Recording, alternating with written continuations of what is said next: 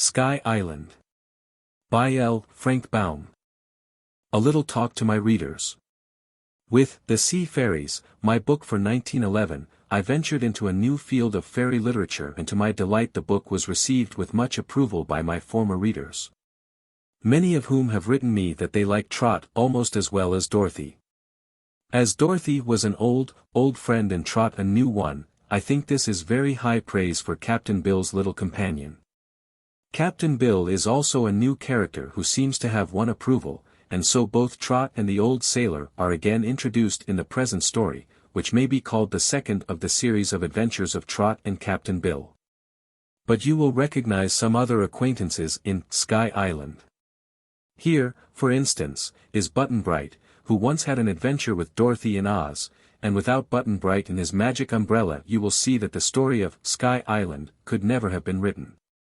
As Polychrome, the Rainbow's daughter, lives in the sky, it is natural that Trot and Button-Bright meet her during their adventures there. This story of Sky Island has astonished me considerably, and I think it will also astonish you. The Sky Country is certainly a remarkable fairyland. But after reading about it I am sure you will agree with me that our old Mother Earth is a very good place to live upon, and that Trot and Button-Bright and Captain Bill were fortunate to get back to it again. By the way, one of my little correspondents has suggested that I print my address in this book, so that the children may know where letters will reach me. I am doing this, as you see, and hope that many will write to me and tell me how they like Sky Island. My greatest treasures are these letters from my readers, and I am always delighted to receive them. L. Frank Baum. Oscut at Hollywood in California. How do you find this book? Any thoughts about the book or the author? Any suggestion for improvement? Please take a moment to share your thoughts in a comment. If you like it, share it with your friends who might enjoy it as well. Subscribe to keep in touch. Visit CompleteAudiobooks.com for more quality content. Chapter 1. A Mysterious Arrival. "Hello," said the boy. "Hello," answered Trot, looking up surprised. "Where did you come from?" "Philadelphia," said he. "Dear me," said Trot, "you're a long way from home, then." "'Bout as far as I can get, in this country," the boy replied, gazing out over the water. "Isn't this the Pacific Ocean?" "Of course." "Why of course?" he asked. "Because it's the biggest lot of water in all the world." "How do you know?" "Captain Bill told me," she said. "Who's Captain Bill?" "An old sailor man who's a friend of mine. He lives at my house, too, the White House you see over there on the bluff." "Oh, is that your home?" "Yes," said Trot, proudly. "Isn't it pretty?" "It's pretty small, seems to me," answered the boy. "But it's big enough for Mother and me, and for Captain Bill," said Trot. "Haven't you any father?" "Yes, indeed, Captain Griffith is my father. But he's gone, most of the time, sailin' on his ship. You muse be a stranger in these parts, little boy, not to know 'bout Captain Griffith," she added, looking at her new acquaintance intently. Trot wasn't very big herself, but the boy was not quite as big as Trot. He was thin, with a rather pale complexion, and his blue eyes were round and earnest. He wore a blouse waist, a short jacket and knickerbockers. Under his arm he held an old umbrella that was as tall as he was. Its covering had once been of thick brown cloth, but the color had faded to a dull drab, except in the creases, and Trot thought it looked very old-fashioned and common. The handle, though, was really curious. It was of wood and carved to resemble an elephant's head. The long trunk of the elephant was curved to make a crook for the handle. The eyes of the beast were small red stones, and it had 2 tiny tusks of ivory. The boy's dress was rich and expensive, even to his fine silk stockings and tan shoes, but the umbrella looked old and disreputable. "It isn't the rainy season now," remarked Trot, with a smile. The boy glanced at his umbrella and hugged it tighter. "No," he said, "but umbrellas are good for other things 'sides rain." "'Fraid of gettin' sunstruck?" asked Trot. He shook his head, still gazing far out over the water. I don't believe this is bigger than any other ocean, said he. I can't see any more of it than I can of the Atlantic. You'd find out, if you had to sail across it, she declared. When I was in Chicago I saw Lake Michigan, he went on dreamily, and it looked just as big as this water does. Looks don't count, with oceans, she asserted. Your eyes can only see just so far, whether you're looking at a pond or a great sea. Then it doesn't make any difference how big an ocean is, he replied. What are those buildings over there, pointing to the right, along the shore of the bay? That's the town, said Trot. Most of the people earn their living by fishing. The town is half a mile from here and my house is almost a half mile the other way, so it's about a mile from my house to the town. The boy sat down beside her on the flat rock. Do you like girls? Asked Trot, making room for him. Not very well, the boy replied. Some of them are pretty good fellows, but not many. The girls with brothers are bossy, and the girls without brothers haven't any go to them. But the world's full o' both kinds, and so I try to take 'em as they come. They can't help being girls, of course. Do you like boys? When they don't put on airs, or get roughhouse, replied Trot. My experience with boys is that they don't know much, but think they do. That's true, he answered. I don't like boys much better than I do girls. But some are all right, and you seem to be one of 'em. Much obliged, laughed Trot. You aren't so bad either, and if we don't both turn out worse than we seem we ought to be friends. He nodded, rather absently, and tossed a pebble into the water. Been to town? He asked. Yes. Mother wanted some yarn from the store. She's knit tin Captain Bill a stocking. Doesn't he wear but one? That's all. Captain Bill has one wooden leg, she explained.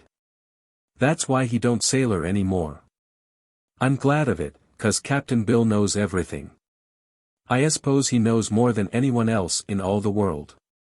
Phew, said the boy. That's taking a good deal for granted.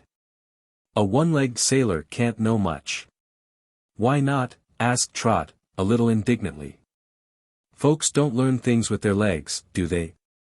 No, but they can't get around, without legs, to find out things. Captain Bill got round lively enough once, when he had 2 meat legs, she said. He sailed to most every country on the earth, and found out all that the people in them knew, and a lot besides. He was shipwrecked on a desert island, once, and another time a cannibal king tried to boil him for dinner, and one day a shark chased him 7 leagues through the water, and... What's a league? Asked the boy. It's a distance, like a mile is. But a league isn't a mile, you know. What is it, then? You'll have to ask Captain Bill, he knows everything. Not everything, objected the boy. I know some things Captain Bill don't know. If you do you're pretty smart, said Trot. No. I'm not smart. Some folks think I'm stupid. I guess I am. But I know a few things that are wonderful. Captain Bill may know more than I do, a good deal more, but I'm sure he can't know the same things. Say, what's your name? I'm Mayre Griffith. But everybody calls me Trot. It's a nickname I got when I was a baby, 'cause I trotted so fast when I walked, and it seems to stick. What's your name? Button Bright. How did it happen? How did what happen? Such a funny name. The boy scowled a little. Just like your own nickname happened, he answered gloomily. My father once said I was bright as a button, and it made everybody laugh. So they always call me Button Bright. What's your real name? She inquired. Saladin Paracelsus de Lambertine Yvain Vaughan Smith. Guess I'll call you Button Bright, said Trot, sighing. The only other thing would be salad, and I don't like salads. Don't you find it hard work to remember all of your name? I don't try to, he said. There's a lot more of it, but I've forgotten the rest. Thank you, said Trot. Oh, here comes Captain Bill, as she glanced over her shoulder. Button-Bright turned also and looked solemnly at the old sailor who came stumping along the path toward them. Captain Bill wasn't a very handsome man. He was old, not very tall, somewhat stout and chubby, with a round face, a bald head and a scraggly fringe of reddish whisker underneath his chin. But his blue eyes were frank and merry and his smile like a ray of sunshine. He wore a sailor shirt with a broad collar, a short pea-jacket and wide-bottomed sailor trousers, one leg of which covered his wooden limb but did not hide it. As he came, pegging, along the path, as he himself described his hobbling walk, his hands were pushed into his coat pockets, a pipe was in his mouth and his black neckscarf was fluttering behind him in the breeze like a sable banner. Button-Bright liked the sailor's looks. There was something very winning, something jolly and carefree and honest and sociable, about the ancient seaman that made him everybody's friend, so the strange boy was glad to meet him. "Well, well, Trot," he said, coming up, "is this the way you hurry to town?" "No, for I'm on my way back," said she. "I did hurry when I was going, Captain Bill, but on my way home I sat down here to rest and watch the gulls. The gulls seem awful busy today, Captain Bill, and then I found this boy." Captain Bill looked at the boy curiously. "Don't think as ever I saw him at the village," he remarked. "Guess as you're a stranger, my lad." Button-Bright nodded. "Hain't walked the 9 mile from the railroad station, Have?" asked Captain Bill. "No," said Button-Bright. The sailor glanced around him. "Don't see no wagon, no automobile," he added. "No," said Button-Bright. "Catch a ride why, someone?" Button-Bright shook his head. "A boat can't land here. The rocks is too thick and too sharp," continued Captain Bill, peering down toward the foot of the bluff on which they sat and against which the waves broke in foam. "No," said Button-Bright, "I didn't come by water." Trot laughed. "He must, drop from the sky, Captain Bill," she exclaimed. Button-Bright nodded, very seriously. "That's it," he said. "Oh, a airship, eh?" cried Captain Bill, in surprise. "I've hearn tell o' them sky kerridges. Somethin' like flyin' automobiles, ain't they?" "I don't know," said Button-Bright, "I've never seen one." Both Trot and Captain Bill now looked at the boy in astonishment. "Now, then, lemme think a minute," said the sailor, reflectively. "Here's a riddle for us to guess, Trot. He dropped from the sky, he says, and yet he didn't come in a airship. Riddle come ree. What can the answer be?" Trot looked the boy over carefully. She didn't see any wings on him. The only queer thing about him was his big umbrella. "Oh," she said suddenly, clapping her hands together, "I know now." "Do you?" asked Captain Bill, doubtfully. "Then you're some smarter nor I am, mate. He sailed down with the umbrel," she cried. "He used his umbrel as a para. "Shoot," said Captain Bill. "They're called parachutes, mate, but why, I can't say." "Did you drop down in that way, my lad?" he asked the boy. "Yes," said Button-Bright, "that was the way." "But how did you get up there?" asked Trot. "You had to get up in the air before you could drop down, and, oh, Captain Bill. He says he's from Philadelphia, which is a big city way at the other end of America." "Are you?" asked the sailor, surprised.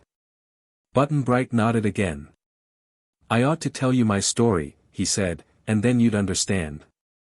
But I'm afraid you won't believe me, and," he suddenly broke off and looked toward the White House in the distance. "Didn't you say you lived over there?" he inquired.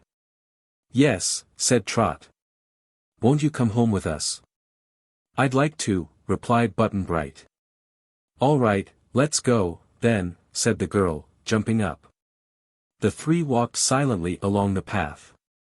The old sailor man had refilled his pipe and lighted it again, and he smoked thoughtfully as he pegged along beside the children.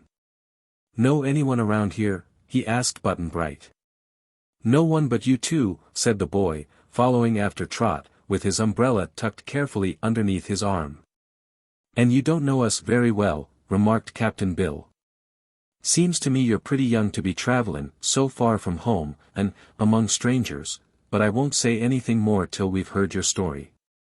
Then, if you need my advice, or Trot's advice, she's a wise little girl, fair her size, Trot is, will freely give it and be glad to help you. Thank you, replied Button-Bright, I need a lot of things, I'm sure, and Pirap's advice is one of them. Chapter 2. The Magic Umbrella. When they reached the neat frame cottage which stood on a high bluff a little back from the sea and was covered with pretty green vines, a woman came to the door to meet them. She seemed motherly and good, and when she saw Button-Bright she exclaimed, "Goodness me! Who's this you've got, Trot?" "It's a boy I've just found," explained the girl. "He lives way off in Philadelphia." "Mercy sakes alive," cried Mrs. Griffith, looking into his upturned face, "I don't believe he's had a bite to eat since he started. Ain't you hungry, child?" "Yes," said Button-Bright. "Run, Trot, and get 2 slices o' bread and butter," commanded Mrs. Griffith. "Cut 'em thick, dear, and use plenty of butter." "Sugar on 'em?" asked Trot, turning to obey.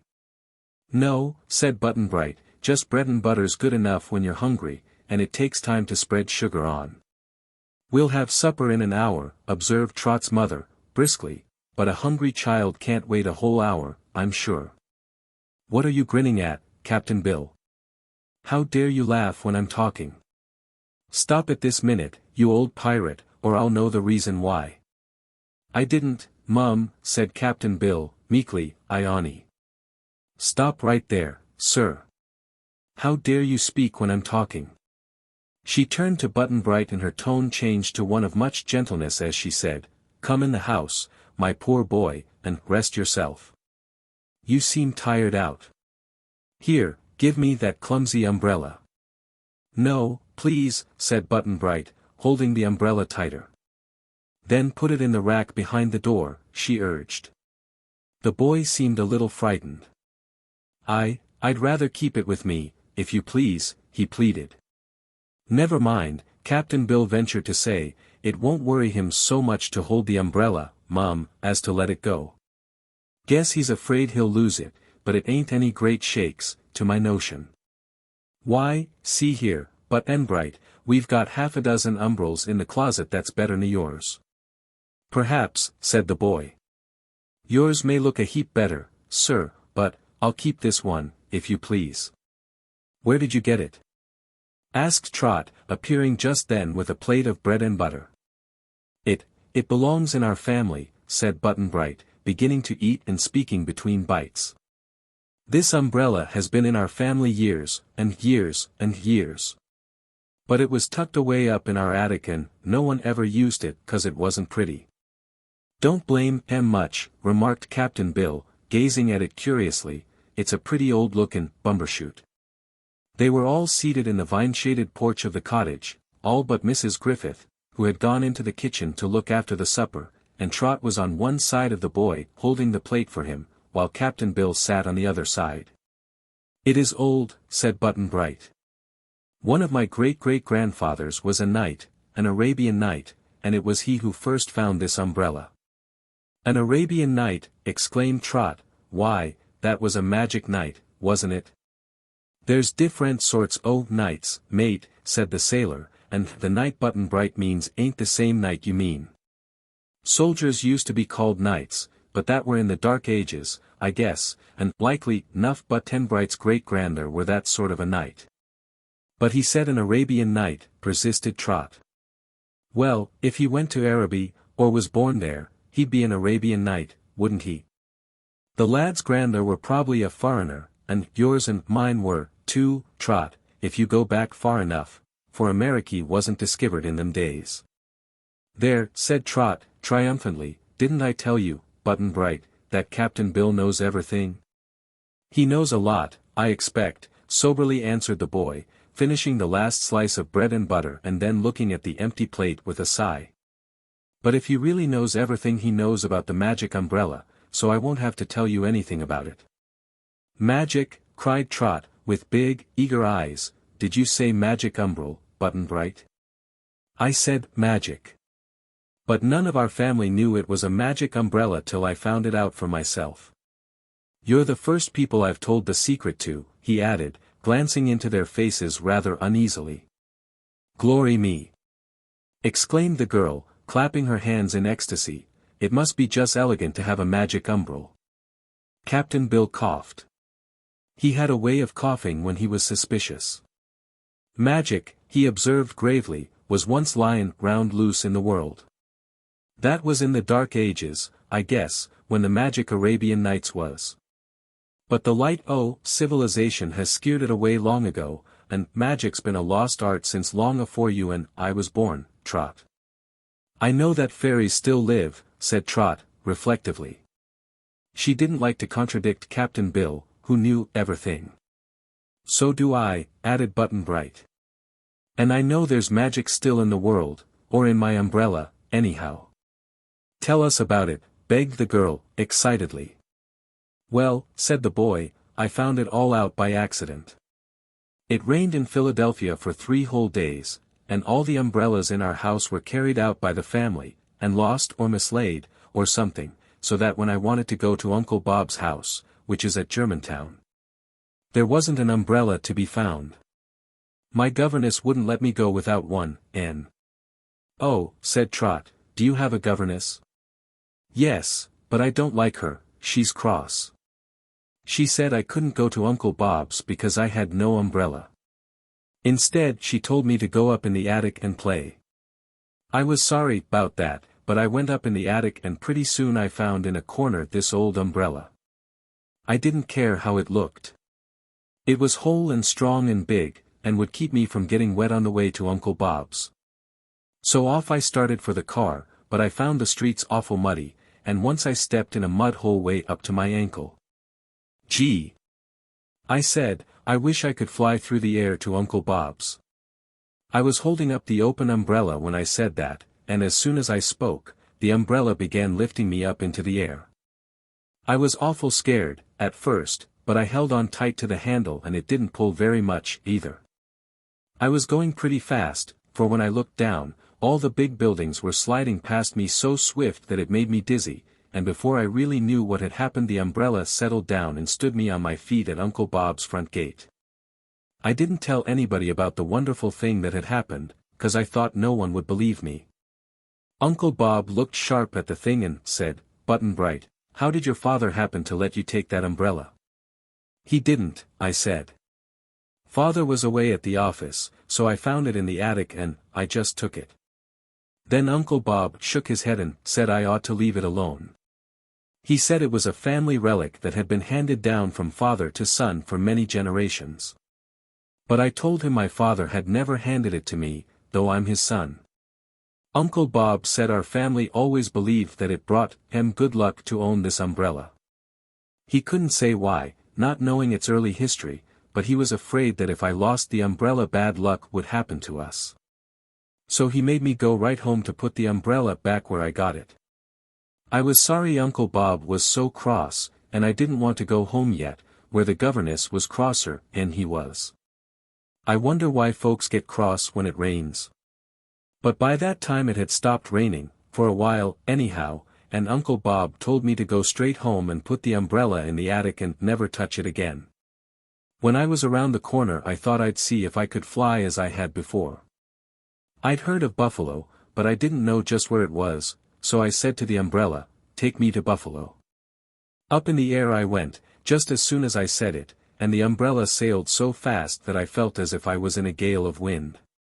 It was a long, long trip, and I got awful tired holding onto the handle, but just as I thought I'd have to let go I began to drop down slowly, and then I found myself in the streets of a big city. I put down the umbrella and asked a man what the name of the city was, and he said, Buffalo. How wonderful, gasped Trot. Captain Bill kept on smoking and said nothing. It was magic, I'm sure, said Button-Bright. It surely couldn't have been anything else. P'raps, suggested Trot, the umbrella can do other magic things. No, said the boy, I've tried it. When I landed in Buffalo I was hot and thirsty. I had 10 cents, car fare, but I was afraid to spend it. So I held up the umbrella and wished I had an ice cream soda, but I didn't get it. Then I wished for a nickel to buy an ice cream soda with, but I didn't get that either. I got frightened and was afraid the umbrella didn't have any magic left, so to try it I said, "Take me to Chicago." I didn't want to go to Chicago, but that was the first place I thought of, and so I said it. Up again I flew, swifter than a bird, and I soon saw this was going to be another long journey, so I called out to the umbrella, "Never mind, stop. I guess I won't go to Chicago. I've changed my mind, so take me home again." But the umbrella wouldn't. It kept right on flying and I shut my eyes and held on. At last I landed in Chicago, and then I was in a pretty fix. It was nearly dark and I was too tired and hungry to make the trip home again. I knew I'd get an awful scolding, too, for running away and taking the family luck with me, so I thought that as long as I was in for it I'd better see a good deal of the country while I had the chance. I wouldn't be allowed to come away again, you know. "No, of course not," said Trot. I bought some buns and milk with my 10 cents and then I walked around the streets of Chicago for a time and afterward slept on a bench in one of the parks. In the morning I tried to get the umbrella to give me a magic breakfast, but it won't do anything but fly. I went to a house and asked a woman for something to eat and she gave me all I wanted and advised me to go straight home before my mother worried about me. She didn't know I lived in Philadelphia. That was this morning. "This mornin'!" exclaimed Captain Bill. "Why, lad, it takes 3 or 4 days for the railroad trains to get to this coast from Chicago." "I know," replied Button-Bright, "but I didn't come on a railroad train. This umbrella goes faster than any train ever did. This morning I flew from Chicago to Denver, but no one there would give me any lunch. A policeman said he'd put me in jail if he caught me begging, so I got away and told the umbrella to take me to the Pacific Ocean. When I stopped I landed over there by the big rock. I shut up the umbrella and saw a girl sitting on the rock, so I went up and spoke to her. That's all." "Goodness me," said Trot, "if that isn't a fairy story I never heard one." "It is a fairy story," agreed Button-Bright. "Anyhow, it's a magic story, and the funny part of it is, it's true. I hope you believe me, but I don't know as I'd believe it myself, if it hadn't been me that it happened to." "I believe every word of it," declared Trot, earnestly. "As fair me," said Captain Bill slowly, "I'm goin' to believe it, too, by, when I've seen the umbrel fly once." "You'll see me fly away with it," asserted the boy. "But at present it's pretty late in the day, and Philadelphia is a good way off. Do you suppose, Trot, your mother would let me stay here all night?" "Course she would," answered Trot. "We've got an extra room with a nice bed in it, and we'd love to have you stay, just as long as you want to, wouldn't we, Captain Bill?" "Right you are, mate," replied the old man, nodding his bald head. "Whether the umbrel is magic or not, Button-Bright is welcome." Mrs. Griffith came out soon after, and seconded the invitation, so the boy felt quite at home in the little cottage. It was not long before supper was on the table and in spite of all the bread and butter he had eaten Button-Bright had a fine appetite for the good things Trot's mother had cooked. Mrs. Griffith was very kind to the children, but not quite so agreeable toward poor Captain Bill. When the old sailorman at one time spilled some tea on the tablecloth Trot's mother flew angry and gave the culprit such a tongue-lashing that Button-Bright was sorry for him. But Captain Bill was meek and made no reply. "He's used to it, you know," whispered Trot to her new friend, and, indeed, Captain Bill took it all cheerfully and never minded a bit. Then it came Trot's turn to get a scolding. When she opened the parcel she had bought at the village it was found she had selected the wrong color of yarn, and Mrs. Griffith was so provoked that Trot's scolding was almost as severe as that of Captain Bill. Tears came to the little girl's eyes, and to comfort her the boy promised to take her to the village next morning with his magic umbrella, so she could exchange the yarn for the right color. Trot quickly brightened at this promise, although Captain Bill looked grave and shook his head solemnly. When supper was over and Trot had helped with the dishes, she joined Button-Bright and the sailor-man on the little porch again. Dusk had fallen and the moon was just rising. They all sat in silence for a time and watched the silver trail that topped the crests of the waves far out to sea. "Oh, Button-Bright," cried the little girl, presently. "I'm so glad you're going to let me fly with you, way to town and back, tomorrow. Won't it be fine, Captain Bill?" "Dunno, Trot," said he. "I can't figure how both you can hold on to the handle that umbrel." Trot's face fell. "I'll hold on to the handle," said Button-Bright, "and she can hold on to me. It doesn't pull hard at all. You've no idea how easy it is to fly that way, after you get used to it." "But Trot ain't used to it," objected the sailor. "If she happened to lose her hold and let go, it's goodbye, Trot. I don't like to risk it, for Trot's my chum, and I can't afford to lose her." "Can't you tie us together, then?" asked the boy. "We'll see." "We'll see," replied Captain Bill, and began to think very deeply.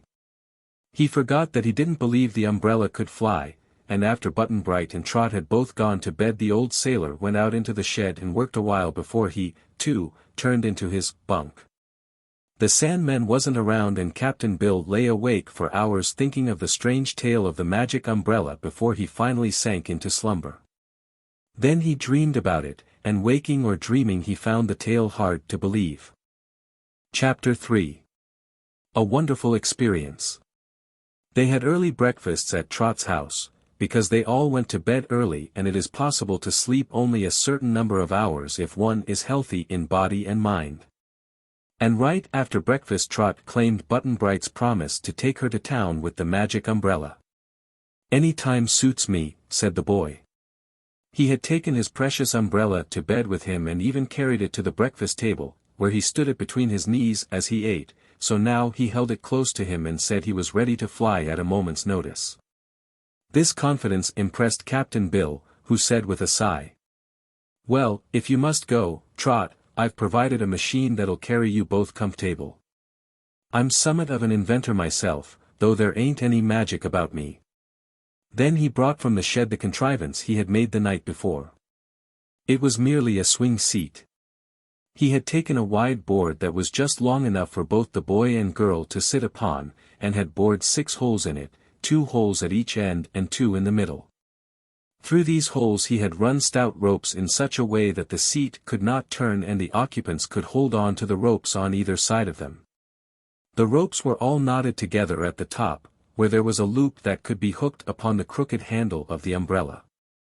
Button-Bright and Trot both thought Captain Bill's invention very clever. The sailor placed the board upon the ground while they sat in their places, Button-Bright at the right of Trot, and then the boy hooked the rope loop to the handle of the umbrella, which he spread wide open. "I want to go to the town over yonder," he said, pointing with his finger to the roofs of the houses that showed around the bend in the cliff. At once the umbrella rose into the air, slowly, at first, but quickly gathering speed. Trot and Button-Bright held fast to the ropes and were carried along very easily and comfortably. It seemed scarcely a minute before they were in the town, and when the umbrella set them down just in front of the store, for it seemed to know just where they wanted to go, a wondering crowd gathered around them. Trot ran in and changed the yarn, while Button-Bright stayed outside and stared at the people who stared at him. They asked questions, too, wanting to know what sort of an aeroplane this was, and where his power was stored, and lots of other things. But the boy answered not a word. When the little girl came back and took her seat, Button-Bright said, "I want to go to Trot's house." The simple villagers could not understand how the umbrella suddenly lifted the 2 children into the air and carried them away. They had read of airships, but here was something wholly beyond their comprehension. Captain Bill had stood in front of the house, watching with a feeling akin to bewilderment the flight of the magic umbrella. He could follow its course until it descended in the village, and he was so amazed and absorbed that his pipe went out. He had not moved from his position when the umbrella started back. The sailor's big blue eyes watched it draw near and settle down with its passengers upon just the spot it had started from. Trot was joyous and greatly excited. "Oh, Captain, It's glorious, she cried in ecstasy. It beats ridin' in a boat or, in anything else.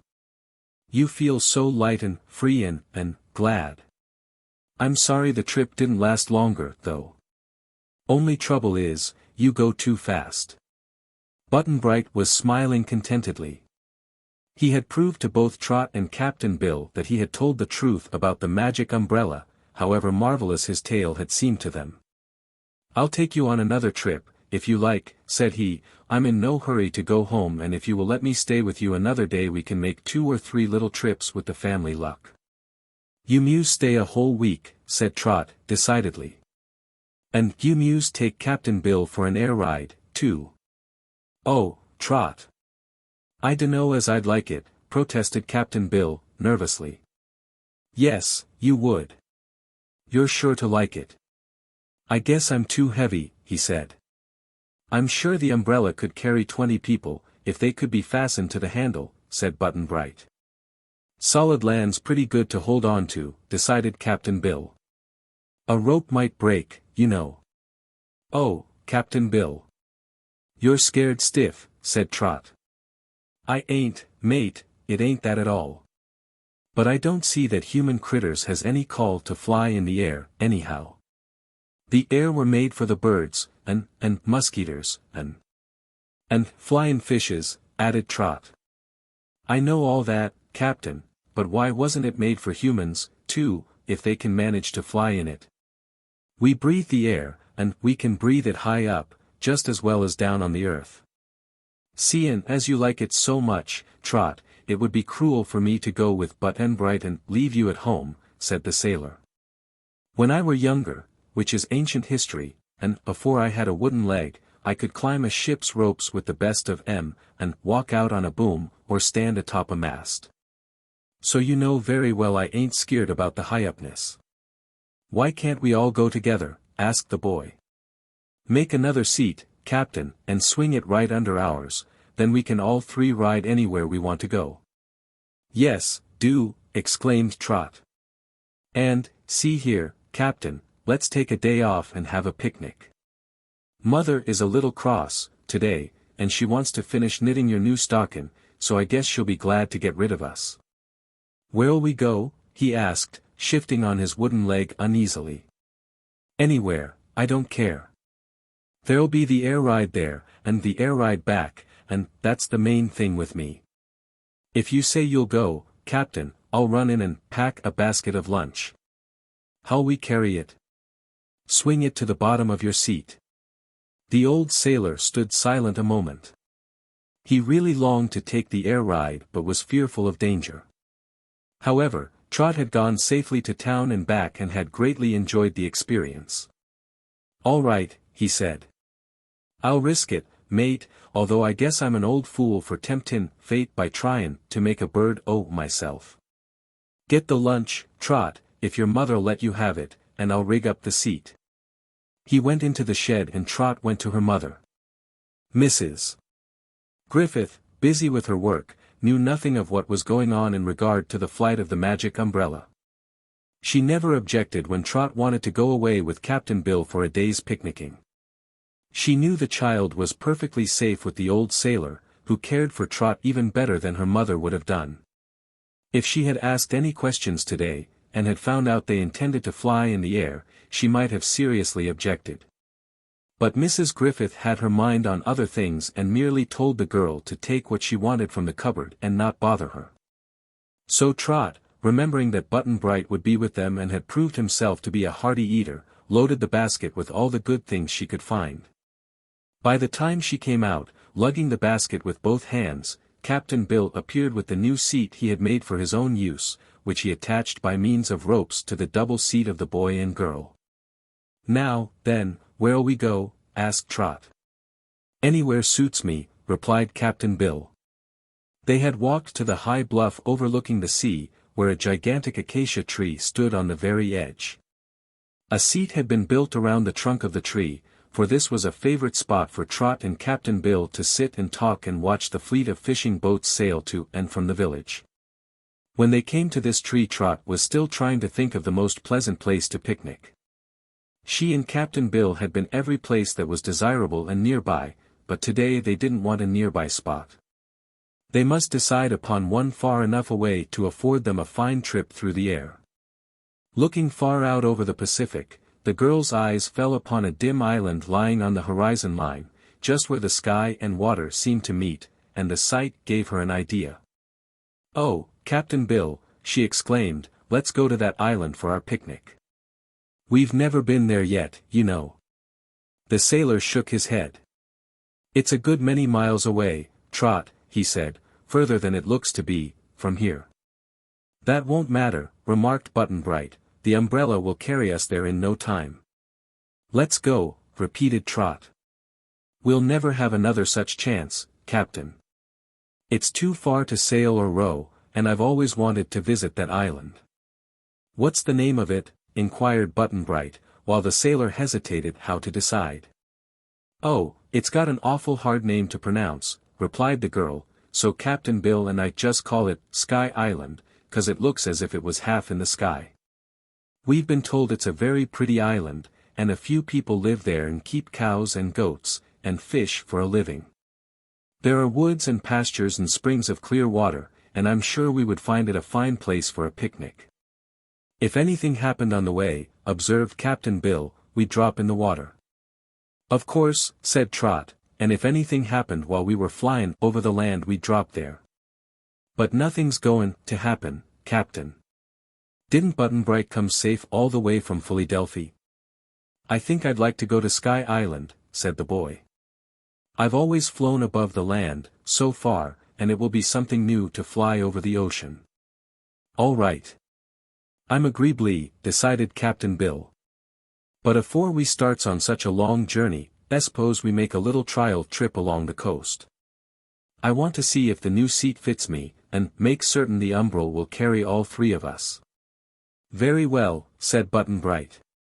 "Where shall we go?" "Let's go as far as Smuggler's Cove, and then turn round and come back. If all's right and shipshape, then we can start for the island."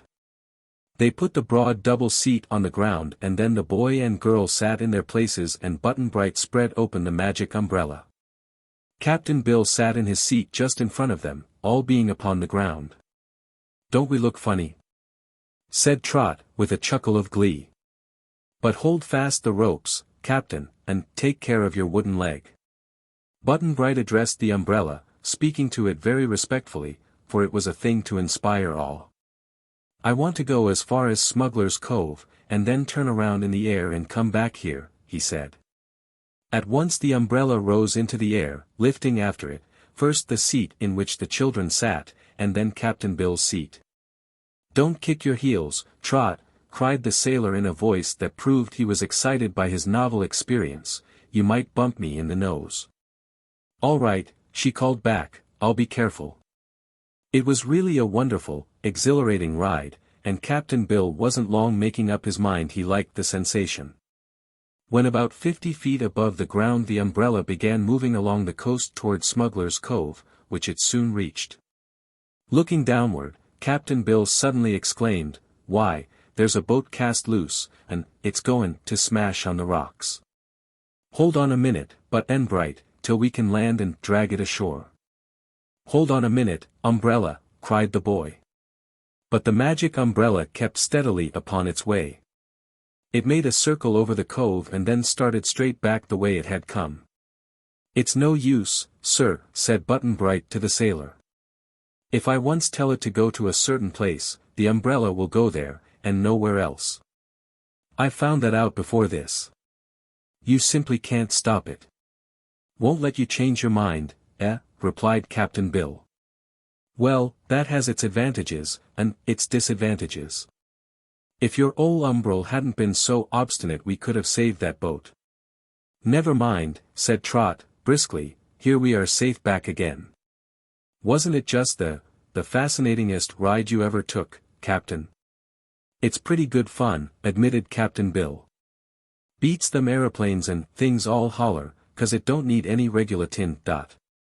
If we're going to that island we may as well start right away," said Button-Bright, when they had safely landed. "All right, "I'll tie on the lunch basket," answered the sailor. He fastened it so it would swing underneath his own seat, and then they all took their places again. "Ready?" asked the boy. "Let her go, my lad." "I want to go to Sky Island," said Button-Bright to the umbrella, using the name Trot had given him. The umbrella started promptly. It rose higher than before, carrying the 3 voyagers with it, and then started straight away over the ocean. Chapter 4. The Island in the Sky. They clung tightly to the ropes, but the breeze was with them, so after a few moments, when they became accustomed to the motion, they began to enjoy the ride immensely. Larger and larger grew the island, and although they were headed directly toward it, the umbrella seemed to rise higher and higher into the air the farther it traveled. They had not journeyed 10 minutes before they came directly over the island, and looking down they could see the forests and meadows far below them. But the umbrella kept up its rapid flight. "Hold on, there," cried Captain Bill. "If it ain't careful the old thing will pass way by the island." I'm sure it has passed it already," exclaimed Trot. "What's wrong, Button-Bright? Why don't we stop?" Button-Bright seemed astonished too. "Perhaps I didn't say it right," he replied, after a moment's thought. Then, looking up at the umbrella, he repeated, distinctly, "I said I wanted to go to Sky Island." "Sky Island, don't you understand?" The umbrella swept steadily along, getting farther and farther out to sea and rising higher and higher toward the clouds. "Mackerel and herrings," roared Captain Bill, now really frightened, "ain't there any blamed way at all to stop her?"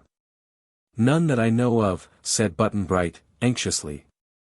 "P'raps," said Trot, after a pause during which she tried hard to think, "p'raps Sky Island isn't the name of that island, at all." "Why, we know very well it ain't the name of it," yelled Captain Bill, from below. "We just called it that 'cause its right name is too hard to say." "That's the whole trouble, then," returned Button-Bright. "Somewhere in the world there's a real Sky Island, and having told the magic umbrella to take us there, it's going to do so." "Well, I declare," gasped the sailor man, "can't we land anywhere else?" "Not unless you care to tumble off," said the boy. "I've told the umbrella to take us to Sky Island, so that's the exact place we're bound for." "I'm sorry. It was your fault for giving me the wrong name." They glided along in silence for a while. The island was now far behind them, growing small in the distance. "Where do you suppose the real Sky Island can be?" asked Trot presently. "We can't tell anything about it until we get there," Button-Bright answered. "Seems to me I've heard of the Isle of Skye, but that's over in Great Britain, somewhere the other side of the world, and it isn't Sky Island, anyhow." "This miserly ol' umbrel is too particular," growled Captain Bill. "It won't let you change your mind and it goes Ezekiel where you say." "If it didn't," said Trot, "we'd never know where we were going." "We don't know now," said the sailor. "One thing's certain, folks, we're gettin' a long way from home."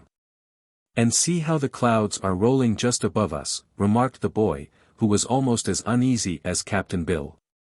"We're in the sky, all right," said the girl. "If there could be an island up here, among the clouds, I'd think it was there we're going." "Couldn't there be one?" asked Button-Bright. "Why couldn't there be an island in the sky that would be named Sky Island?" "Of course not," declared Captain Bill. "There wouldn't be anything to hold it up, you know." "What's holding us up?" asked Trot. "Magic, I guess." "Then magic might hold an island in the sky." Wee-ee-ee-ee. What a black cloud! It grew suddenly dark, for they were rushing through a thick cloud that rolled around them in billows. Trot felt little drops of moisture striking her face and knew her clothing was getting damp and soggy. "It's a rain cloud," she said to Button-Bright, "and it seems like an awful big one, 'cause it takes so long for us to pass through it." The umbrella never hesitated a moment.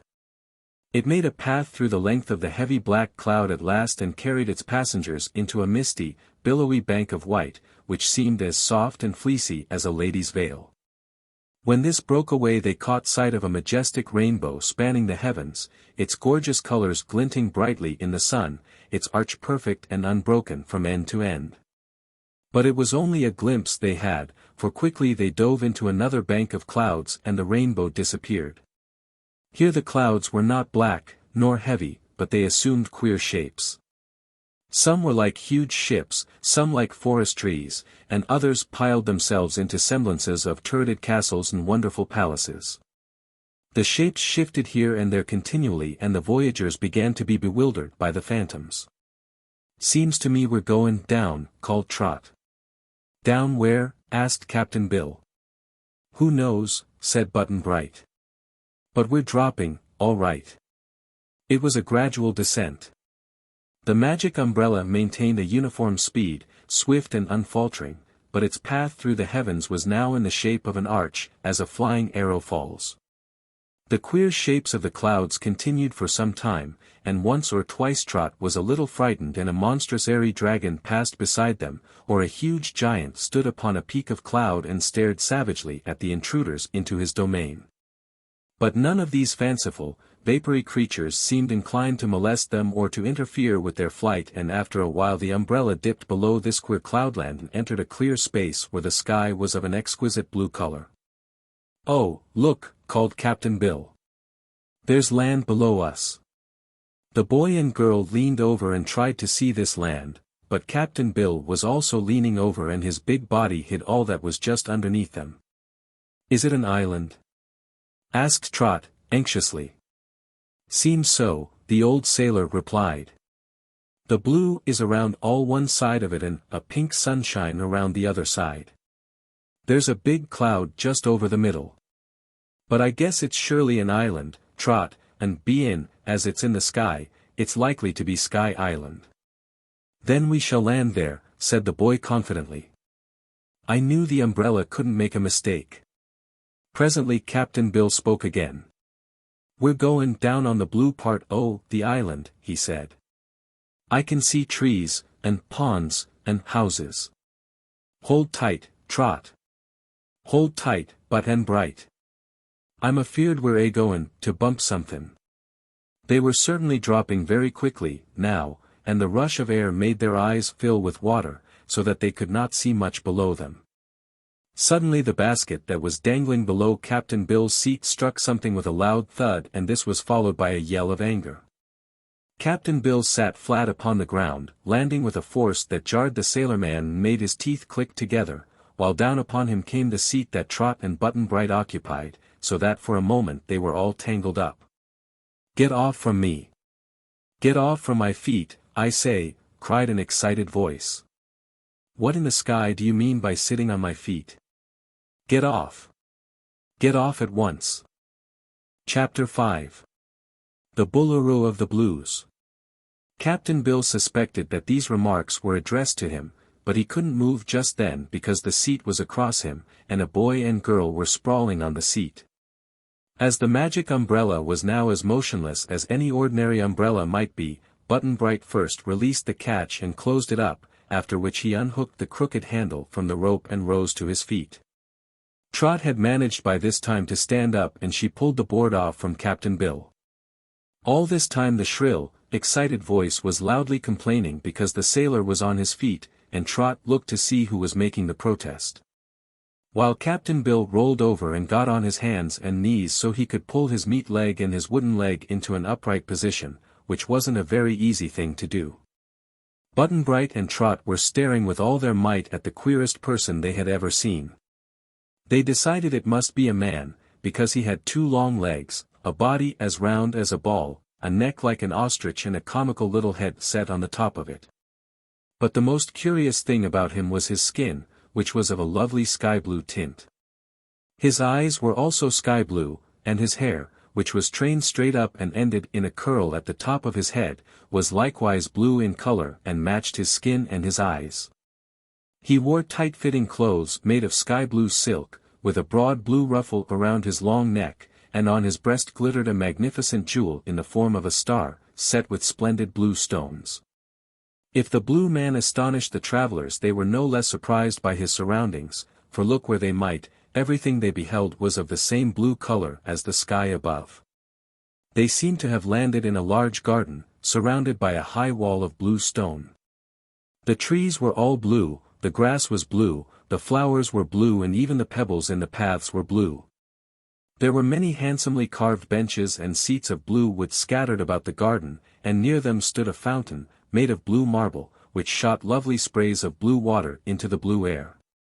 But the angry inhabitant of this blue place would not permit them to look around them in peace, for as soon as Captain Bill rolled off his toes he began dancing around in an excited way and saying very disrespectful things of his visitors. "You brutes! You apes! You miserable white-skinned creatures! How dare you come into my garden and knock me on the head with that awful basket and then fall on my toes and cause me pain and suffering? How dare you, I say? Don't you know you will be punished for your impudence? Don't you know the Boolooroo of the Blues will have revenge? I can have you patched for this insult, and I will, just as sure as I'm the Royal Boolooroo of Sky Island." "Oh, is this Sky Island, then?" asked Trot. "Of course it's Sky Island. What else could it be? And I'm its ruler, its king, its sole royal potentate and dictator. Behold, in the personage you have injured the mighty quitey righty Boolooroo of the Blues." Here he strutted around in a very pompous manner and wagged his little head contemptuously at them. "Glad to meet you, sir," said Captain Bill. "I always had a lee keen for kings, be in as their summit unusual. Please 'scuse me for sittin' on your royal toes, not knowin' as your toes were there." "I won't excuse you," roared the Boolooroo. "But I'll punish you. You may depend upon that." "Seems to me," said Trot, "you're actin' rather imperlite to strangers.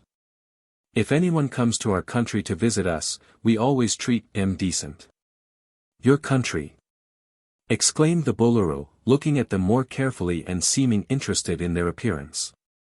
"Where in the sky did you come from, then, and where is your country located?" "We live on the earth, when we're at home," replied the girl. "The earth? Nonsense! I've heard of the earth, my child, but it isn't inhabited. No one can live there because it's just a round, cold, barren ball of mud and water," declared the Blueskin. "Oh, you're wrong about that," said Button-Bright. "You surely are," added Captain Bill. "Why, we live there ourselves," cried Trot. "I don't believe it. I believe you are living in Sky Island, where you have no right to be, with your horrid white skins. And you've intruded into the private garden of the palace of the greatly stately irately Boolooroo, which is a criminal offense. And you've bumped my head with your basket and smashed my toes with your boards and bodies, which is a crime unparalleled in all the history of Sky Island. Aren't you sorry for yourselves?" "I'm sorry for you," replied Trot, "'cause you don't seem to know the proper way to treat visitors.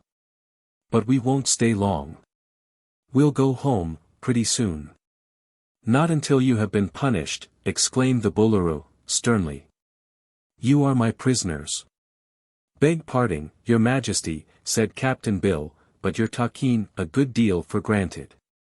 We've tried to be friendly and peaceable, and we've 'pologized for hurtin' you, but if that don't satisfy you, you'll have to make the most of it. You may be the Boolooroo of the Blues, but you ain't even a tin whistle to us, and you can't skeer us for half a minute. I'm an old man, myself, but if you don't behave I'll spank you like I would a baby, and it won't be any trouble at all to do it, thank ye. As a matter of fact, we've captured your whole bloomin' Blue Island, but we don't like the place very much, and I guess we'll give it back. It gives us the blues, don't it, Trot? So as soon as we eat a bite o' lunch from our basket we'll sail away again." "Sail away? How?" asked the Boolooroo. "With the magic umbrel," said Captain Bill, pointing to the umbrella that Button-Bright was holding underneath his arm. "Oh, ho! I see," said the Boolooroo, nodding his funny head. "Go ahead, then, and eat your lunch." He retreated a little way to a marble seat beside the fountain, but watched the strangers carefully. Captain Bill, feeling sure he had won the argument, whispered to the boy and girl that they must eat and get away as soon as possible, as this might prove a dangerous country for them to remain in. Trot longed to see more of the strange blue island, and especially wanted to explore the magnificent blue palace that adjoined the garden, and which had 600 tall towers and turrets. But she felt that her old friend was wise in advising them to get away quickly. So she opened the basket and they all three sat in a row on a stone bench and began to eat sandwiches and cake and pickles and cheese and all the good things that were packed in the lunch basket. They were hungry from the long ride, and while they ate they kept their eyes busily employed in examining all the queer things around them. The Boolooroo seemed quite the queerest of anything, and Trot noticed that when he pulled the long curl that stuck up from the top of his head a bell tinkled somewhere in the palace. He next pulled at the bottom of his right ear, and another faraway bell tinkled, then he touched the end of his nose and still another bell was faintly heard. The Boolooroo said not a word while he was ringing the bells, and Trot wondered if that was the way he amused himself. But now the frown died away from his face and was replaced by a look of satisfaction. "Have you nearly finished?" he inquired. "No," said Trot, "we've got to eat our apples yet." "Apples, apples. What are apples?" he asked. Trot took some from the basket. "Have one?" she said. "They're awful good." The Boolooroo advanced a step and took the apple, which he regarded with much curiosity. "Guess they don't grow anywhere but on the earth," remarked Captain Bill. "Are they good to eat?" asked the Boolooroo. "Try it and see," answered Trot, biting into an apple herself. The Blueskin sat down on the end of their bench, next to Button-Bright, and began to eat his apple. He seemed to like it, for he finished it in a hurry, and when it was gone he picked up the magic umbrella. "Let that alone," said Button-Bright, making a grab for it. But the Boolooroo jerked it away in an instant and standing up he held the umbrella behind him and laughed aloud. "Now, then," said he, "you can't get away until I'm willing to let you go. You are my prisoners." "I guess not," returned Captain Bill, and reaching out one of his long arms, the sailor-man suddenly grasped the Boolooroo around his long, thin neck and shook him until his whole body fluttered like a flag. "Drop that umbrel, drop it!" yelled Captain Bill, and the Boolooroo quickly obeyed. The magic umbrella fell to the ground and Button-Bright promptly seized it. Then the sailor let go his hold and the king staggered to a seat, choking and coughing to get his breath back. "I told you to let things alone," growled Captain Bill. "If you don't behave, your majesty, this blue island'll have to get another Boolooroo." "Why?" asked the Blueskin. "Because I'll probably spoil you for a king, and Meb for anything else. Anyhow, you'll get badly damaged if you try to interfere with us, and that's a fact." "Don't kill him, Captain Bill," said Trot, cheerfully. "Kill me? Why, he couldn't do that," observed the king, who was trying to rearrange the ruffle around his neck. "Nothing can kill me." "Why not?" asked Captain Bill. "Because I haven't lived my 600 years yet. Perhaps you don't know that every Blueskin in Sky Island lives exactly 600 years from the time he is born." "No, I didn't know that," admitted the sailor. "It's a fact," said the king. "Nothing can kill us until we've lived to the last day of our appointed lives. When the final minute is up, we die, but we're obliged to live all of the 600 years, whether we want to or not. So you needn't think of trying to kill anybody on Sky Island. It can't be done." "Never mind," said Captain Bill. "I'm no murderer, thank goodness, and I wouldn't kill you if I could, much as you deserve it." "But isn't 600 years an awful long time to live?" questioned Trot. "It seems like it, at first," replied the king, "but I notice that whenever any of my subjects get near the end of their 600, they grow nervous and say the life is altogether too short." "How long have you lived?" asked Button-Bright. The king coughed again and turned a bit bluer. "That is considered an impertinent question in Sky Island," he answered, "but I will say that every Boolooroo is elected to reign 300 years, and I've reigned not quite, 200. "Are your kings elected, then?" asked Captain Bill. "Yes, of course, this is a republic, you know." The people elect all their officers, from the king down. Every man and every woman is a voter. The Boolooroo tells them whom to vote for, and if they don't obey they are severely punished. It's a fine system of government, and the only thing I object to is electing the Boolooroo for only 300 years. It ought to be for life. My successor has already been elected, but he can't reign for 100 years to come. I think 300 years is plenty long enough, said Trot. It gives someone else a chance to rule, and I wouldn't be surprised if the next king is a better one. Seems to me you're not much of a Boolooroo. That, replied the king, indignantly, is a matter of opinion. I like myself very much, but I can't expect you to like me, because you're deformed and ignorant. I'm not, cried Trot. Yes, you are. Your legs are too short and your neck is nothing at all. Your color is most peculiar, but there isn't a shade of blue about any of you, except the deep blue color of the clothes the old ape that choked me wears. Also, you are ignorant, because you know nothing of Sky Island, which is the center of the universe and the only place anyone would care to live. Don't listen to him, Trot, said Button-Bright, he's an ignorant himself. Captain Bill packed up the lunch basket. One end of the rope was still tied to the handle of the basket and the other end to his swing seat, which lay on the ground before them. Well, said he, let's go home. We've seen enough of this blue country and its blue Boolooroo, I guess, and it's a long journey back again. All right, agreed Trot, jumping up.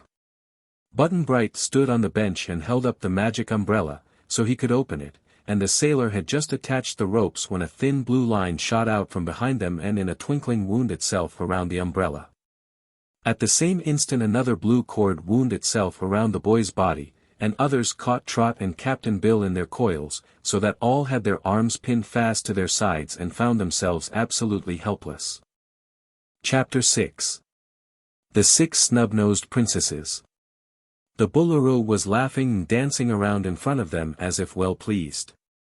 For a moment the prisoners could not imagine what had happened to them, but presently half a dozen blueskins, resembling in shape and costume their ruler but less magnificently dressed, stepped in front of them and bowed low to the Boolooroo.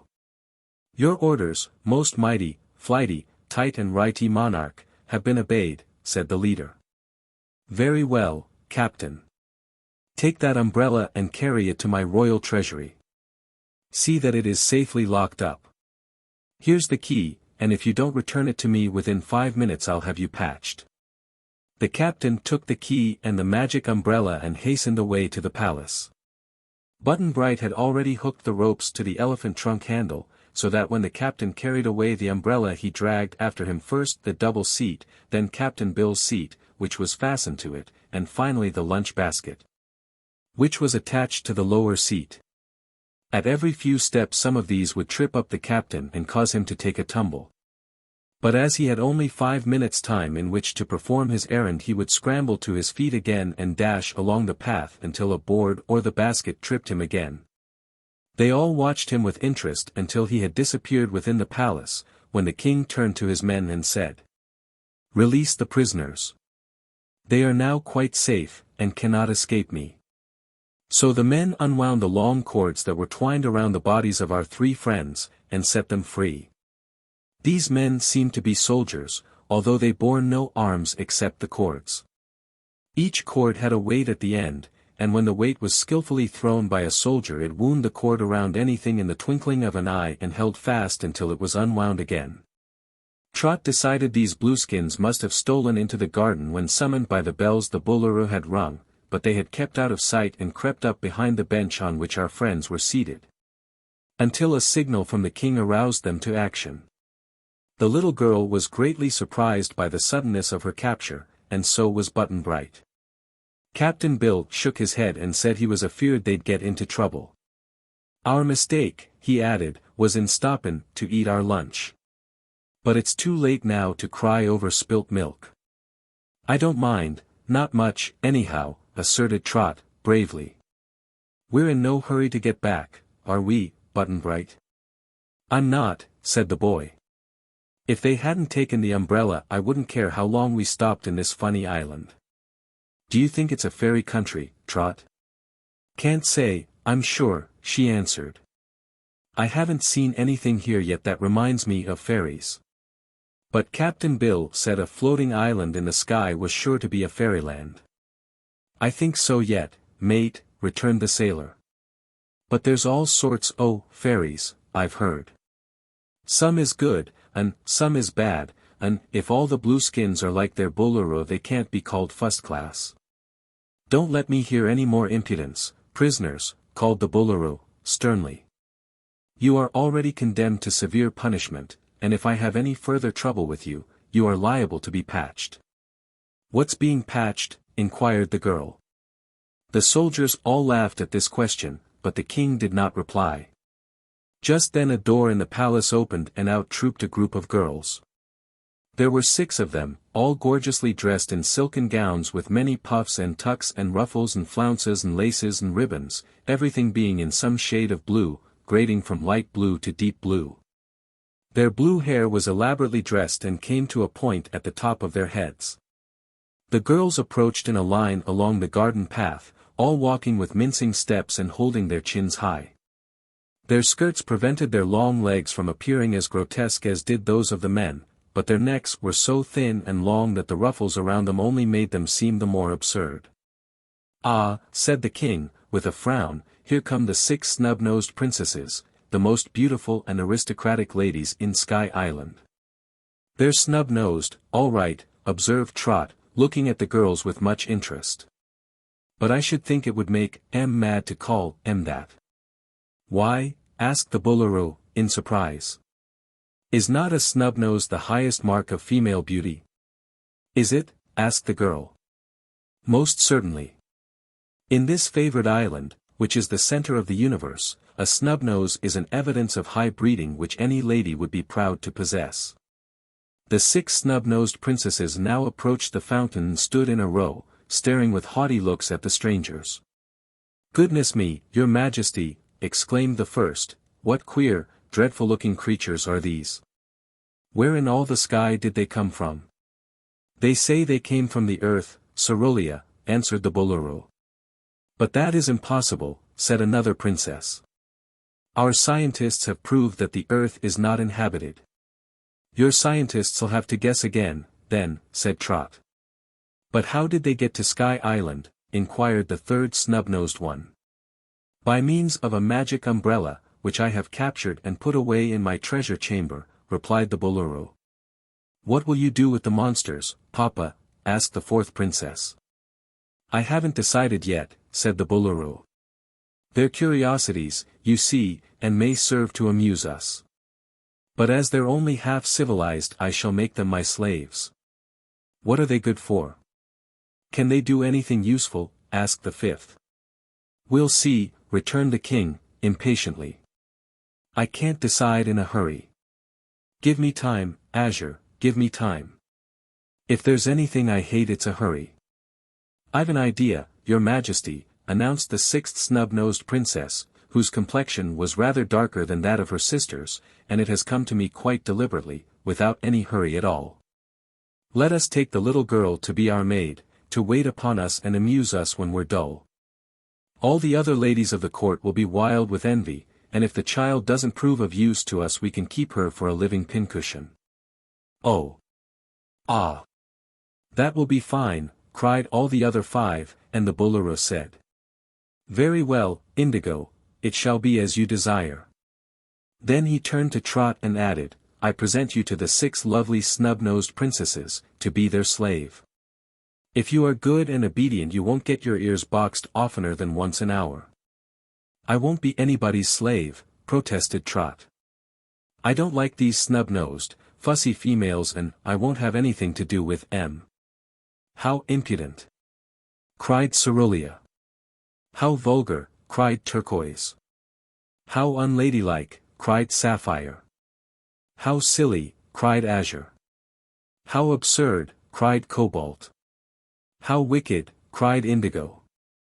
And then all 6 held up their hands as if horrified. The Boolooroo laughed. You'll know how to bring her to time, I imagine, he remarked, and if the girl isn't reasonable and obedient, send her to me and I'll have her patched. Now, then, take her away. But Trot was obstinate and wouldn't budge a step. Keep us together, your majesty, begged Captain Bill. If we're to be slaves, don't separate us, but make us all the same kind, slaves. I shall do what pleases me, declared the Boolooroo, angrily. Don't try to dictate, old Moonface, for there's only one royal will in Sky Island, and that's my own. He then gave a command to a soldier, who hastened away to the palace and soon returned with a number of long blue ribbons. One he tied around Trot's waist and then attached to it 6 other ribbons. Each of the 6 snub-nosed princesses held the end of a ribbon, and then they turned and marched haughtily away to the palace, dragging the little girl after them. Don't worry, Trot, cried Button-Bright, we'll get you out of this trouble pretty soon. Trust to us, mate, added Captain Bill, we'll manage to take care of you. Oh, I'm all right, answered Trot, with fine courage. I'm not afraid of these gawkies. But the princesses pulled her after them and soon they had all disappeared into one of the entrances to the Blue Palace. Now, then, said the Boolooroo, I will instruct you two in your future duties. I shall make old Moonface.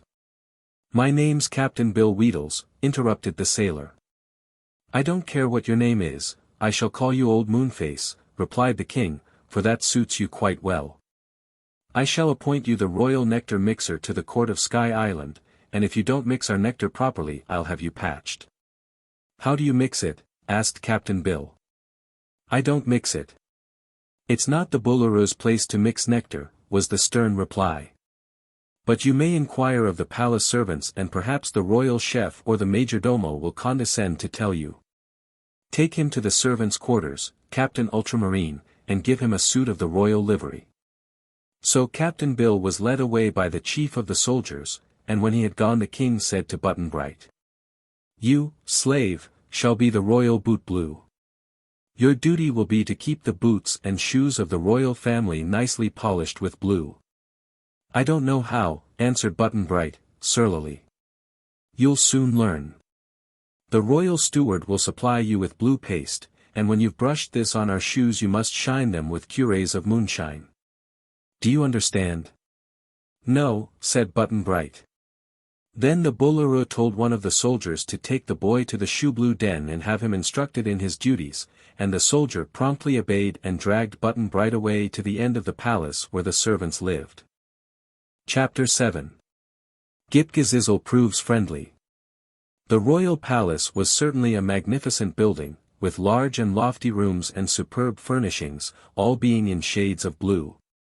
The soldier and the boy passed through several broad corridors and then came to a big hall where many servants were congregated. These were staring in bewilderment at Captain Bill, who had been introduced to them by Captain Ultramarine. Now they turned in no less surprise to examine the boy, and their looks expressed not only astonishment but dislike. The servants were all richly attired in blue silk liveries and they seemed disposed to resent the fact that these strangers had been added to their ranks. They scowled and muttered and behaved in a very unfriendly way, even after Captain Ultramarine had explained that the newcomers were merely base slaves, and not to be classed with the free royal servants of the palace. One of those present, however, showed no especial enmity to Button-Bright and Captain Bill, and this blue skin attracted the boy's notice because his appearance was so strange. He looked as if he were made of 2 separate men, each cut through the middle and then joined together, half of one to half of the other. One side of his blue hair was curly and the other half straight.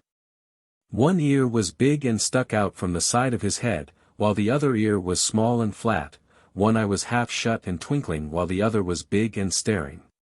His nose was thin on one side and flat on the other, while one side of his mouth curled up and the other down. Button-Bright also noticed that he limped as he walked, because one leg was a trifle longer than the other, and that one hand was delicate and slender and the other thick and hardened by use. Don't stare at him, a voice whispered in the boy's ear, the poor fellow has been patched, that's all. Button-Bright turned to see who had spoken and found by his side a tall young Blueskin with a blue-gold chain around his neck. He was quite the best-looking person the boy had seen in Sky Island and he spoke in a pleasant way and seemed quite friendly. But the two-sided man had overheard the remark and he now stepped forward and said, in a careless tone. Never mind. It's no disgrace to be patched in a country ruled by such a cruel Boolooroo as we have. Let the boy look at me, if he wants to. I'm not pretty, but that's not my fault. Blame the Boolooroo. I'm glad to meet you, sir, stammered Button-Bright. What is your name, please? I'm now named Jim Fred Jones Jinks, and my partner is called Fred Jim Jinks Jones. He's busy at present guarding the treasure chamber, but I'll introduce you to him when he comes back. We've had the misfortune to be patched, you know. What is being patched? Asked the boy. They cut two of us in halves and mismatched the halves, half of one to half of the other, you know, and then the other two halves are patched together. It destroys our individuality and makes us complex creatures, so it's the worst punishment that can be inflicted in Sky Island. Oh, said Button-Bright, alarmed at such dreadful butchery, doesn't it hurt? No. It doesn't hurt, replied Jim Fred, but it makes one frightfully nervous. They stand you under a big knife, which drops and slices you neatly in two, exactly in the middle. Then they match half of you to another person who has likewise been sliced, and there you are, patched to someone you don't care about and haven't much interest in. If your half wants to do something, the other half is likely to want to do something different, and the funny part of it is you don't quite know which is your half and which is the other half. It's a terrible punishment, and in a country where one can't die or be killed until he has lived his 600 years, to be patched is a great misfortune. I'm sure it is, said Button-Bright, earnestly. But can't you ever get unpatched again? If the Boolooroo would consent, I think it could be done, Jim Fred replied, but he never will consent. This is about the meanest Boolooroo who ever ruled this land, and he was the first to invent patching people as a punishment. I think we will all be glad when his 300 years of rule are ended. When will that be? Inquired the boy. Hush shh, cried everyone, in a chorus, and they all looked over their shoulders as if frightened by the question. The officer with the blue gold chain pulled Button-Bright's sleeve and whispered. Follow me, please. And then he beckoned to Captain Bill and led the two slaves to another room, where they were alone. I must instruct you in your duties, said he, when they were all comfortably seated in cozy chairs with blue cushions. You must learn how to obey the Boolooroo's commands, so he won't become angry and have you patched. How could he patch us? Asked the sailorman, curiously. Oh, he'd just slice you all in halves and then patch half of the boy to half of the girl, and the other half to half of you, and the other half of you to the other half of the girl. See? Can't say I do, said Captain Bill, much bewildered. It's a regular mix-up. That's what it's meant to be, explained the young officer. And, seein' as we're Earth folks, and not natives of Sky Island, I've an idea the slicing machine would about end us, without bein' patched, continued the sailor. Oh, said Button-Bright, so it would. While you are in this country you can't die till you've lived 600 years, declared the officer. Oh, said Button-Bright, that's different, of course. But who are you, please? My name is Ghip-Ghisizzle. Can you remember it? I can remember the sizzle, said the boy, but I'm afraid the grip, glip. Ghip-Ghisizzle, repeated the officer, slowly. I want you to remember my name, because if you are going to live here you are sure to hear of me a great many times. Can you keep a secret? I can try, said Button-Bright. I've kept secrets, once in a while, asserted Captain Bill. Well, try to keep this one. I'm to be the next Boolooroo of Sky Island. Good for you, cried the sailor. I wish you was the Boolooroo now, sir. But it seems you've got to wait 100 years or more afore you can take his place. Ghip-Ghisizzle rose to his feet and paced up and down the room for a time, a frown upon his blue face. Then he halted and faced Captain Bill. Sir, said he, there lies all my trouble. I'm quite sure the present Boolooroo has reigned 300 years next Thursday. But he claims it is only 200 years, and as he holds the royal book of records under lock and key in the royal treasury, there is no way for us to prove he is wrong. Oh, said Button-Bright. How old is the Boolooroo? He was 200 years old when he was elected, replied Ghip-Ghisizzle. If he has already reigned 300 years, as I suspect, then he is now 500 years old. You see, he is trying to steal another 100 years of rule, so as to remain a tyrant all his life. He don't seem as old as that, observed Captain Bill, thoughtfully. Why, I'm only 60, myself, and I guess I look twice as old as your king does. We do not show our age in looks, the officer answered. I am just about your own age, sir, 62 my next birthday, but I'm sure I don't look as old as you. That's a fact, agreed Captain Bill. Then he turned to Button-Bright and added, don't that prove Sky Island is a fairy country, as I said? Oh, I've known that all along, said the boy. The slicing and patching proves it, and so do lots of other things. Now, then, said Ghip-Ghisizzle, let us talk over your duties. It seems you must mix the royal nectar, Captain Bill. Do you know how to do that? I'm free to say as I don't, friend Sizzle. The Boolooroo is very particular about his nectar. I think he has given you this job so he can find fault with you and have you punished.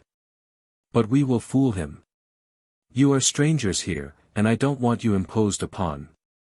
I'll send Tiggle to the royal pantry and keep him there to mix the nectar. Then when the Boolooroo, or the Queen, or any of the Snubnosed princesses call for a drink, you can carry it to them and it will be sure to suit them. Thank ye, sir, said Captain Bill, that's real kind of you. Your job, Button-Bright, is easier, continued Ghip-Ghisizzle. I'm no bootblack, declared the boy. The Boolooroo has no right to make me do his dirty work.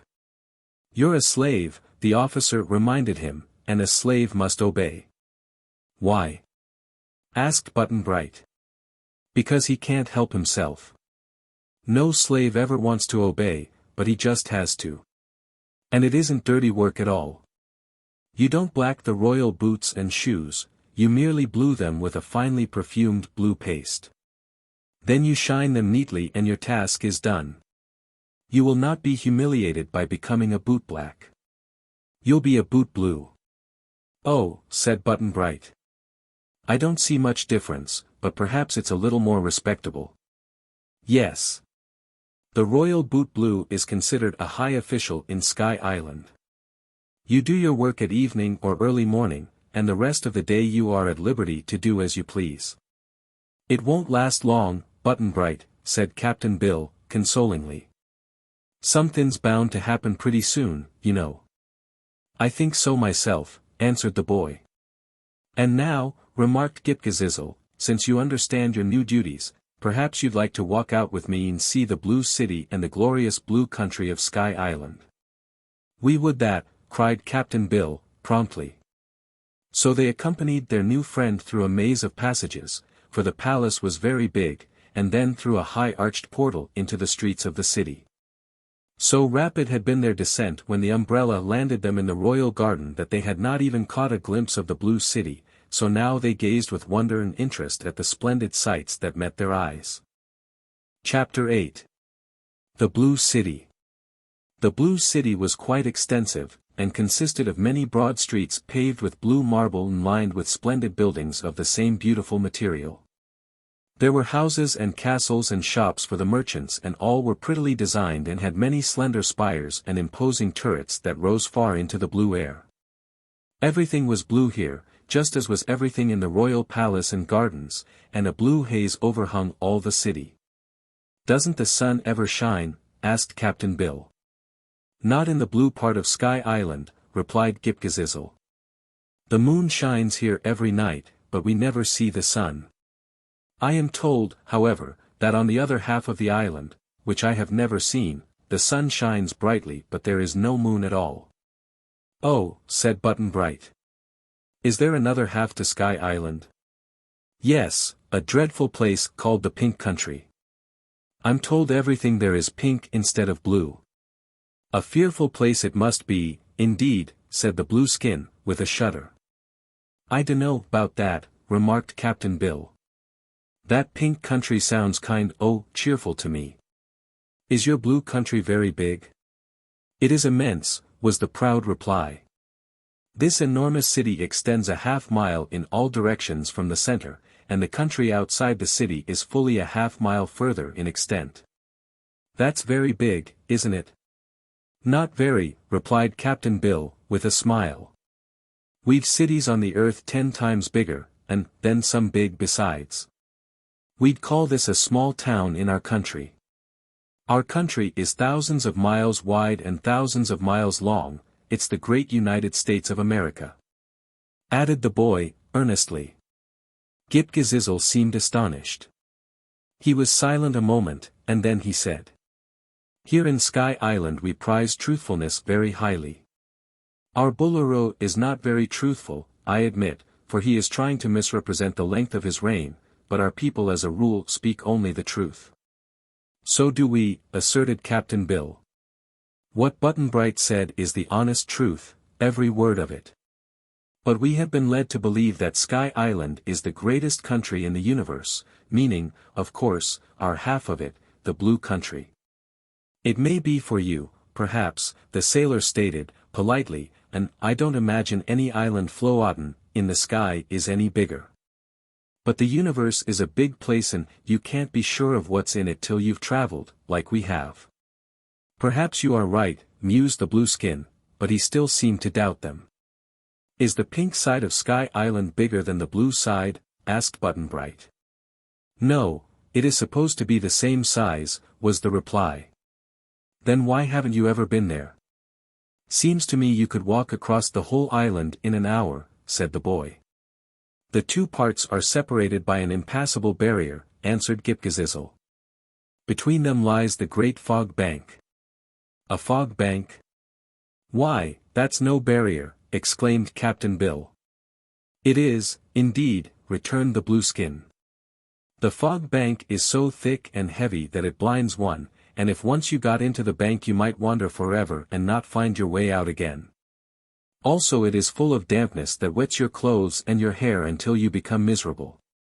It is furthermore said that those who enter the fog bank forfeit the 600 years allowed them to live, and are liable to die at any time.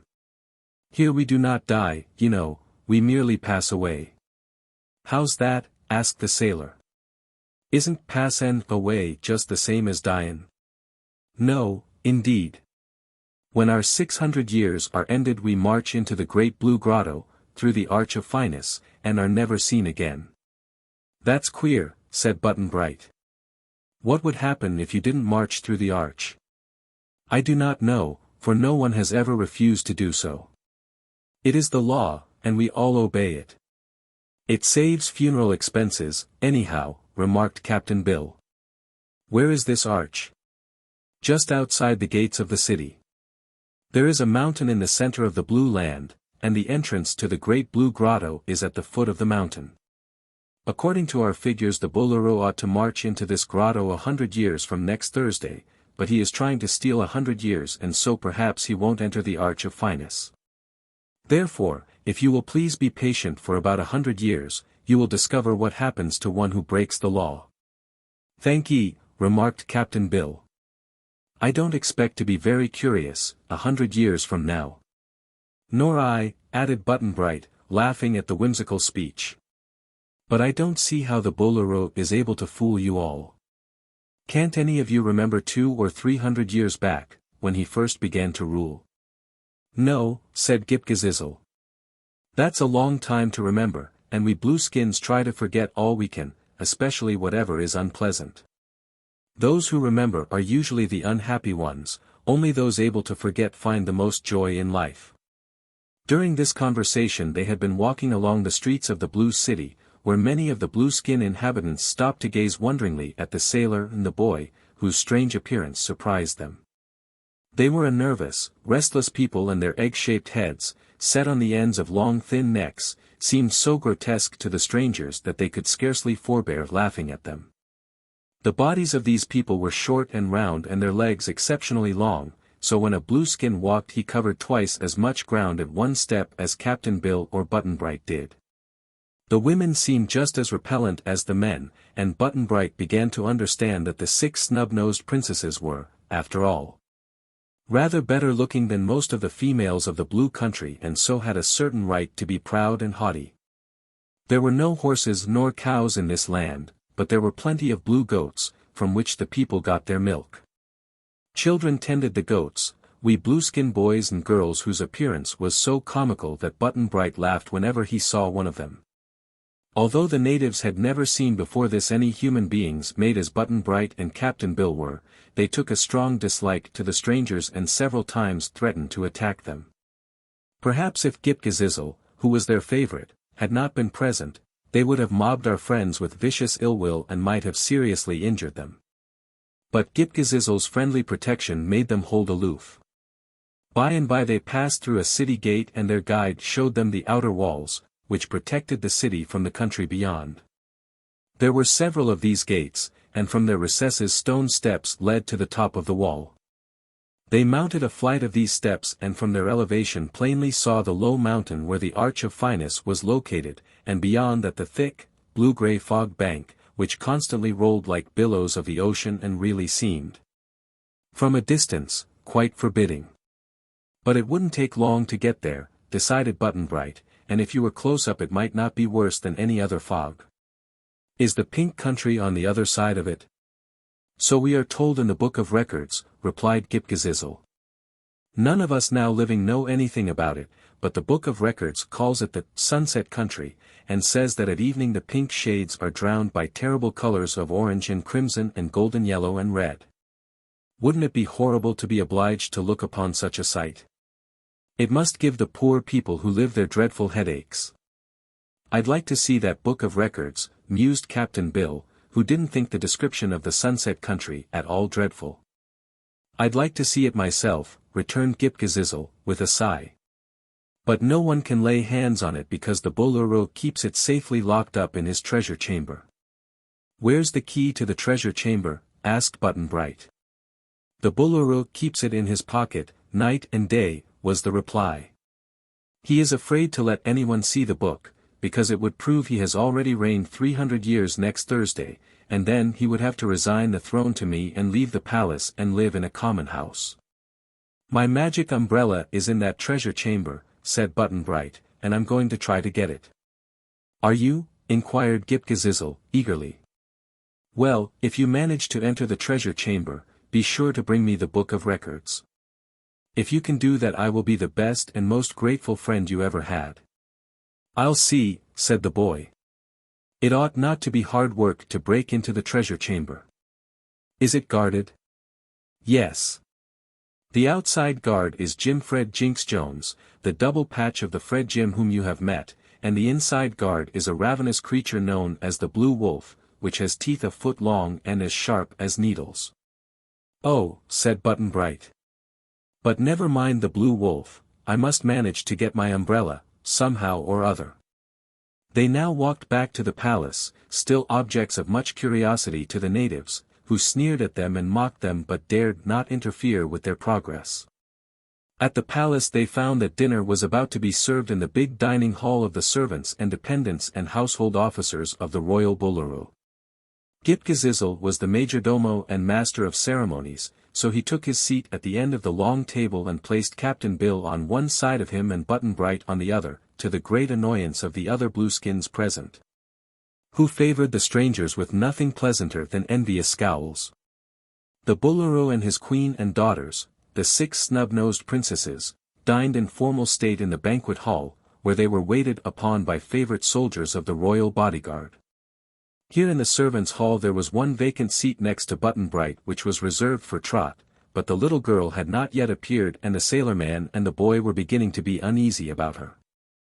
Chapter 9. The Tribulation of Trot. The apartments occupied by the 6 snub-nosed princesses were so magnificent that when Trot first entered them, led by her haughty captors, she thought they must be the most beautiful rooms in all the world.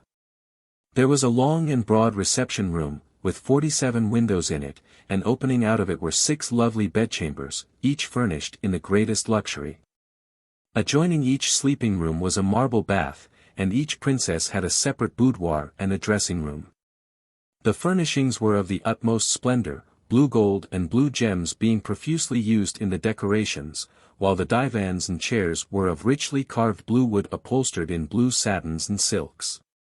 The draperies were superbly embroidered and the rugs upon the marble floors were woven with beautiful scenes in every conceivable shade of blue. When they first reached the reception room, Princess Azure cast herself upon a divan while her 5 sisters sat or reclined in easy chairs, with their heads thrown back and their blue chins scornfully elevated. Trot, who was much annoyed at the treatment she had received, did not hesitate to seat herself, also, in a big easy chair. "Slave," cried Princess Cerulean, "fetch me a mirror." "Slave," cried Princess Turquoise, "a lock of my hair is loosened. Bind it up." "Slave," cried Princess Cobalt, "unfasten my shoes, they're too tight." "Slave," cried Princess Sapphire, "bring hither my box of blue chocolates." "Slave," cried Princess Azure, "stand by my side and fan me." "Slave," cried Princess Indigo, "get out of that chair. How dare you sit in our presence?" "If you're saying all those things to me," replied Trot, "you may as well save your breath. I'm no slave." And she cuddled down closer in the chair. "You are a slave," shouted the 6, all together. "I'm not. Our father, the revered and resplendent royal ruler of the Blues, has made you our slave," asserted Indigo, with a yawn. "But he can't," objected the little girl. "I'm some royal and rapturous and ridiculaus myself, and I won't allow any cheap Boolooroo to order me round." "Are you of royal birth?" asked Azure, seeming surprised. "Royal? Why, I'm an American, Snubnoses, and if there's anything royaler than an American I'd like to know what it is." The princesses seemed uncertain what reply to make to this speech and began whispering together. Finally Indigo said to Trot, "We do not think it matters what you were in your own country, for having left there you have forfeited your rank. By recklessly intruding into our domain you have become a slave, and being a slave you must obey us or suffer the consequences." "What consequences?" asked the girl. "Dare to disobey us and you will quickly find out," snapped Indigo, swaying her head from side to side on its long, swan-like neck, like the pendulum of a clock. "I don't want any trouble," said Trot, gravely. "We came to Sky Island by mistake, and wanted to go right away again, but your father wouldn't let us. It isn't our fault we're still here, and I'm free to say you're a very disagreeably and horrid lot of people, with no manners to speak of, or you treat us nicely." "No impertinence," cried Indigo, savagely. "Why, it's the truth," replied Trot. Indigo made a rush and caught Trot by both shoulders. The princess was twice the little girl's size and she shook her victim so violently that Trot's teeth rattled together. Then Princess Cobalt came up and slapped one side of the slave's face and Princess Turquoise ran forward and slapped the other side. Cerulean gave Trot a push one way and Sapphire pushed her the other way, so the little girl was quite out of breath and very angry when finally her punishment ceased. She had not been much hurt though, and she was wise enough to understand that these princesses were all cruel and vindictive, so that her safest plan was to pretend to obey them. "Now, then," commanded Princess Indigo, "go and feed my little blue dog that crows like a rooster." "And feed my pretty blue cat that sings like a bird," said Princess Azure. "And feed my soft blue lamb that chatters like a monkey," said Princess Cobalt. "And feed my poetic blue parrot that barks like a dog," said Princess Sapphire. "And feed my fuzzy blue rabbit that roars like a lion," said Princess Turquoise. "And feed my lovely blue peacock that mews like a cat," said Princess Cerulean. "Anything else?" asked Trot, drawing a long breath. "Not until you have properly fed our pets," replied Azure, with a scowl. "What do they eat, then?" "Meat. Milk. Clover. Seeds. Bread. Carrots." "All right," said Trot, "where do you keep the menagerie?" "Our pets are in our boudoirs," said Indigo, harshly. "What a little fool you are." "Perhaps," said Trot, pausing as she was about to leave the room, "when I grow up I'll be as big a fool as any of you." Then she ran away to escape another shaking, and in the first boudoir she found the little blue dog curled up on a blue cushion in a corner. Trot patted his head gently, and this surprised the dog, who was accustomed to cuffs and kicks. So he licked Trot's hand and wagged his funny little tail and then straightened up and crowed like a rooster. The girl was delighted with the queer doggy, and she found some meat in a cupboard and fed him out of her hand, patting the tiny creature and stroking his soft blue hair. The doggy had never in his life known anyone so kind and gentle, so when Trot went into the next boudoir the animal followed close at her heels, wagging his tail every minute.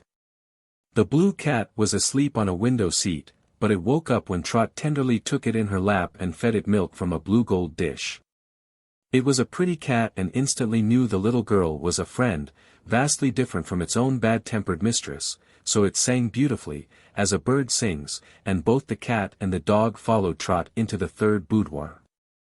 Here was a tiny baby lamb with fleece as blue as a larkspur and as soft as silk.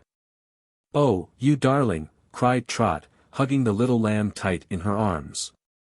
At once the lamb began chattering, just as a monkey chatters, only in the most friendly and grateful way, and Trot fed it a handful of fresh blue clover and smoothed and petted it until the lamb was eager to follow her wherever she might go. When she came to the fourth boudoir a handsome blue parrot sat on a blue perch and began barking as if it were nearly starved. Then it cried out, "Rub-a-dub, dub. Gimme some grub." Trot laughed and gave it some seeds, and while the parrot ate them she stroked gently his soft feathers.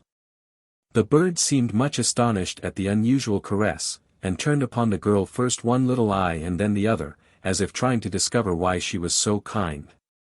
He had never experienced kind treatment in all his life. So it was no wonder that when the little girl entered the fifth boudoir she was followed by the parrot, the lamb, the cat and the dog, who all stood beside her and watched her feed the peacock, which she found strutting around and mewing like a cat for his dinner. Said the parrot, "I spy a peacock's eye on every feather, I wonder why." The peacock soon came to love Trot as much as the other bird and all the beasts did, and it spread its tail and strutted after her into the next boudoir, the sixth one. As she entered this room Trot gave a start of fear, for a terrible roar, like the roar of a lion, greeted her. But there was no lion there, a fuzzy blue rabbit was making all the noise. "For goodness sake, keep quiet," said Trot. "Here's a nice blue carrot for you. The color seems all wrong, but it may taste just as good as if it was red." Evidently it did taste good, for the rabbit ate it greedily. When it was not roaring the creature was so soft and fluffy that Trot played with it and fondled it a long time after it had finished eating. And the rabbit played with the cat and the dog and the lamb and did not seem a bit afraid of the parrot or the peacock. But, all of a sudden, in pounced Princess Indigo, with a yell of anger. "So, this is how you waste your time, is it?" exclaimed the princess, and grabbing Trot's arm she jerked the girl to her feet and began pushing her from the room. All the pets began to follow her, and seeing this, Indigo yelled at them to keep back. As they paid no attention to this command the princess seized a basin of water and dashed the fluid over the beasts and birds, after which she renewed her attempt to push Trot from the room. The pets rebelled at such treatment, and believing they ought to protect Trot, whom they knew to be their friend, they proceeded to defend her. The little blue dog dashed at Indigo and bit her right ankle, while the blue cat scratched her left leg with its claws and the parrot flew upon her shoulder and pecked her ear. The lamb ran up and butted Indigo so that she stumbled forward on her face, when the peacock proceeded to pound her head with his wings. Indigo, screaming with fright, sprang to her feet again, but the rabbit ran between her legs and tripped her up, all the time roaring loudly like a lion, and the dog crowed triumphantly, as a rooster crows. While the cat warbled noisily and the lamb chattered and the parrot barked and the peacock screeched, "Meow."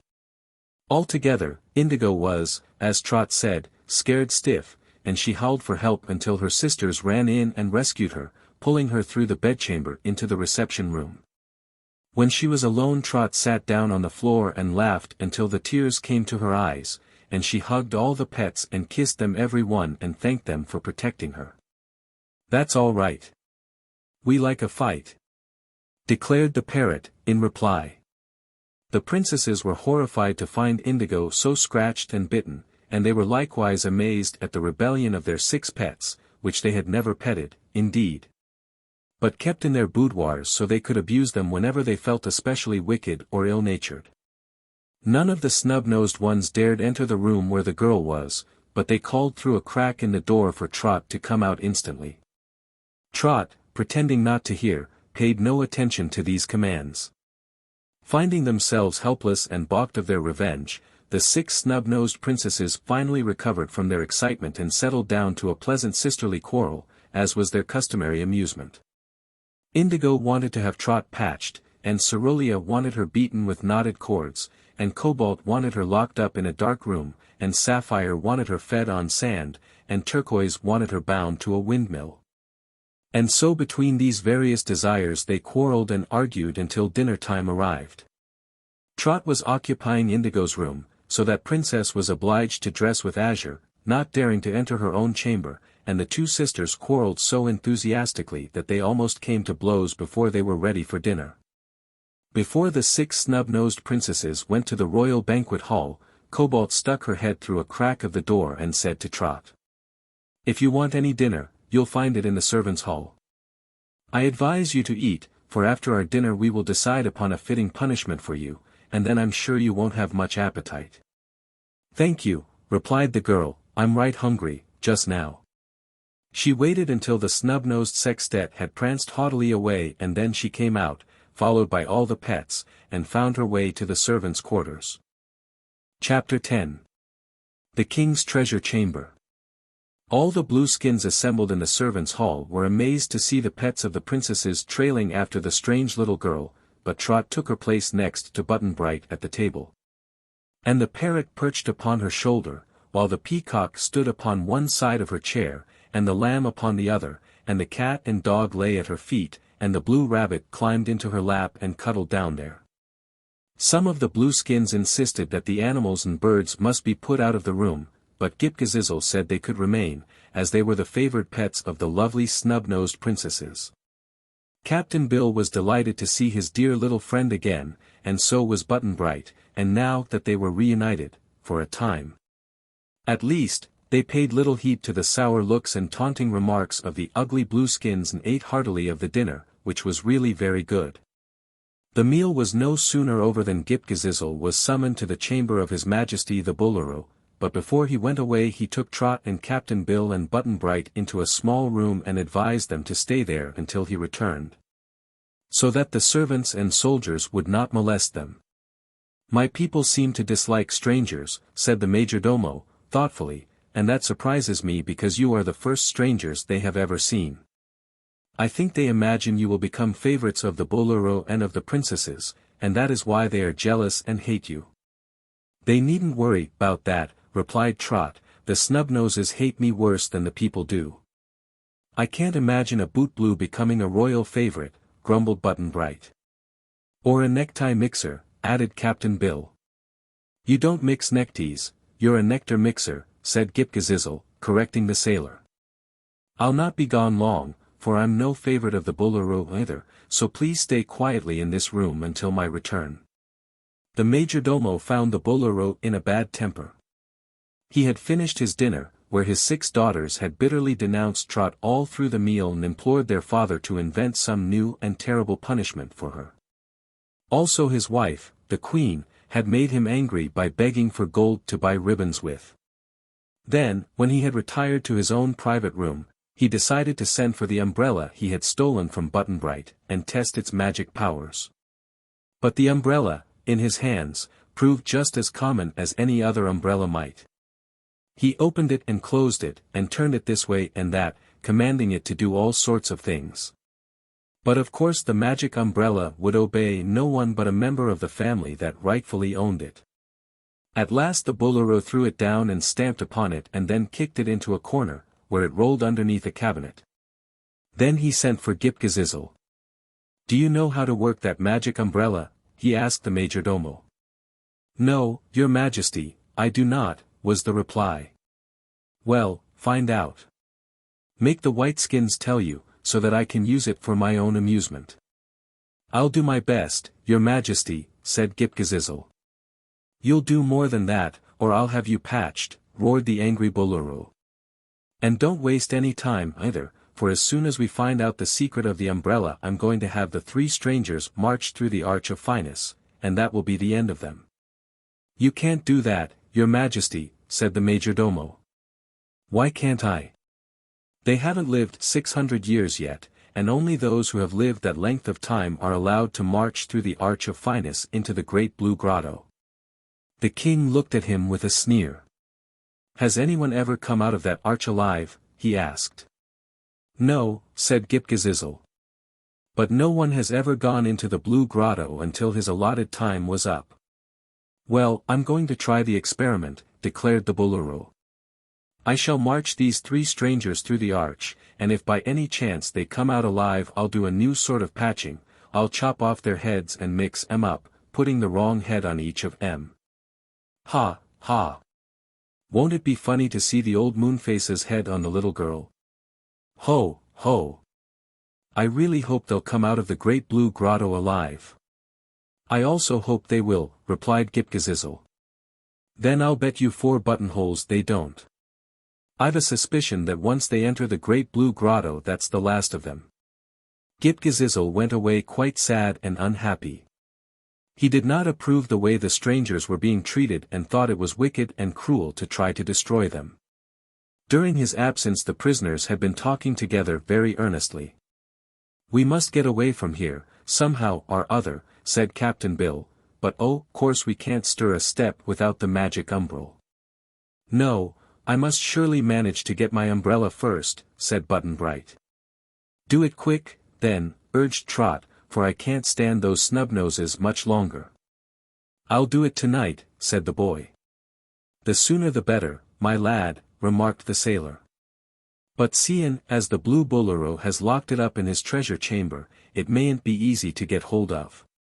"No, it won't be easy," Button-Bright admitted.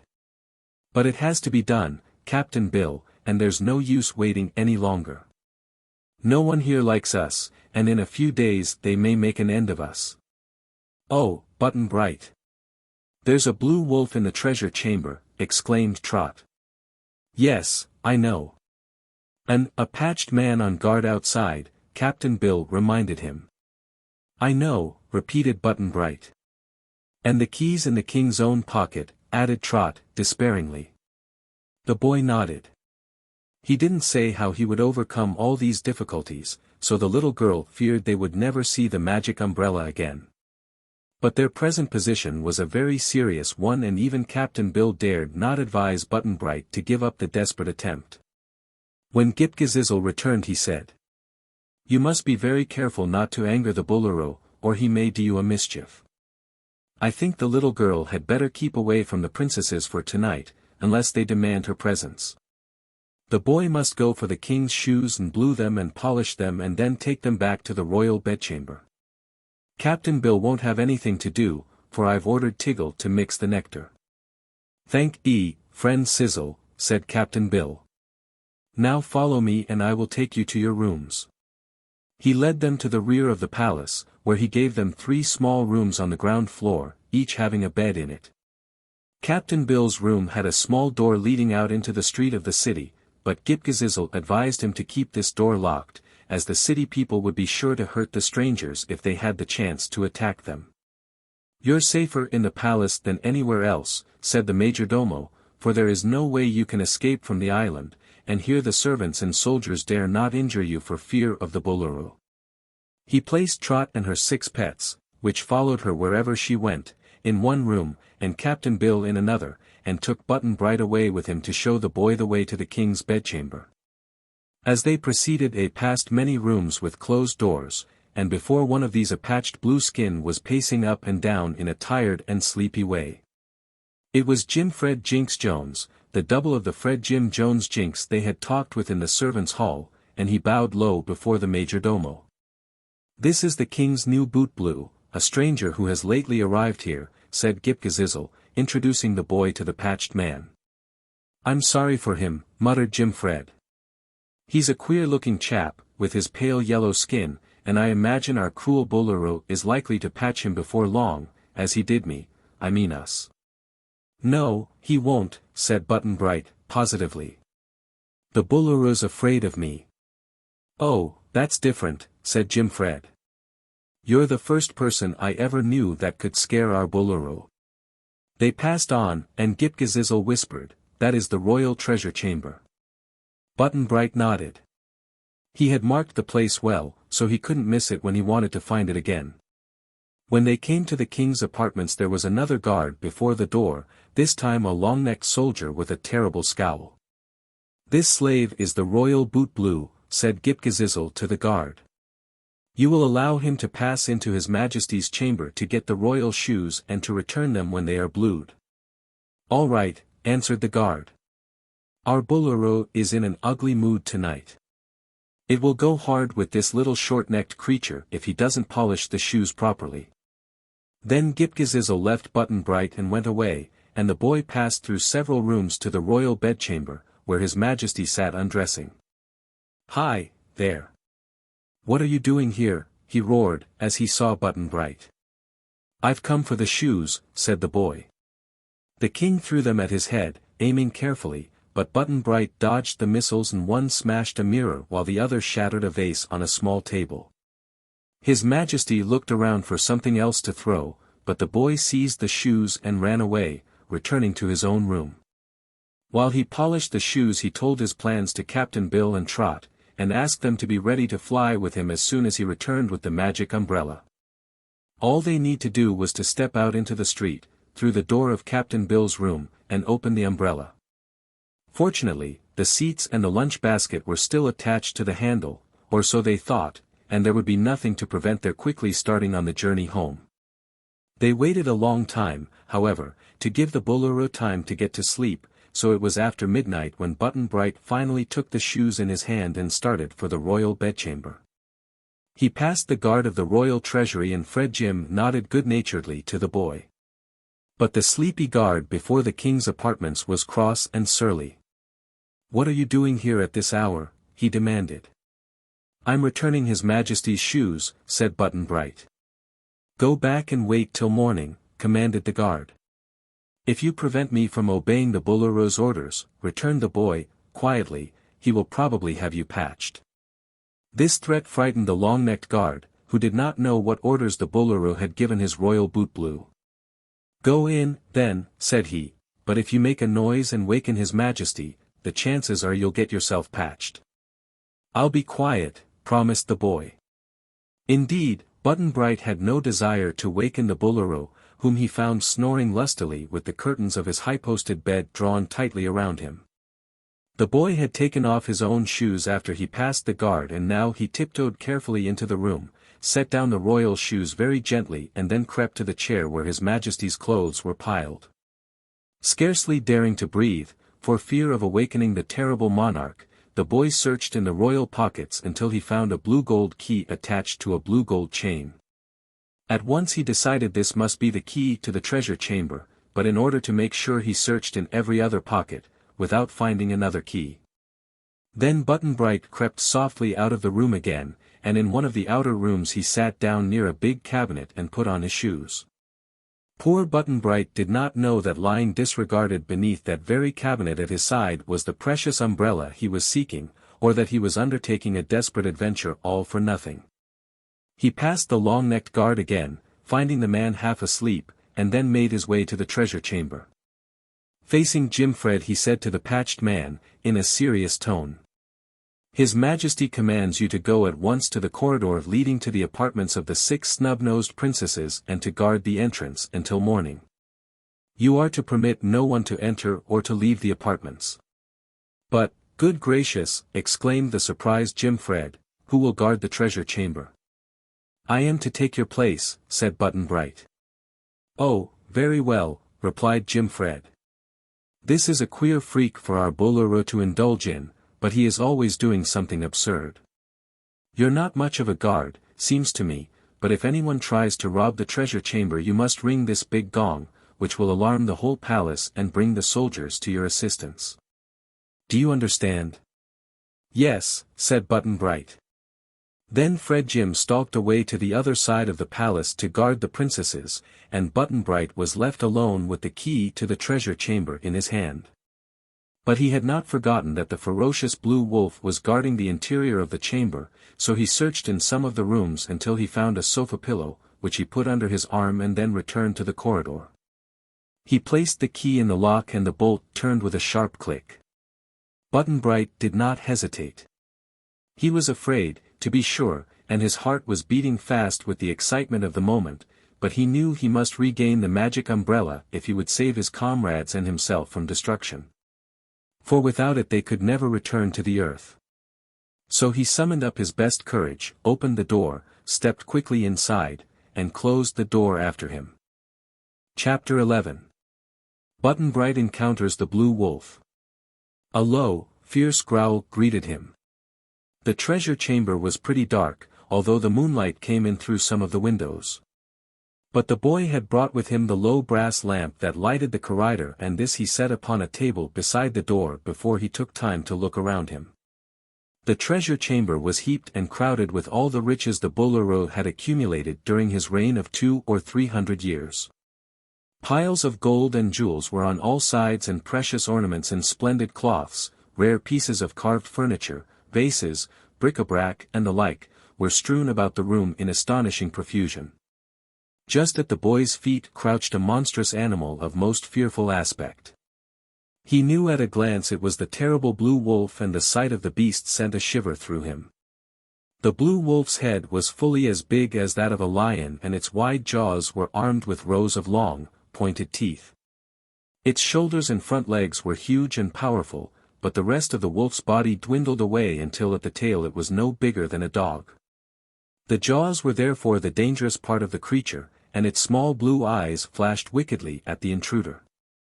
Just as the boy made his first step forward, the blue wolf sprang upon him with its enormous jaws stretched wide open. Button-Bright jammed the sofa pillow into the brute's mouth and crowded it in as hard as he could. The terrible teeth came together and buried themselves in the pillow, and then Mr. Wolf found he could not pull them out again, because his mouth was stuffed full. He could not even growl or yelp, but rolled upon the floor trying in vain to release himself from the conquering pillow. Button-Bright paid no further attention to the helpless animal but caught up the blue brass lamp and began a search for his umbrella. Of course he could not find it, as it was not there. He came across a small book, bound in light blue leather, which lay upon an exquisitely carved center table. It was named, in dark blue letters stamped on the leather, the Royal Record Book, and remembering that Ghip-Ghisizzle longed to possess this book, Button-Bright hastily concealed it inside his blouse. Then he renewed his search for the umbrella, but it was quite in vain. He hunted in every crack and corner, tumbling the treasures here and there in the quest, but at last he became positive that the magic umbrella had been removed from the room. The boy was bitterly disappointed and did not know what to do next. But he noticed that the blue wolf had finally seized an edge of the sofa pillow in its sharp claws and was struggling to pull the thing out of his mouth. So, there being no object in his remaining longer in the room, where he might have to fight the wolf again, Button-Bright went out and locked the door behind him. While he stood in the corridor wondering what to do next, a sudden shouting reached his ears. It was the voice of the Boolooroo, crying, "My key, my key! Who has stolen my golden key?"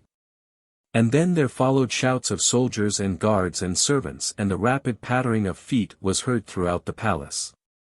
Button-Bright took to his heels and ran along the passages until he came to Captain Bill's room, where the sailorman and Trot were anxiously awaiting him. "Quick," cried the boy, "we must escape from here at once or we will be caught and patched." "Where's the umbrel?" asked Captain Bill. "I don't know. I can't find it. But all the palace is aroused and the Boolooroo is furious. Come, let's get away at once." "Where'll we go?" inquired Trot. "We must make for the open country and hide in the fog bank, or in the Arch of Finesse," replied the boy. They did not stop to argue any longer, but all three stepped out of the little door into the street, where they first clasped hands, so they would not get separated in the dark, and then ran as swiftly as they could down the street, which was deserted at this hour by the citizens. They could not go very fast because the sailorman's wooden leg was awkward to run with and held them back, but Captain Bill hobbled quicker than he had ever hobbled before in all his life, and they really made pretty good progress. They met no one on the streets and continued their flight until at last they came to the city wall, which had a blue iron gate in it. Here was a blueskin guard, who had been peacefully slumbering when aroused by the footsteps of the fugitives. "Halt!" cried the guard, fiercely. Captain Bill halted long enough to grab the man around his long neck with one hand and around his long leg with the other hand. Then he raised the blueskin in the air and threw him far over the wall. A moment later they had unfastened the gate and fled into the open country, where they headed toward the low mountain whose outlines were plainly visible in the moonlight. The guard was now howling and crying for help. In the city were answering shouts. A hue and cry came from every direction, reaching as far as the palace. Lights began to twinkle everywhere in the streets and the blue city hummed like a beehive filled with angry bees. "It won't do for us to get caught now," panted Captain Bill, as they ran along. "I'm more afeard o' them blue citizens na I am o' the blue Boolooroo. They'd tear us to pieces, if they could." Sky Island was not a very big place, especially the blue part of it, and our friends were now very close to the low mountain. Presently they paused before a grim archway of blue marble, above which was carved the one word, Finest. The interior seemed dark and terrible as they stopped to regard it as a possible place of refuge. "Don't like that place, Captain," whispered Trot. "No more do I, mate," he answered. "I think I'd rather take a chance on the fog bank," said Button-Bright. Just then they were all startled by a swift flapping of wings, and a voice cried in shrill tones. "Where are you, Trot?" "As like as not. I've been forgot." Captain Bill jumped this way and Button-Bright that, and then there alighted on Trot's shoulder the blue parrot that had been the pet of the Princess Cerulean. Said the bird. "Gee! I've flown. Here all alone. It's pretty far. But here we are." And then he barked like a dog and chuckled with glee at having found his little friend. In escaping from the palace Trot had been obliged to leave all the pets behind her, but it seemed that the parrot had found some way to get free and follow her. They were all astonished to hear the bird talk, and in poetry, too, but Captain Bill told Trot that some parrots he had known had possessed a pretty fair gift of language, and he added that this blue one seemed an unusually bright bird. "As fair patry," said he, "that's as how you look at patry. Rhymes come from your head, but real patry from your heart, and whether the blue parrot has a heart or not he's sure got a head." Having decided not to venture into the Arch of Finest they again started on, this time across the country straight toward the fog bank, which hung like a blue-gray cloud directly across the center of the island. They knew they were being followed by bands of the blueskins, for they could hear the shouts of their pursuers growing louder and louder every minute, since their long legs covered the ground more quickly than our friends could possibly go. Had the journey been much farther the fugitives would have been overtaken, but when the leaders of the pursuing blueskins were only a few yards behind them they reached the edge of the fog bank and without hesitation plunged into its thick mist, which instantly hid them from view. The blueskins fell back, horrified at the mad act of the strangers. To them the fog bank was the most dreadful thing in existence and no blueskin had ever ventured within it, even for a moment. "That's the end of those short-necked yellow skins," said one, shaking his head. "We may as well go back and report the matter to the Boolooroo." Chapter 12. Through the Fog Bank. It was rather moist in the fog bank. "Seems like a reg'lar drizzle," said Trot. "I'll be soaked through in a minute." She had been given a costume of blue silk, in exchange for her own dress, and the silk was so thin that the moisture easily wetted it. "Never mind," said Captain Bill. "When it's a case of life and death, CLOs don't count for much. I'm sort o' drippy myself," cried the parrot, fluttering his feathers to try to keep them from sticking together. "Floods and gushes fill our path. This is not my day for a bath. Shut it off, or fear my wrath." "We can't," laughed Trot. We'll just have to stick it out till we get to the other side. Had we better go to the other side? Asked Button-Bright, anxiously. Why not? Returned Captain Bill. The other side's the only safe side for us. We don't know that, sir, said the boy. Ghip-Ghisizzle said it was a terrible country. I don't believe it, retorted the sailor, stoutly. Sizzle's never been there, and he knows nothing about it. The Sunset Country sounds good to me. But how'll we ever manage to get there? Inquired Trot. Aren't we already lost in this fog? Not yet, said Captain Bill. I've kept my face turned straight ahead, ever since we climbed into this bank wetness. If we don't get twisted any, we'll go straight through to the other side. It was no darker in the fog bank than it had been in the blue country. They could see dimly the mass of fog, which seemed to cling to them, and when they looked down they discovered that they were walking upon white pebbles that were slightly tinged with the blue color of the sky. Gradually this blue became fainter, until, as they progressed, everything became a dull gray. I wonder how far it is to the other side, remarked Trot, wearily. We can't say till we get there, mate, answered the sailor in a cheerful voice. Captain Bill had a way of growing more and more cheerful when danger threatened. Never mind, said the girl, I'm as wet as a dish rag now, and I'll never get any wetter. Wet, wet, wet. It's awful wet, you bet. Moaned the parrot on her shoulder. I'm a fish pond, I'm a well. I'm a clam without a shell. Can't you dry up? Asked Captain Bill. Not this evening, thank you, sir. To talk and grumble I prefer, replied the parrot, dolefully. They walked along more slowly now, still keeping hold of hands. For although they were anxious to get through the fog bank, they were tired with the long run across the country and with their day's adventures. They had had no sleep and it was a long time past midnight. Look out, cried the parrot, sharply. And they all halted to find a monstrous frog obstructing their path. Captain Bill thought it was as big as a whale, and as it squatted on the gray pebbles its eyes were on a level with those of the old sailor. Ker-chug, ker-chew, grunted the frog. What in the sky is this crowd? We're strangers, stammered Trot, and we're trying to escape from the blueskins and get into the pink country. I don't blame you, said the frog, in a friendly tone. I hate those blueskins. The Pinkies, however, are very decent neighbors. Oh, I'm glad to hear that, cried Button-Bright. Can you tell us, Mistress, good Mr. Frog, your Royal Highness, if we're on the right road to the pink country? The frog seemed to laugh, for he gurgled in his throat in a very funny way. I'm no Royal Highness, he said. I'm just a common frog, and a little wee tiny frog, too. But I hope to grow, in time. This fog bank is the paradise of frogs and our king is about 10 times as big as I am. Then he's a big un, and no mistake, admitted Captain Bill. I'm glad you like your country, but it's a mite too damp for us, and we'd be glad to get out of it. Follow me, said the frog. I'll lead you to the border. It's only about 6 jumps.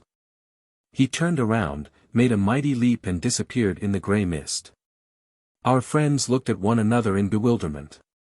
Don't see how we can follow that lead, remarked Captain Bill, but we may as well start in the same direction. Brooks and creeks.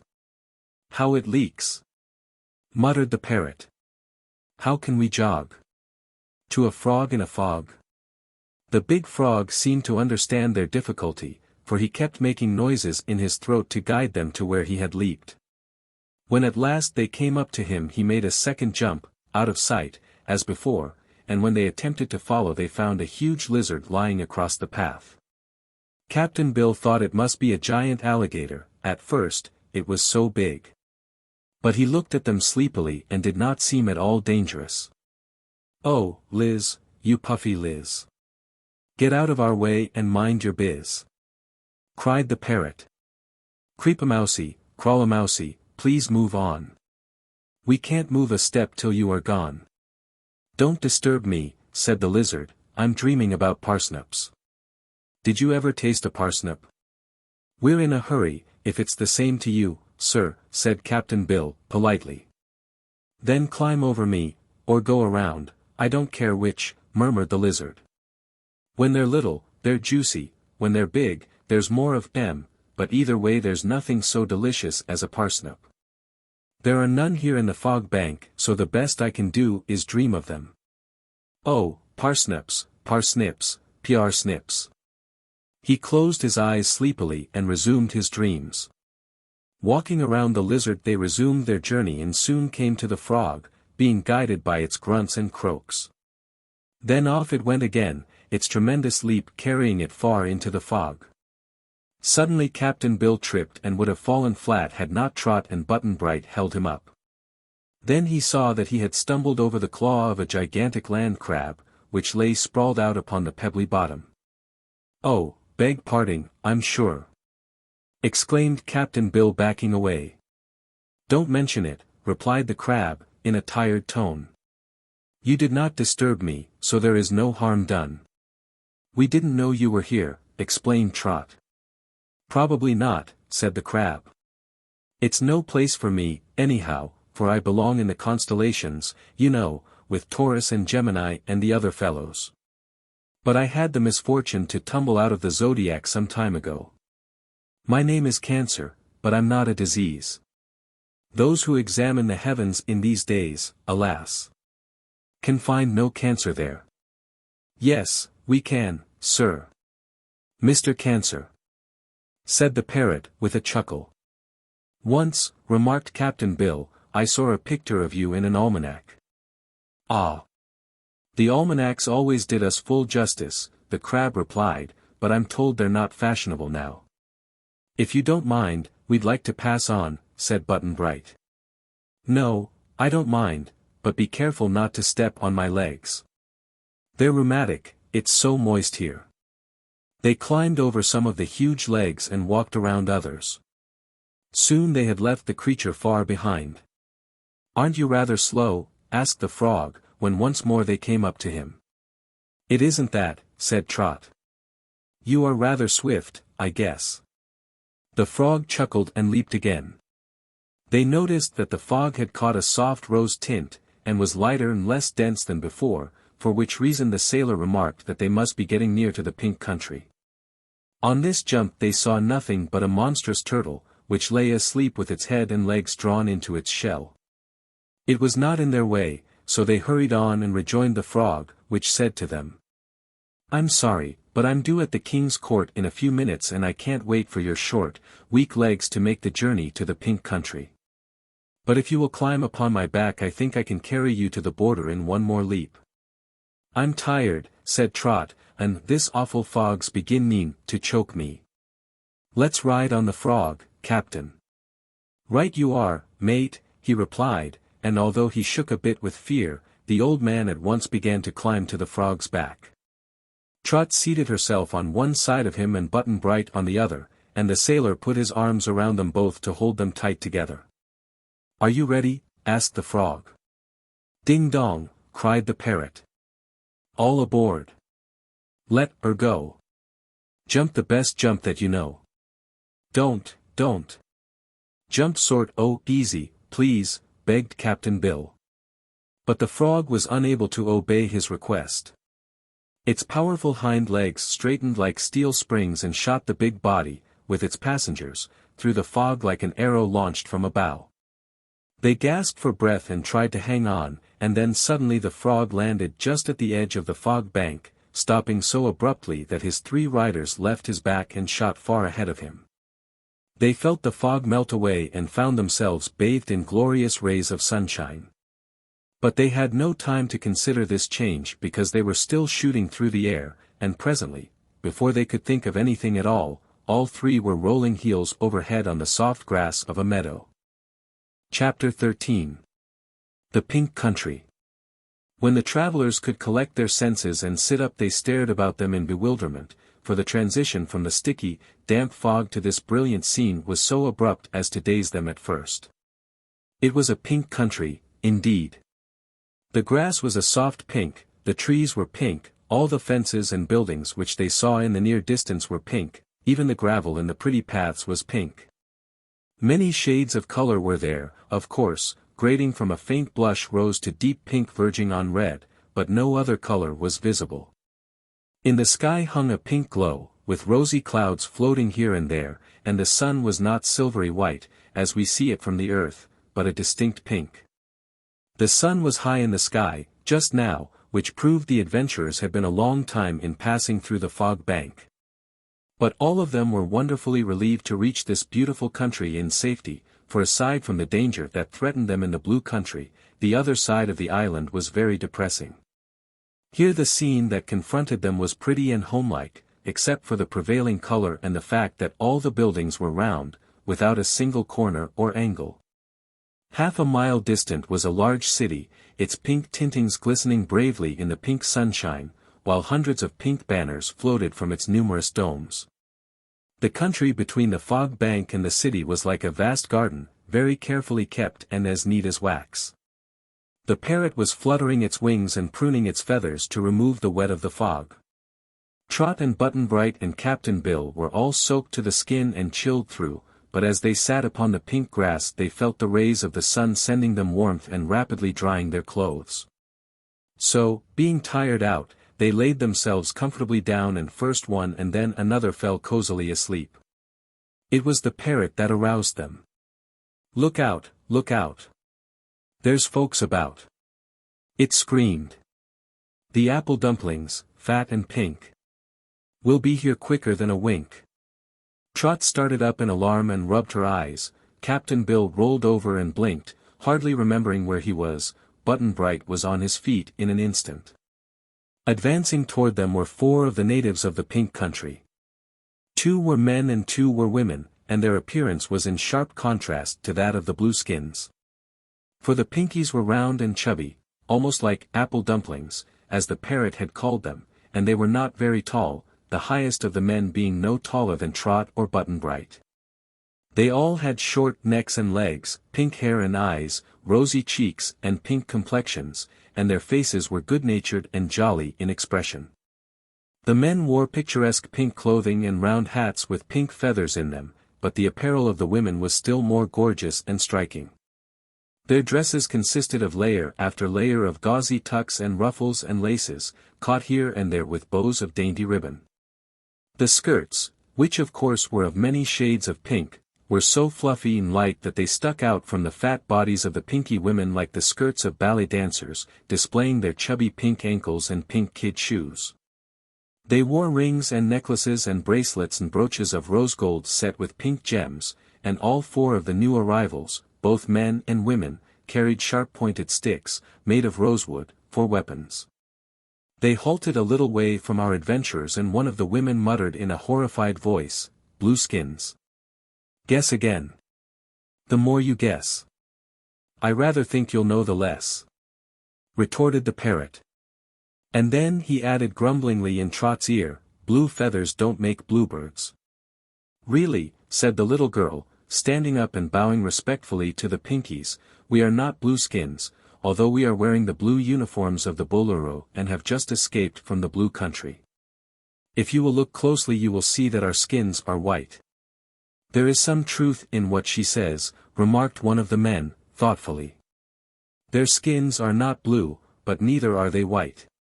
To be exact, I should call the skin of the girl and that of the boy a muddy pink, rather faded, while the skin of the gigantic monster with them is an unpleasant brown."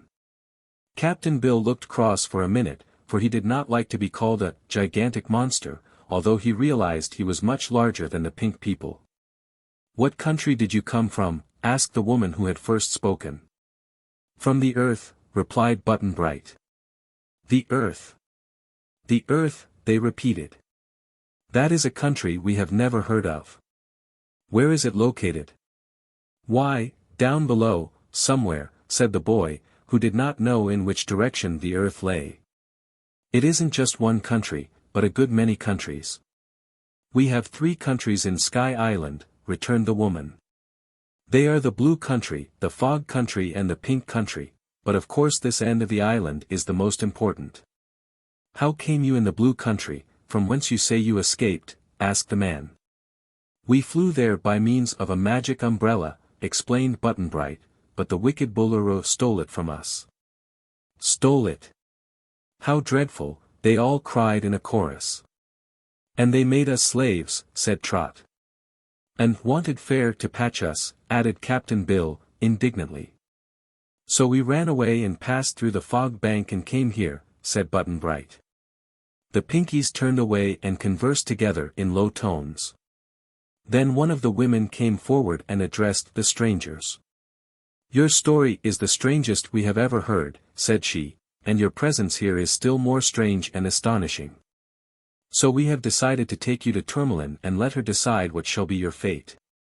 "Who is Tourmaline?" inquired Trot, doubtfully, for she didn't like the idea of being taken to anyone. "The Queen of the Pinkies. She is the sole ruler of our country, so the word of Tourmaline is the law of the land." "Seems to me we've had 'bout enough of kings and queens," remarked Captain Bill.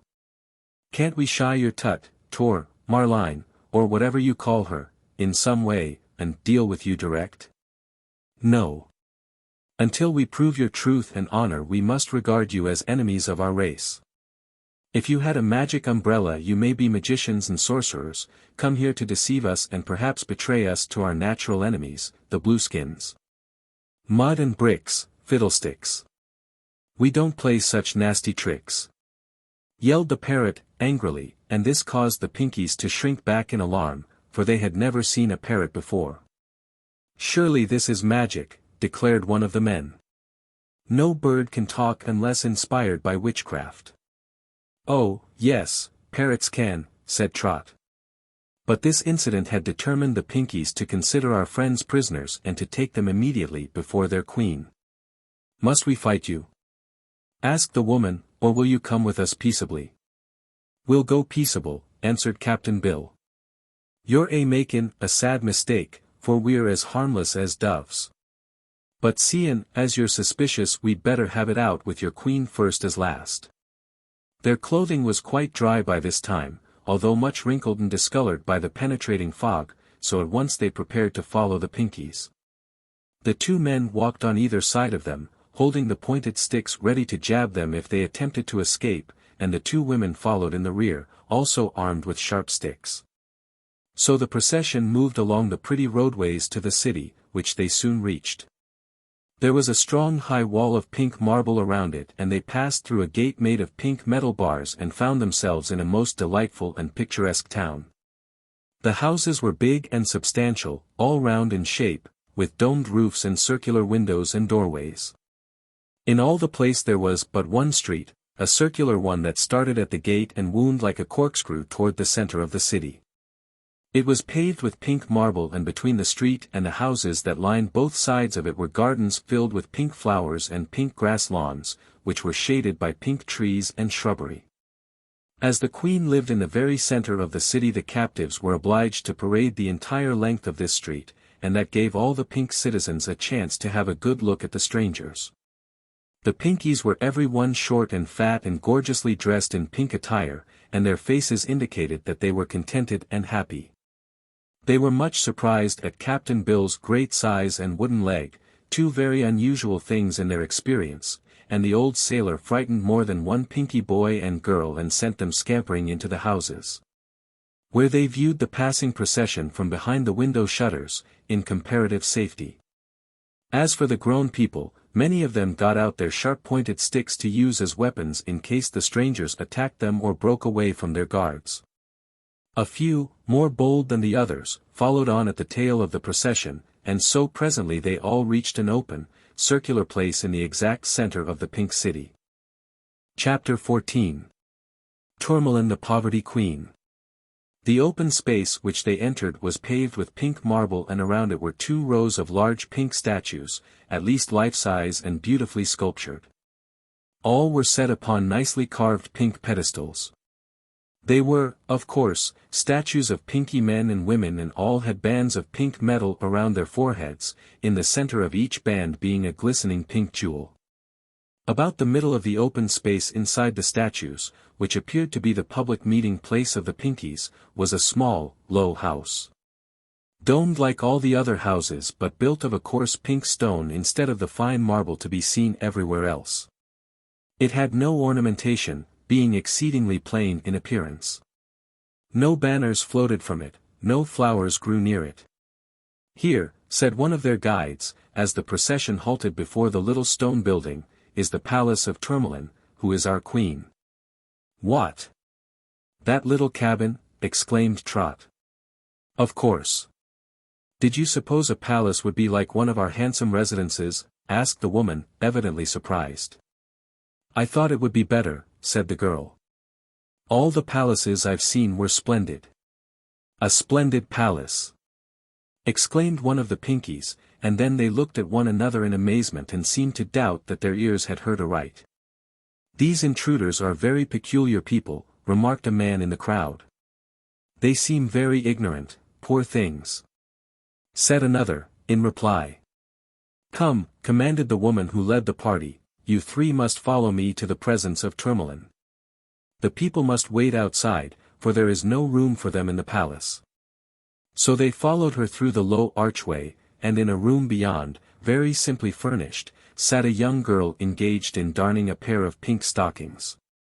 She was a beautiful girl of about 17 years of age, not fat like all the rest of the Pinkies, but slender and well-formed according to our own ideas of beauty. Her complexion was not a decided pink but a soft rosy tint not much deeper than that of Trot's skin.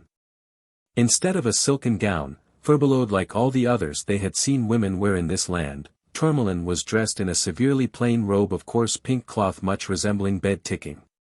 Across her brow, however, was a band of rose gold, in the center of which was set a luminous pink jewel which gleamed more brilliantly than a diamond. It was her badge of office, and seemed very incongruous when compared with her poor raiment and simple surroundings. As they entered, the girl sighed and laid down her work. Her expression was patient and resigned as she faced her audience. "What is it, Coralie?" she asked the woman. "Here are three strange people, Tourmaline," was the reply, "who say they have entered our country through the fog bank. They tell a queer story of an escape from the Blueskins, so I decided to bring them to you, that you may determine their fate." The Queen gazed upon our friends with evident interest.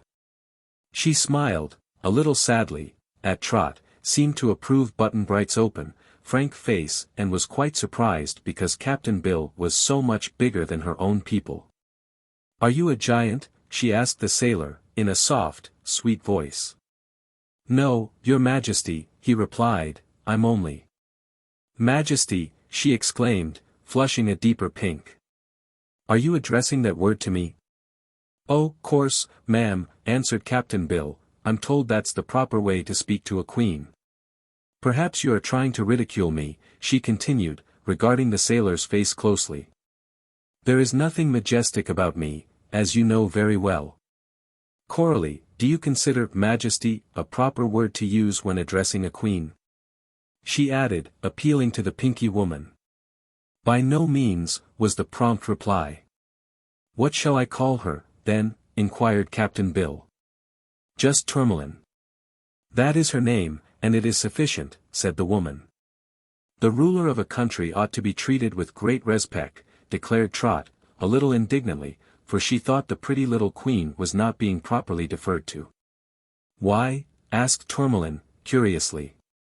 "Because the ruler is the most aristocratic person in any land," explained the little girl. "Even in America everybody bows low to our president, and the Blueskins are so afraid their Boolooroo that they tremble whenever they go near him."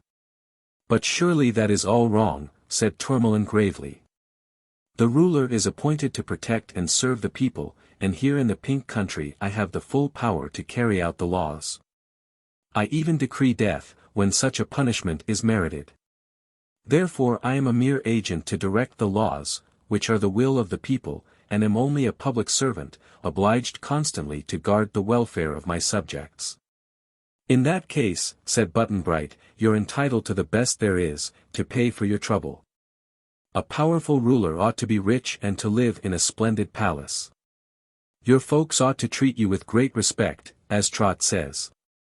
"Oh, no," responded Tourmaline quickly, "that would indeed be very wrong. Too much should never be given to anyone. If, with my great power, conferred upon me by the people, I also possessed great wealth, I might be tempted to be cruel and overbearing. In that case my subjects would justly grow envious of my superior station. If I lived as luxuriously as my people do, and had servants and costly gowns, the good Pinkies would say that their queen had more than they themselves, and it would be true. No, our way is best.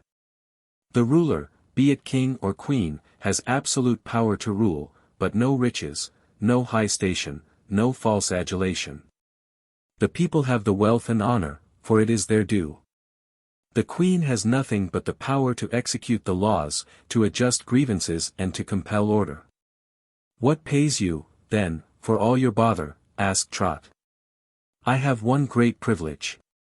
After my death a pink marble statue of me will be set up in the grand court, with the statues of the other kings and queens who have ruled this land, and all the Pinkies in ages to come will then honor me as having been a just and upright queen. That is my reward. I'm sorry for you, ma'am, said Captain Bill. Your pay for bein' a queen is sort o' like a life insurance. It don't come due till after you're dead, and then you can't get much fun out o' it. I did not choose to be the queen, answered Tourmaline, simply. A misfortune of birth placed me here and I cannot escape my fate. It is much more desirable to be a private citizen, happy and carefree. But we have talked long enough of myself. Tell me who you are, and why you have come here. Between them they told the story of how the magic umbrella had taken them to Sky Island, which they did not know, when they started, was anywhere in existence. Button-Bright told this, and then Trot related their adventures among the Blueskins and how the Boolooroo had stolen the umbrella and prevented them from going home again. The parrot on her shoulder kept interrupting her continually, for the mention of the Boolooroo seemed to make the bird frantic with rage. Naughty Boolooroo. He's the worst I ever knew. The parrot repeated over and over again. Captain Bill finished the story by telling of their escape through the fog bank. We didn't know what your pink country was like, oh, course, he said, but we knew it couldn't be worse than the blue country, and we didn't take any stock in their stories that the fog bank would be the death o' us. Pretty wet. Pretty wet. Was the journey, you can bet. Declared the parrot, in conclusion. Yes, it was wet and sticky, all right, agreed the sailor, but the big frog helped us and we got through all right. But what can you do here? Asked Tourmaline. You are not like my people, the Pinkies, and there is no place for you in our country. That's true enough, said Captain Bill, but we had to go somewhere, and this was the likeliest place we could think of. Your Sky Island ain't very big, so when we couldn't stay in the blue country, where everybody hated us, or in the fog bank, which ain't healthy and is too wet for humans to live in for long, we naturally were forced to enter the pink country. Where we expected to find nice people. We are nice, said Tourmaline, but it is our country, not yours, and we have no place here for strangers. In all our history you are the first people from outside our borders who have ever stepped a foot in our land. We do not hate you, as you say the Blueskins do, nor are we savage or cruel, but we do not want you here and I am really puzzled what to do with you. Isn't there a law to cover this case? Asked Coralie. I do not remember any such law, replied the Queen, but I will search in the Great Book and see if I can find anything that refers to strange people entering our land. If not, said the woman, you must make a law. It is your duty. I know, answered Tourmaline, but I hope such a responsibility will not fall upon my shoulders. These poor strangers are in a very uncomfortable position and I wish I could help them to get back to their own country. Thank you, said Trot. We wish so, too. Haven't you any fairies here? Oh, there are fairies, of course, as there are everywhere, answered Tourmaline, but none that we can call to our assistance, or command to do our bidding. How about witches? Asked Button-Bright. I know of one witch, said Tourmaline, thoughtfully, but she is not very obliging. She says it makes her head ache to perform witchcraft and so she seldom indulges in it. But, if there is no other way, I may be obliged to call upon Rosalie for help. I'll look in the great book first. Meantime you will go home with Coralie, who will feed you and give you entertainment. Tomorrow morning come to me again and then I will decree your fate." The little queen then picked up her stocking and began to darn the holes in it, and Coralie, without any formal parting, led the strangers from the miserable palace. Chapter 15. The Sunrise Tribe and the Sunset Tribe. Although Trot and her comrades were still prisoners, they were far more comfortable than they had been in the Blue Country. Coralie took them to her own home, where she lived in great luxury, being one of the prominent women of the Pinkies. In this country the women seemed fully as important as the men, and instead of being coddled and petted they performed their share of the work, both in public and private affairs, and were expected to fight in the wars exactly as the men did. Our friends learned considerable about the Pinkies during that afternoon and evening, for their hostess proved kind and agreeable and frankly answered all their questions.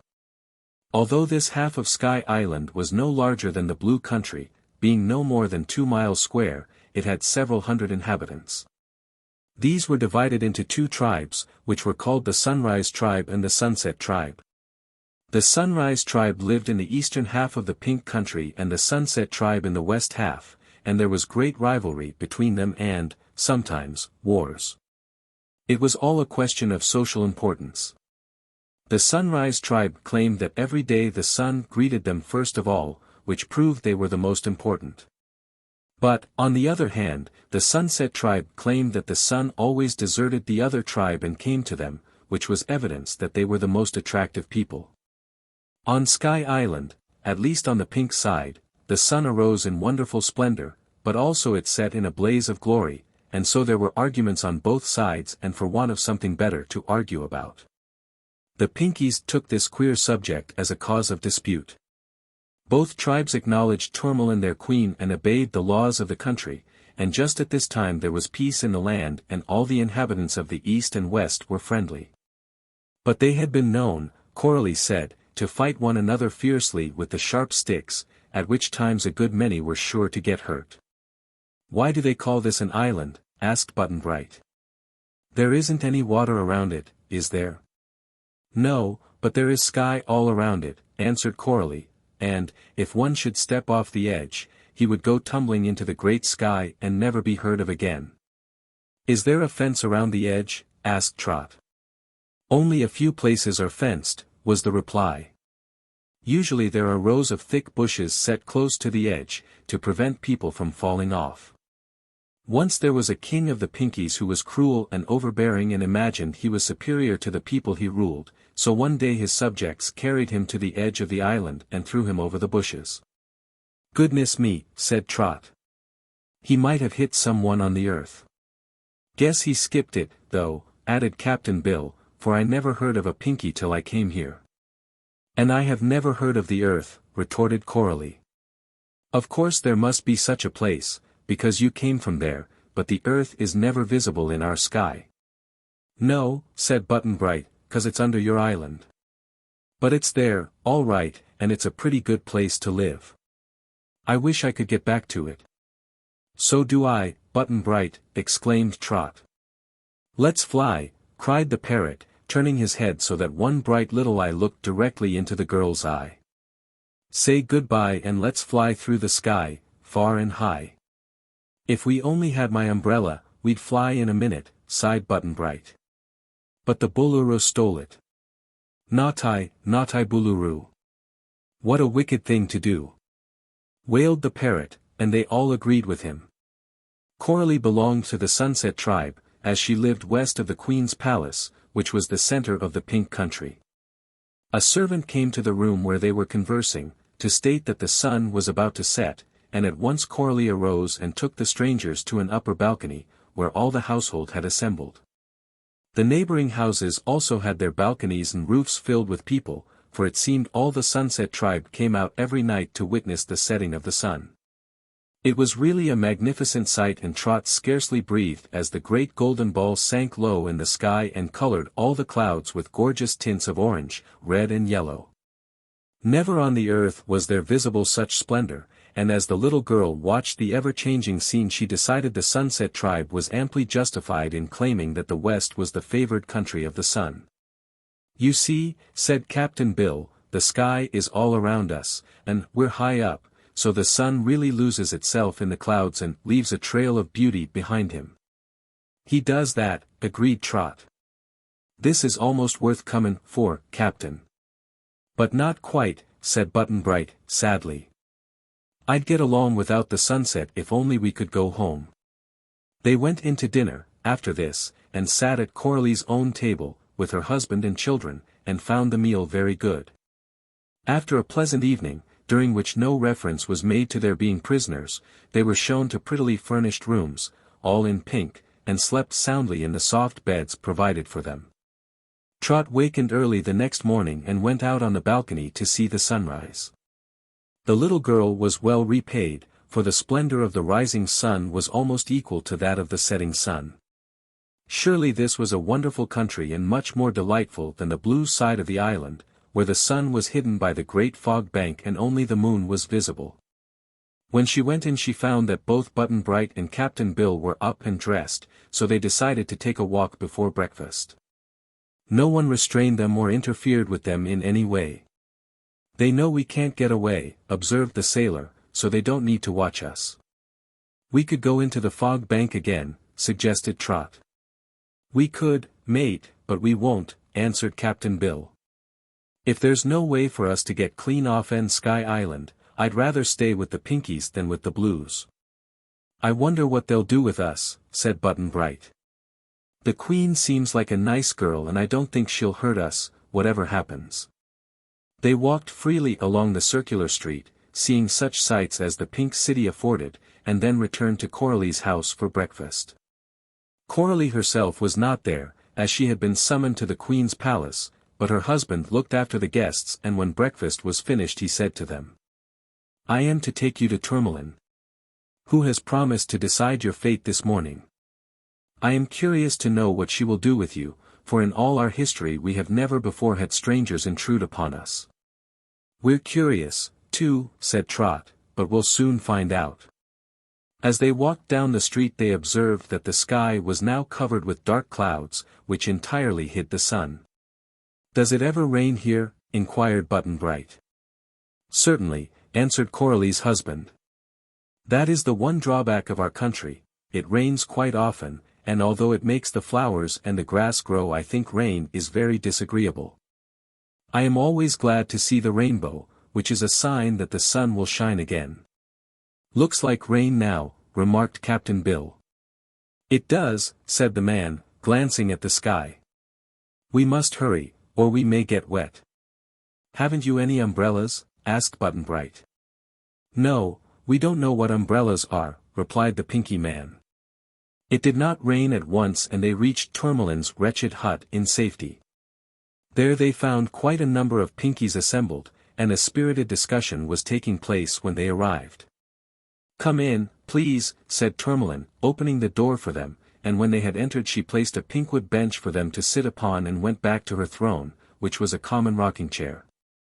At her right were seated 6 men and women of the Sunrise Tribe and on her left 6 men and women of the Sunset Tribe, among the latter being Coralie. The contrast between the plain, simple dress of the Queen and the gorgeous apparel of her counselors was quite remarkable.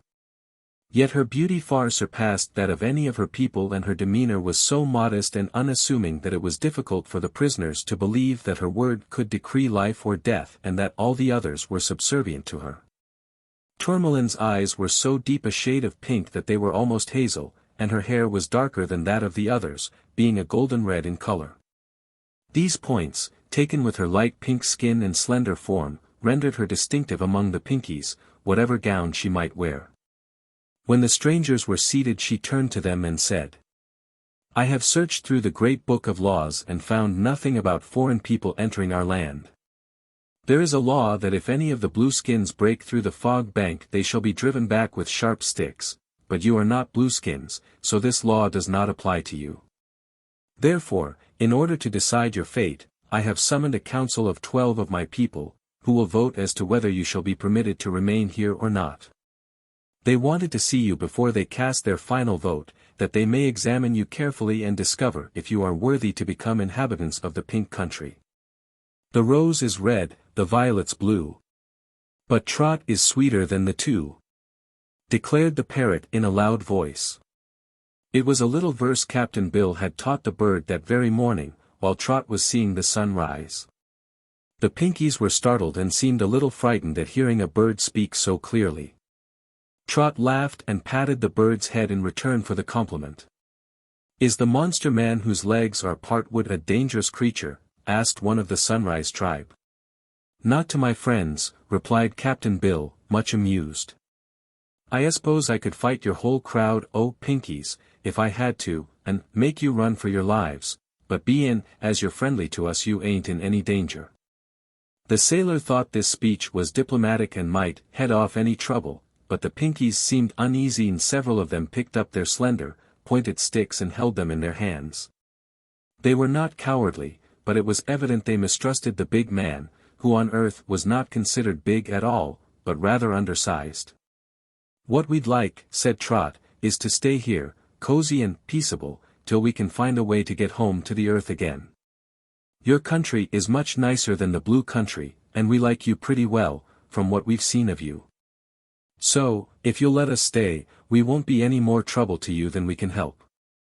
They all gazed upon the little girl curiously, and one of them said, "How strangely light her color is. And it is pink, too, which is in her favor. But her eyes are of that dreadful blue tint which prevails in the other half of Sky Island, while her hair is a queer color all unknown to us. She is not like our people and would not harmonize with the universal color here." "That's true," said another, "the three strangers are all inharmonious. If allowed to remain here they would ruin the color scheme of the country, where all is now pink." "In spite of that," said Coralie, "they are harmless creatures and have done us no wrong." "Yes, they have," replied a nervous little Sunrise man, "they wronged us by coming here." "They could not help doing that," argued Coralie, "and it is their misfortune that they are here on Sky Island at all. Perhaps, if we keep them with us for a while, they may find a way to return safely to their own country." "We'll fly through the sky by and by," yelled the parrot with startling suddenness.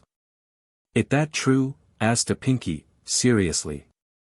"Why, we would if we could," answered Trot. "We flew to this island, anyhow." "Perhaps," said another, "if we pushed them off the edge they could fly down again. Who knows?" "We know," answered Captain Bill hastily.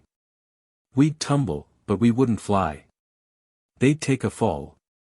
And that is all," observed the parrot, fluttering its wings. There was silence for a moment, while all the Pinkies seemed to think deeply. Then the Queen asked the strangers to step outside while they counseled together. Our friends obeyed, and leaving the room they entered the courtyard and examined the rows of pink marble statues for nearly an hour before they were summoned to return to the little room in Tourmaline's palace. "We are now ready to vote as to your fate," said the pretty Queen to them.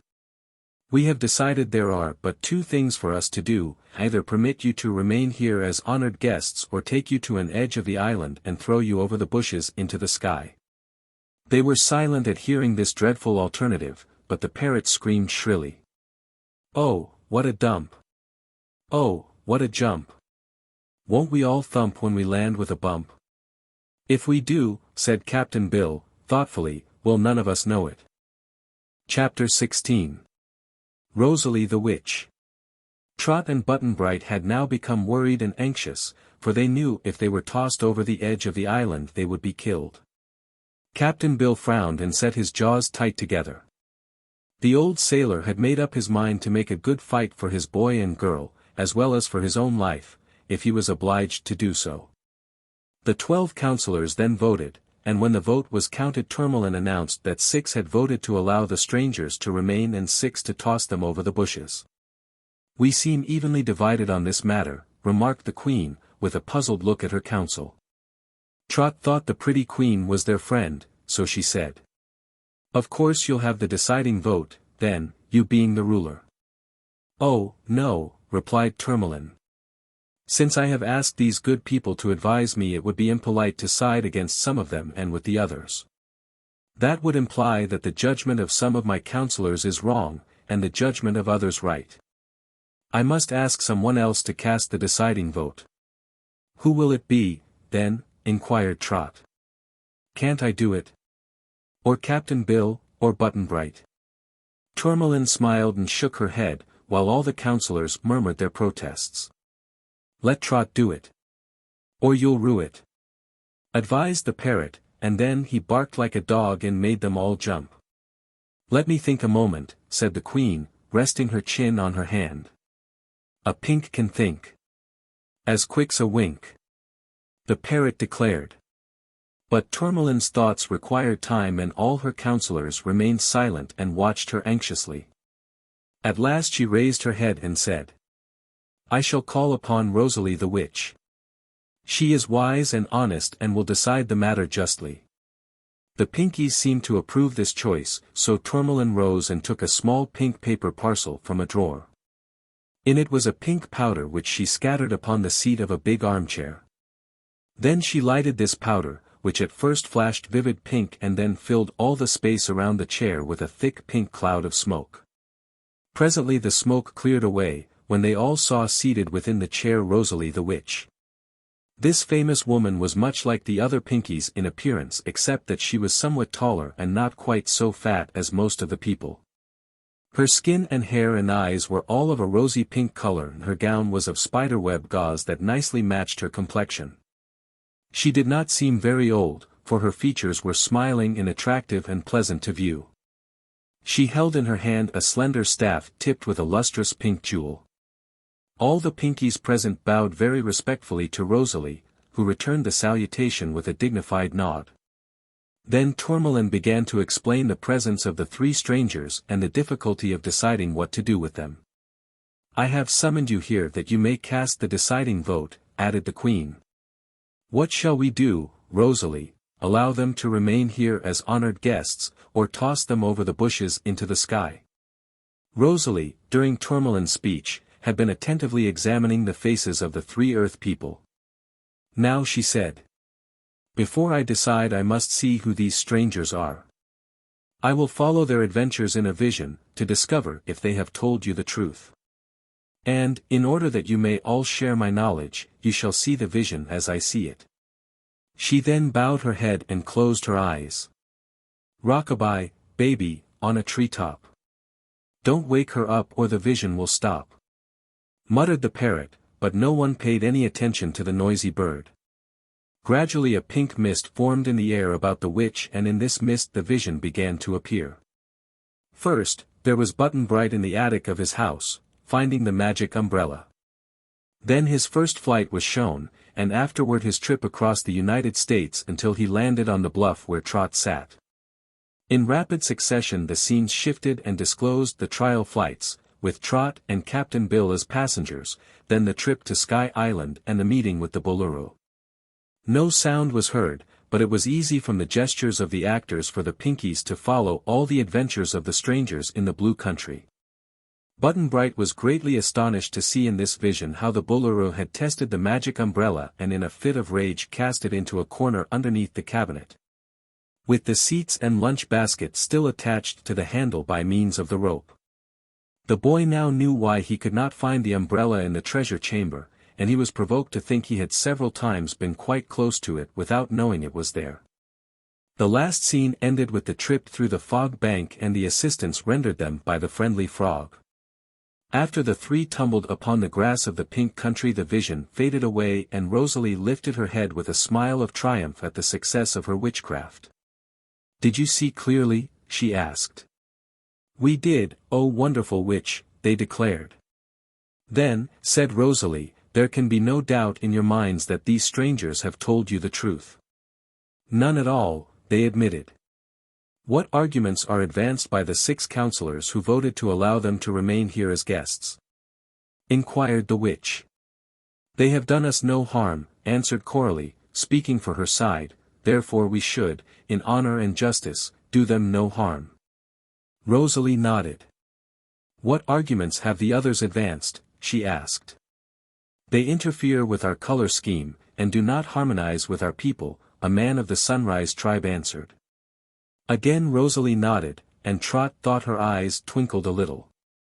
"I think I now fully comprehend the matter," said she, "and so I will cast my vote.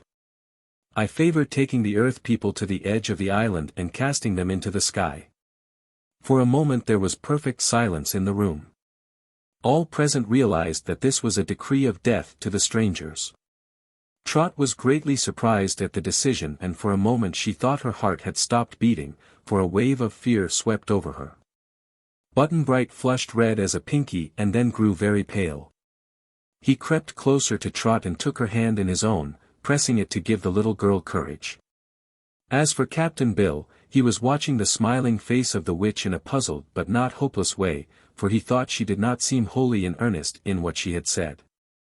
"The case is decided," announced Tourmaline, in a clear, cold voice.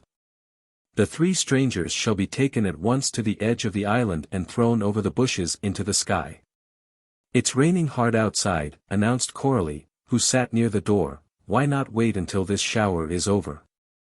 "I have said, at once," replied the little queen, with dignity, "and so it must be at once. We are accustomed to rain, so it need not delay us, and when a disagreeable duty is to be performed the sooner it is accomplished the better." "May I ask, ma'am," said Captain Bill, addressing the witch, "why you have decided to murder of us in this cold-blooded way?" "I did not decide to murder you," answered Rosalie. "To throw us off the island will be murder," declared the sailor. "Then they cannot throw you off," the witch replied. "The Queen says they will." "I know," said Rosalie, "but I'm quite positive her people can't do it." This statement astonished all the Pinkies, who looked at the witch inquiringly. "Why not?" asked Tourmaline. "It is evident to me," said the witch, speaking slowly and distinctly, "that these Earth people are protected in some way by fairies.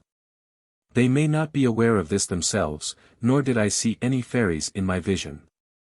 But, if you will think upon it carefully, you will realize that the magic umbrella has no power in itself, but is enchanted by fairy powers, so that it is made to fly and to carry passengers through the air by fairies.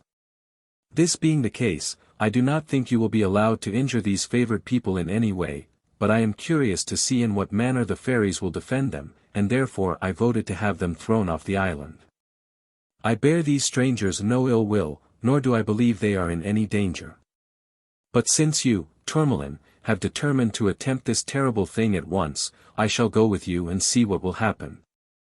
Some of the Pinkies looked pleased and some troubled at this speech, but they all prepared to escort the prisoners to the nearest edge of the island.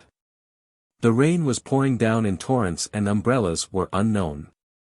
But all of them, both men and women, slipped gossamer raincoats over their clothing which kept the rain from wetting them. Then they caught up their sharp sticks and, surrounding the doomed captives, commanded them to march to meet their fate. Chapter 17. The Arrival of Polychrome. Captain Bill had determined to fight desperately for their lives, but he was a shrewd old sailorman and he found much that was reasonable in the witch's assertion that fairies would protect them. He had often wondered how the magic umbrella could fly and obey spoken commands, but now he plainly saw that the thing must be directed by some invisible power, and that power was quite likely to save them from the cruel death that had been decreed.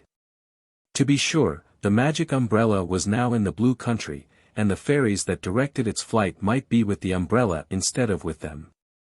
Yet the old sailor had already experienced some strange adventures in Trot's company and knew she had managed to escape every danger that had threatened. So he decided not to fight until the last moment, and meekly hobbled along the street, as he was commanded to do.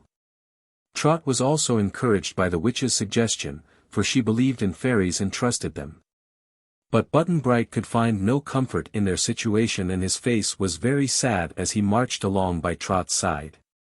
If they had followed the corkscrew windings of the street it would have been a long journey to the outer edge of the Pink Country, but Tourmaline took a short cut, leading them through private gardens and even through houses. So that they followed almost a bee-line to their destination.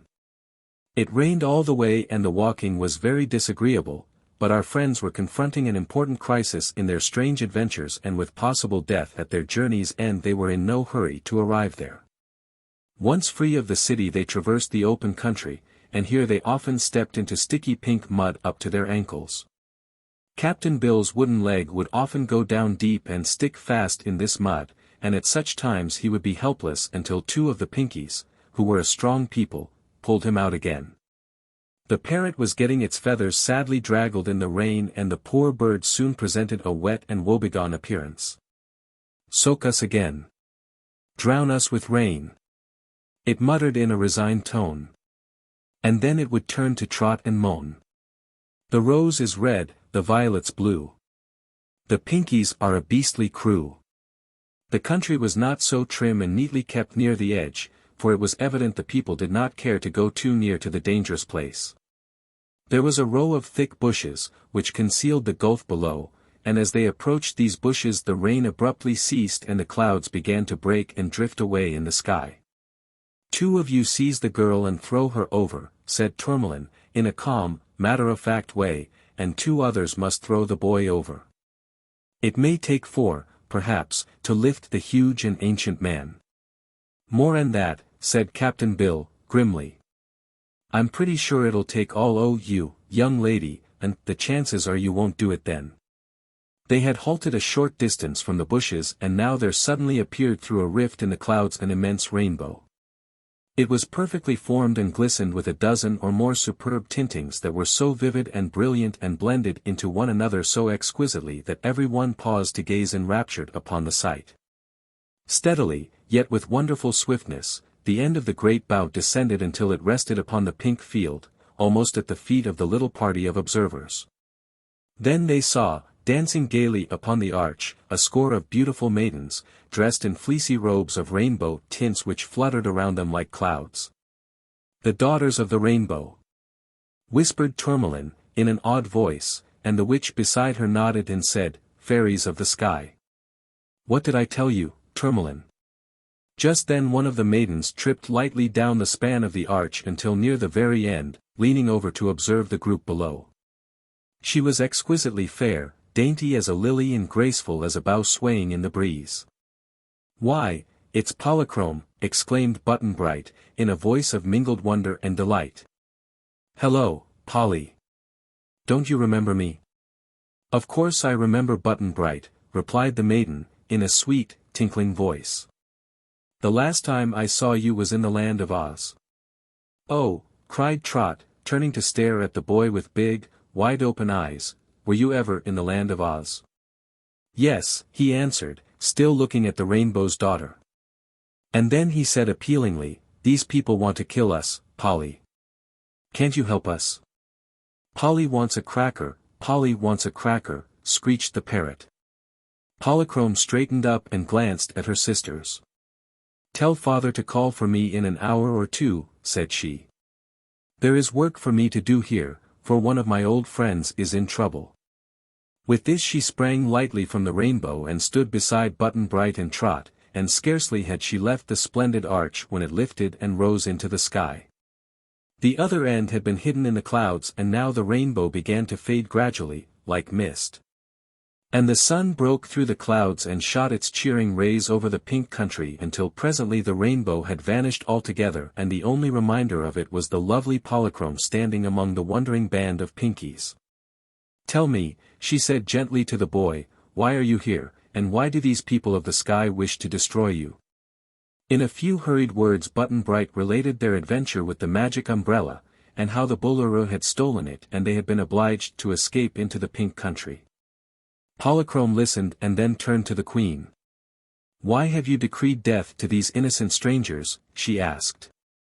"They do not harmonize with our color scheme," replied Tourmaline. "That is utter nonsense," declared Polychrome, impatiently. "You're so dreadfully pink here that your color, which in itself is beautiful, has become tame and insipid. What you really need is some sharp contrast to enhance the charm of your country, and to keep these 3 people with you would be a benefit rather than an injury to you." At this the Pinkies looked downcast and ashamed, while only Rosalie the witch laughed and seemed to enjoy the rebuke. "But," protested Tourmaline, "the great book of laws says our country shall harbor none but the Pinkies." "Does it, indeed?" asked the Rainbow's daughter. Come, let us return at once to your city and examine your book of laws. I am quite sure I can find in them absolute protection for these poor wanderers. They dared not disobey Polychrome's request, so at once they all turned and walked back to the city. As it was still muddy underfoot, the Rainbow's daughter took a cloak from one of the women, partly rolled it and threw it upon the ground. Then she stepped upon it and began walking forward. The cloak unrolled as she advanced, affording a constant carpet for her feet and for those of the others who followed her. So, being protected from the mud and wet, they speedily gained the city and in a short time were all gathered in the low room of Tourmaline's palace, where the great book of laws lay upon a table. Polychrome began turning over the leaves, while the others all watched her anxiously and in silence. Here, she said presently, is a law which reads as follows: everyone in the Pink Country is entitled to the protection of the ruler and to a house and a good living, except only the Blueskins. If any of the natives of the Blue Country should ever break through the fog bank, they must be driven back with sharp sticks. Have you read this law, Tourmaline? Yes, said the Queen, but how does that apply to these strangers? Why, being in the Pink Country, as they surely are, and not being Blueskins, they are by this law entitled to protection, to a home and good living. The law does not say, Pinkies, it says any who are in the Pink Country. True, agreed Coralie, greatly pleased, and all the other Pinkies nodded their heads and repeated, true, true. The rose is red, the violet's blue. The law's the thing, because it's true. Cried the parrot. I am indeed relieved to have you interpret the law in this way, declared Tourmaline. I knew it was cruel to throw these poor people over the edge, but that seemed to us the only thing to be done. It was cruel and unjust, answered Polychrome, as sternly as her sweet voice could speak. But here, she added, for she had still continued to turn the leaves of the great book, is another law which you have also overlooked. It says, the person, whether man or woman, boy or girl, living in the Pink Country who has the lightest skin, shall be the ruler, king or queen, as long as he or she lives, unless someone of a lighter skin is found. And this ruler's commands all the people must obey. Do you know this law? Oh, yes, replied Tourmaline. That is why I am the queen. You will notice my complexion is of a lighter pink than that of any other of my people. Yes, remarked Polychrome, looking at her critically, when you were made queen without doubt you had the lightest colored skin in all the Pink Country. But now you are no longer queen of the Pinkies, Tourmaline.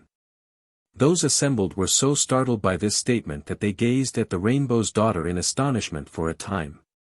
Then Tourmaline asked. Why not, your highness? Because here is one lighter in color than yourself, pointing to Trot. This girl is, by the law of the great book, the rightful queen of the Pinkies, and as loyal citizens you are all obliged to obey her commands. Give me that circlet from your brow, Tourmaline.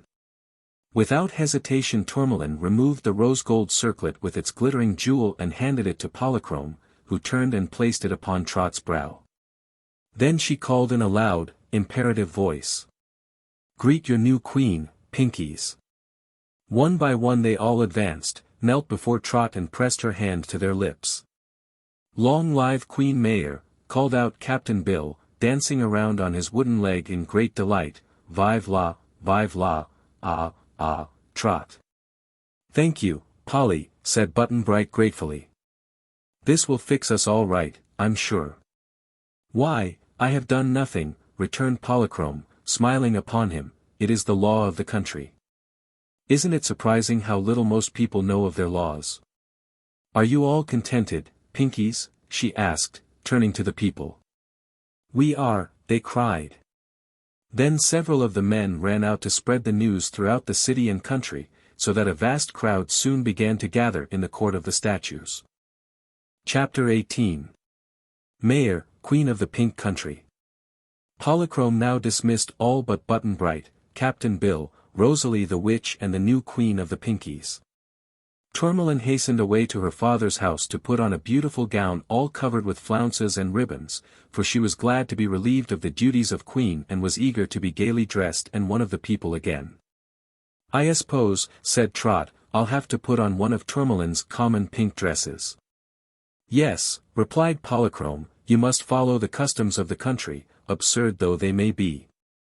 In the little sleeping chamber adjoining this room you will find plenty of gowns poor enough for the Queen to wear.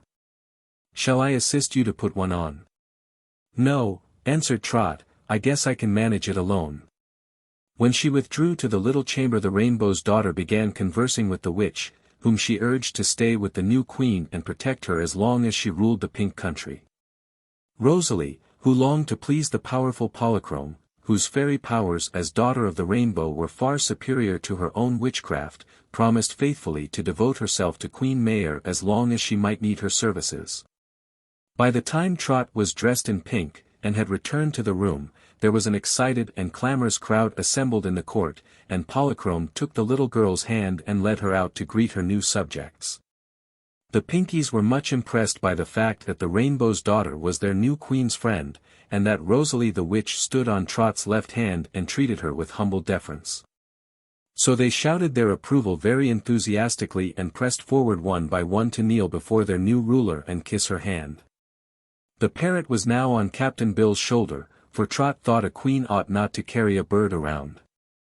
But the parrot did not mind the change and was as much excited as anyone in the crowd. Oh, what bliss to kiss a miss, he shouted, as Trot held out her hand to be kissed by her subjects. And then he would scream. We're in the sky and flyin' high. We're goin' to live instead of die. It's time to laugh instead of cry. Oh, my. Kee-ee. Ain't this a pie? Captain Bill let the bird jabber as he pleased, for the occasion was a joyful one and it was no wonder the parrot was excited. And, while the throng shouted greetings to the Queen, suddenly the great rainbow appeared in the sky and dropped its end right on the court of the statues. Polychrome stooped to kiss Trot and Button-Bright, gave Captain Bill a charming smile and Rosalie the witch a friendly nod of farewell. Then she sprang lightly upon the arch of the rainbow and was greeted by the bevy of dancing, laughing maidens who were her sisters. I shall keep watch over you, Button-Bright, she called to the boy. Don't despair, whatever happens, for behind the clouds is always the rainbow. Thank you, Polly, he answered, and Trot also thanked the lovely Polychrome, and so did Captain Bill. The parrot made quite a long speech, flying high above the arch where Polychrome stood and then back to Captain Bill's shoulder. Said he. We Polis know our business, and we're all right. We'll take good care of Captain Bill and Trot and Button-Bright. You watch from the rainbow, and I'll watch day and night. And we'll call a sky policeman if trouble comes in sight. Suddenly the bow lifted and carried the dancing maidens into the sky. The colors faded, the arch slowly dissolved and the heavens were clear. Trot turned to the Pinkies. Let's have a holiday today, she said. Have a good time and enjoy yourselves. I don't just know how I'm goin' to rule this country, yet, but I'll think it over and let you know. Then she went into the palace hut with Captain Bill and Button-Bright and Rosalie the witch, and the people went away to enjoy themselves and talk over the surprising events of the day. Dear me, said Trot, throwing herself into a chair, wasn't that a sudden change of fortune, though? That Rainbow's daughter is a pretty good fairy. I'm glad you knew her, Button-Bright. I was sure something would happen to save you, remarked Rosalie, and that was why I voted to have you thrown off the edge. I wanted to discover who would come to your assistance, and I found out. Now I have made a friend of Polychrome and that will render me more powerful as a witch, for I can call upon her for assistance whenever I need her. But, see here, said Captain Bill. You can't afford to spend your time ruling this tucked-up country, Trot. Why not? Asked Trot, who was pleased with her new and important position. It'd get pretty tiresome, mate, after you'd had a few quarrels with the Pinkies, for they expect their queen to be as poor as poverty and never have any fun in life. You wouldn't like it for long, I'm sure, added Button-Bright, seriously. Trot seemed thoughtful. No, I don't know's I would, she admitted. But as long as we stay here it seems a pretty good thing to be queen. I guess I'm a little proud of it. I wish Mother could see me ruling the Pinkies, and Papa Griffith, too. Wouldn't they open their eyes? They would, mate, but they can't see you, said Captain Bill. So the question is, what's to be done? We ought to get home, observed the boy. Our folks will worry about us, and Earth's the best place to live, after all.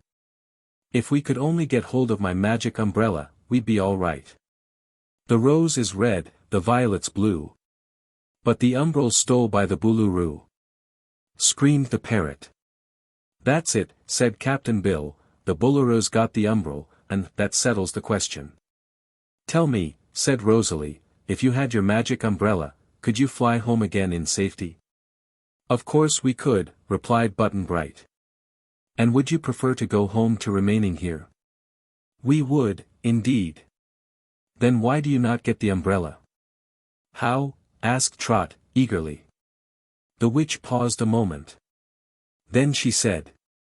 You must go into the Blue Country and force the Boolooroo to give up your property. Through the fog bank? Asked Captain Bill, doubtfully. And let the Boolooroo capture us again? Demanded Button-Bright, with a shiver. And have to wait on the Snubnoses instead of being a queen, said Trot.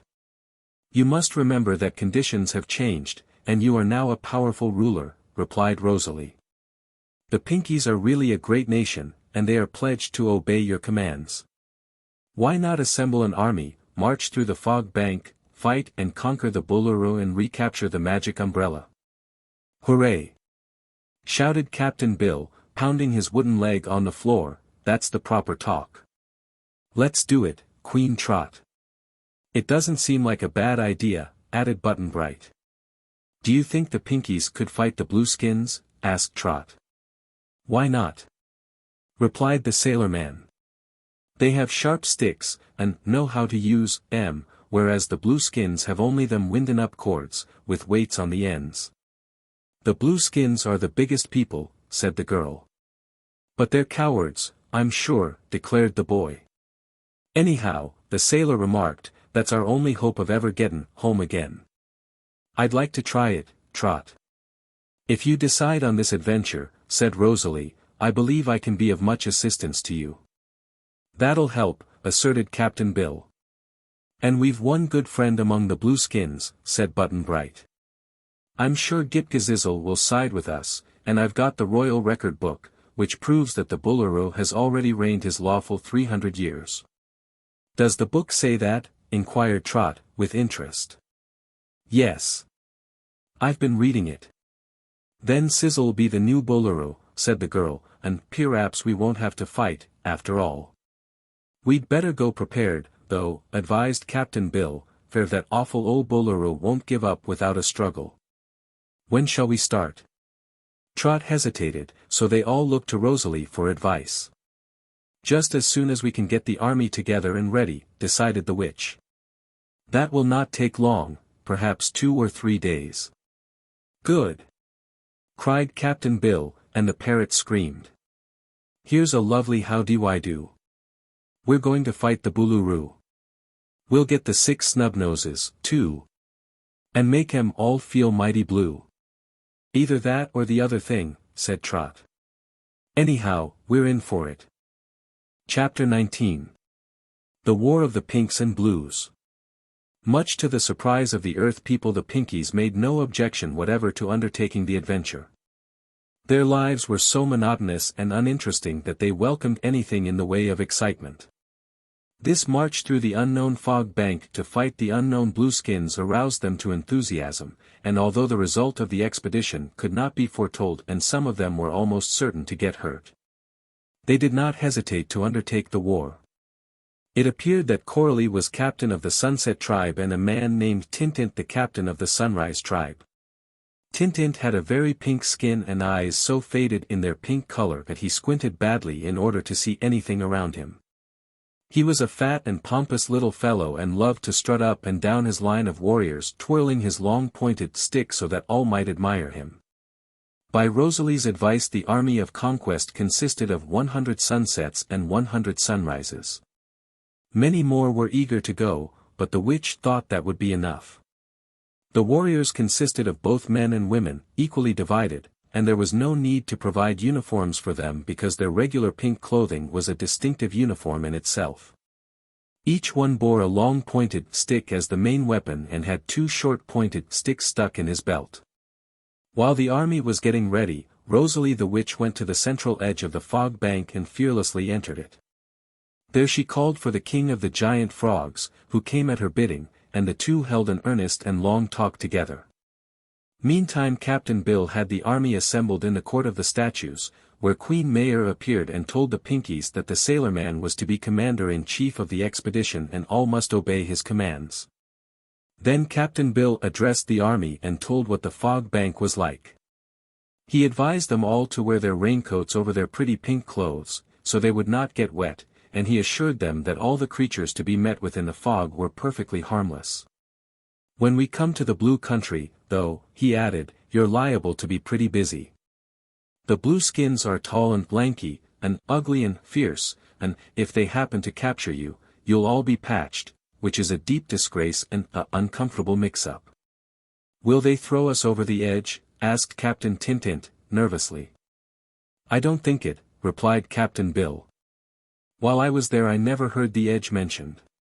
They're cruel enough to do that, specially the Boolooroo, but I guess they've never thought throwin' folks over the edge. They fight with long cords that have weights on the ends, which coil round you and make you helpless in a jiffy, so whenever they throw them cords you muse ward 'em off with your long sticks. Don't let 'em wind around your bodies, or you're done for. He told them other things about the Blueskins, so they would not be frightened when they faced the enemy and found them so different in appearance from themselves. And also he assured them that the Pinkies were so much the braver and better armed that he had no doubt they would easily conquer. On the third day, just at sunrise, the army moved forward to the fog bank, headed by Captain Bill, clad in an embroidered pink coat with wide, flowing pink trousers. And accompanied by Trot and Button-Bright and Rosalie the witch, all bundled up in their pink raincoats. The parrot was there, too, as the bird refused to be left behind. They had not advanced far into the deep fog when they were halted by a queer barrier consisting of a long line of gigantic frogs, crouching so close together that no Pinky could squeeze between them. As the heads of the frogs were turned the other way, toward the blue country, the army could not at first imagine what the barrier was, but Rosalie said to them. Our friends the frogs have agreed to help us through the fog bank. Climb upon their backs, as many on each frog as are able to hold on, and then we shall make the journey more quickly. Obeying this injunction, the Pinkies began climbing upon the frogs, and by crowding close together all were able to find places. On the back of the king frog rode Trot and her parrot, besides Rosalie, Button-Bright, Captain Bill and the captains of the 2 companies of the army. When all were seated, clinging to one another so they would not slide off, Captain Bill gave the word of command and away leaped the frogs, all together.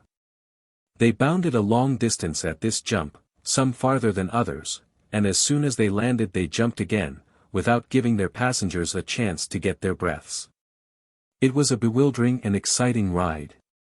But a dozen of the huge jumps accomplished the journey and at the edge of fog bank each frog stopped so suddenly that the Pinkies went flying over their heads to tumble into the blue fields of the blue country, where they rolled in a confused mass until they could recover and scramble to their feet.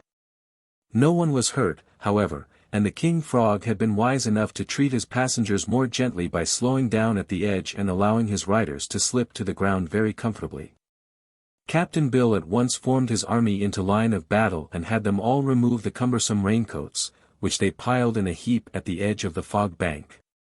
It was a splendid array of warriors and from where they stood they could discover several Blueskins rushing in a panic toward the blue city, as fast as their long blue legs could carry them. Well, they know we're here, anyhow, said Captain Bill, and instead of waitin' to see what'll they do I guess we'll just march on the city and ask 'em to please surrender. So he raised the long sharp stick with which he had armed himself and shouted. Forward, march! Forward, march, repeated Coralie to the Sunset Tribe. Forward, march, roared Tintint to the Sunrise people. March, April, June, October, screamed the parrot. Then the drums beat and the band played and away marched the Pinkies to capture the Blue City. Chapter 20. Ghip-Ghisizzle has a bad time. The Boolooroo was quite busy at the time the Pinkies invaded his country. He had discovered the loss of the Book of Records, and after being frightened most to death at the prospect of his fraud on the peoples being made public, he decided to act boldly and hold his position as Boolooroo at any cost. Since Ghip-Ghisizzle was to be the next Boolooroo, the king suspected him first of all, so he had the majordomo bound with cords and brought before him, when he accused him of stealing the Book of Records. Of course Ghip-Ghisizzle denied taking the book, but he became almost as nervous at its loss as had the Boolooroo. He secretly believed that Button-Bright had taken the book from the treasure chamber, and if this were true it might prove as great a misfortune as if the king had kept it locked up. For Button-Bright had escaped into the fog bank and Ghip-Ghisizzle was afraid the boy would never again be seen in the Blue Country.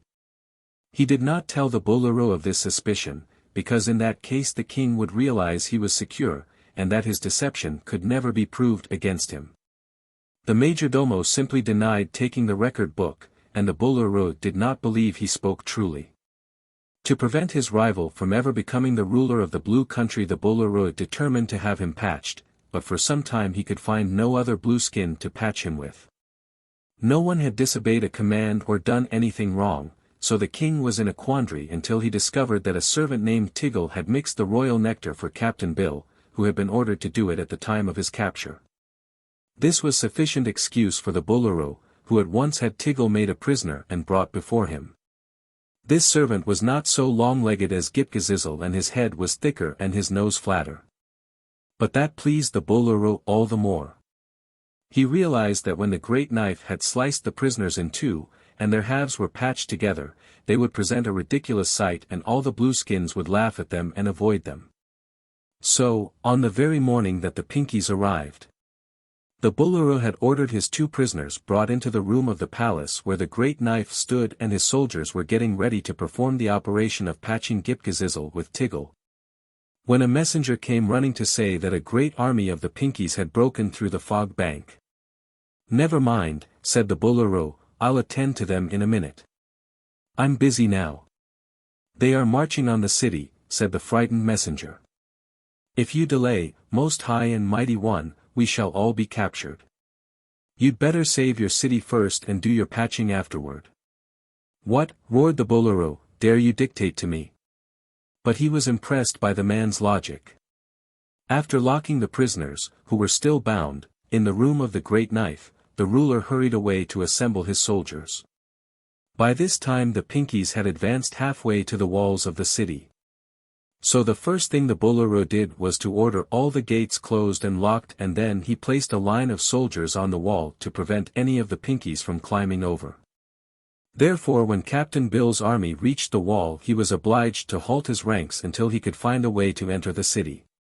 Now when the Boolooroo looked through the blue steel bars of the main gate and saw the enemy armed with sharp-pointed sticks, he began to tremble.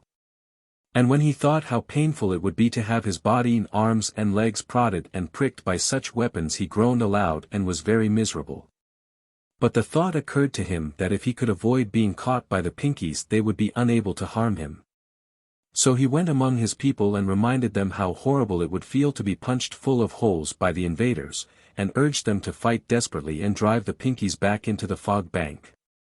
Only a few of the blueskins were soldiers, and these all belonged to the king's bodyguard, but the citizens realized they must indeed fight bravely to save themselves from getting hurt, so they promised the Boolooroo to do all they could. They armed themselves with long cords having weights fastened to the ends, and practiced throwing these weights in such a manner that the cords would wind around their enemies. Also they assembled in the streets in small groups and told each other in frightened whispers that all their trouble was due to the Boolooroo's cruel treatment of the Earth people. If he had received them as friends instead of making them slaves, they would never have escaped to the Pinkies and brought an army into the Blue Country, that they might be revenged. The Blueskins had not liked their Boolooroo before this, and now they began to hate him, forgetting they had also treated the strangers in a very disagreeable manner. Meantime the 6 snub-nosed princesses had seen from their rooms in a tower of the palace the army of the Pinkies marching upon them, and the sight had served to excite them greatly. They had been quarreling bitterly among themselves all the morning, and strangely enough this quarrel was all about which of them should marry Ghip-Ghisizzle. They knew that some day the majordomo would become Boolooroo, and each one of the six had determined to marry him so as to be the queen, and thus force her sisters to obey her commands. They paid no attention to the fact that Ghip-Ghisizzle did not want to marry any of them, for they had determined that when it was agreed who should have him they would ask their father to force the man to marry. While they quarreled in one room of the palace, Ghip-Ghisizzle was in danger of being patched in another room, but the 6 snub-nosed princesses did not know that. The arrival of the Pinkies gave them something new to talk about, so they hurried downstairs and along the corridors so as to gain the courtyard and take part in the exciting scenes. But as they passed the closed door of the room of the great knife they heard a low moan and stopped to listen. The moan was repeated and, being curious, they unlocked the door, the key having been left on the outside, and entered the room. At once the Pinkies were forgotten, for there upon the floor, tightly bound, lay Ghip-Ghisizzle, and beside him poor Tiggle, who had uttered the moans. The 6 princesses sat down in a circle facing the captives and Cerulia said, "Ghip, my dear, we will release you on one condition, that you choose a wife from among us and promise to marry the one selected." As soon as the Pinkies are driven back into the fog bank. Ghip-Ghisizzle managed to shake his head. Then he said, "Really, ladies, you must excuse me. I'd rather be patched than mismatched, as I would be with a lovely snub-nosed wife. You are too beautiful for me, go seek your husbands elsewhere." "Monster," cried Indigo, "if you choose me I'll scratch your eyes out." "If you choose me," said Cobalt, in a rage, "I'll tear out your hair by the roots." "If I am to be your wife," screamed Azure, "I'll mark your obstinate face with my finger-nails." "And I," said Turquoise, passionately, "will pound your head with a broomstick." "I'll shake him till his teeth rattle," shrieked Sapphire. "The best way to manage a husband," observed Cerulia angrily, "is to pull his nose." "Ladies," said Ghip-Ghisizzle, when he had a chance to speak, "do not anticipate these pleasures, I beg of you, for I shall choose none among you for a wife." "We'll see about that," said Indigo. "I think you will soon change your mind," added Azure. "I'm going to be patched to Tiggle, here, as soon as the Boolooroo returns," said Ghip-Ghisizzle, "and it's against the law for a patched man to marry anyone. It's regarded as half-bigamy." "Dear me," cried Cobalt. "If he's patched he never can be Boolooroo." "Then he mustn't be patched," declared Sapphire. "We must save him from that fate, girls, and force him to decide among us. Otherwise, none of us can ever be the queen."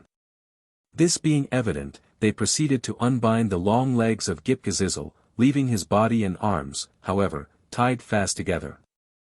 Then between them they got him upon his feet and led him away, paying no attention to poor Tiggle, who whined to be released so he could fight in the war.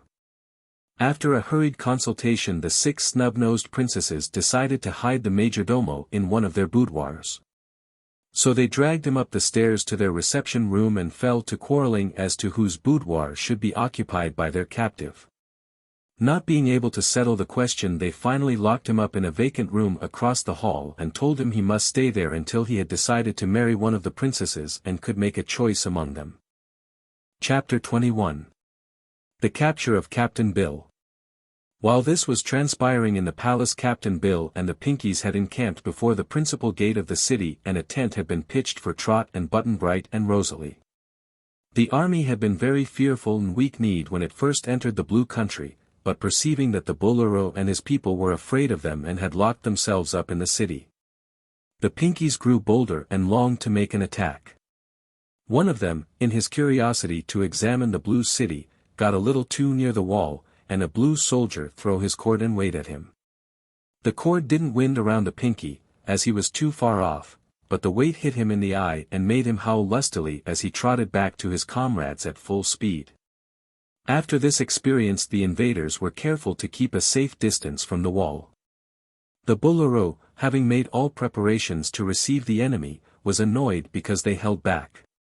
He was himself so nervous and excited that he became desperate, and after an hour of tedious waiting, during which time he pranced around impatiently, he decided to attack the hated Pinkies and rid the country of them.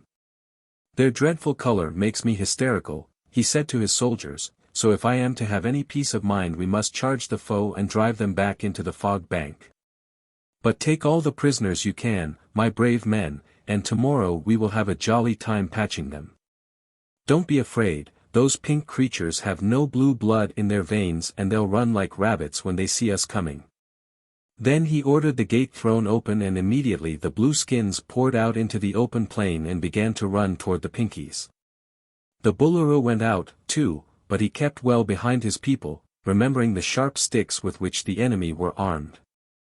Captain Bill was alert and had told his army what to do in case of an attack.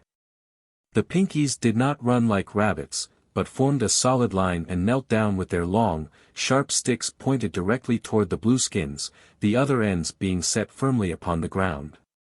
Of course the blueskins couldn't run against these sharp points, so they halted a few feet away and began to swing their cordon weights.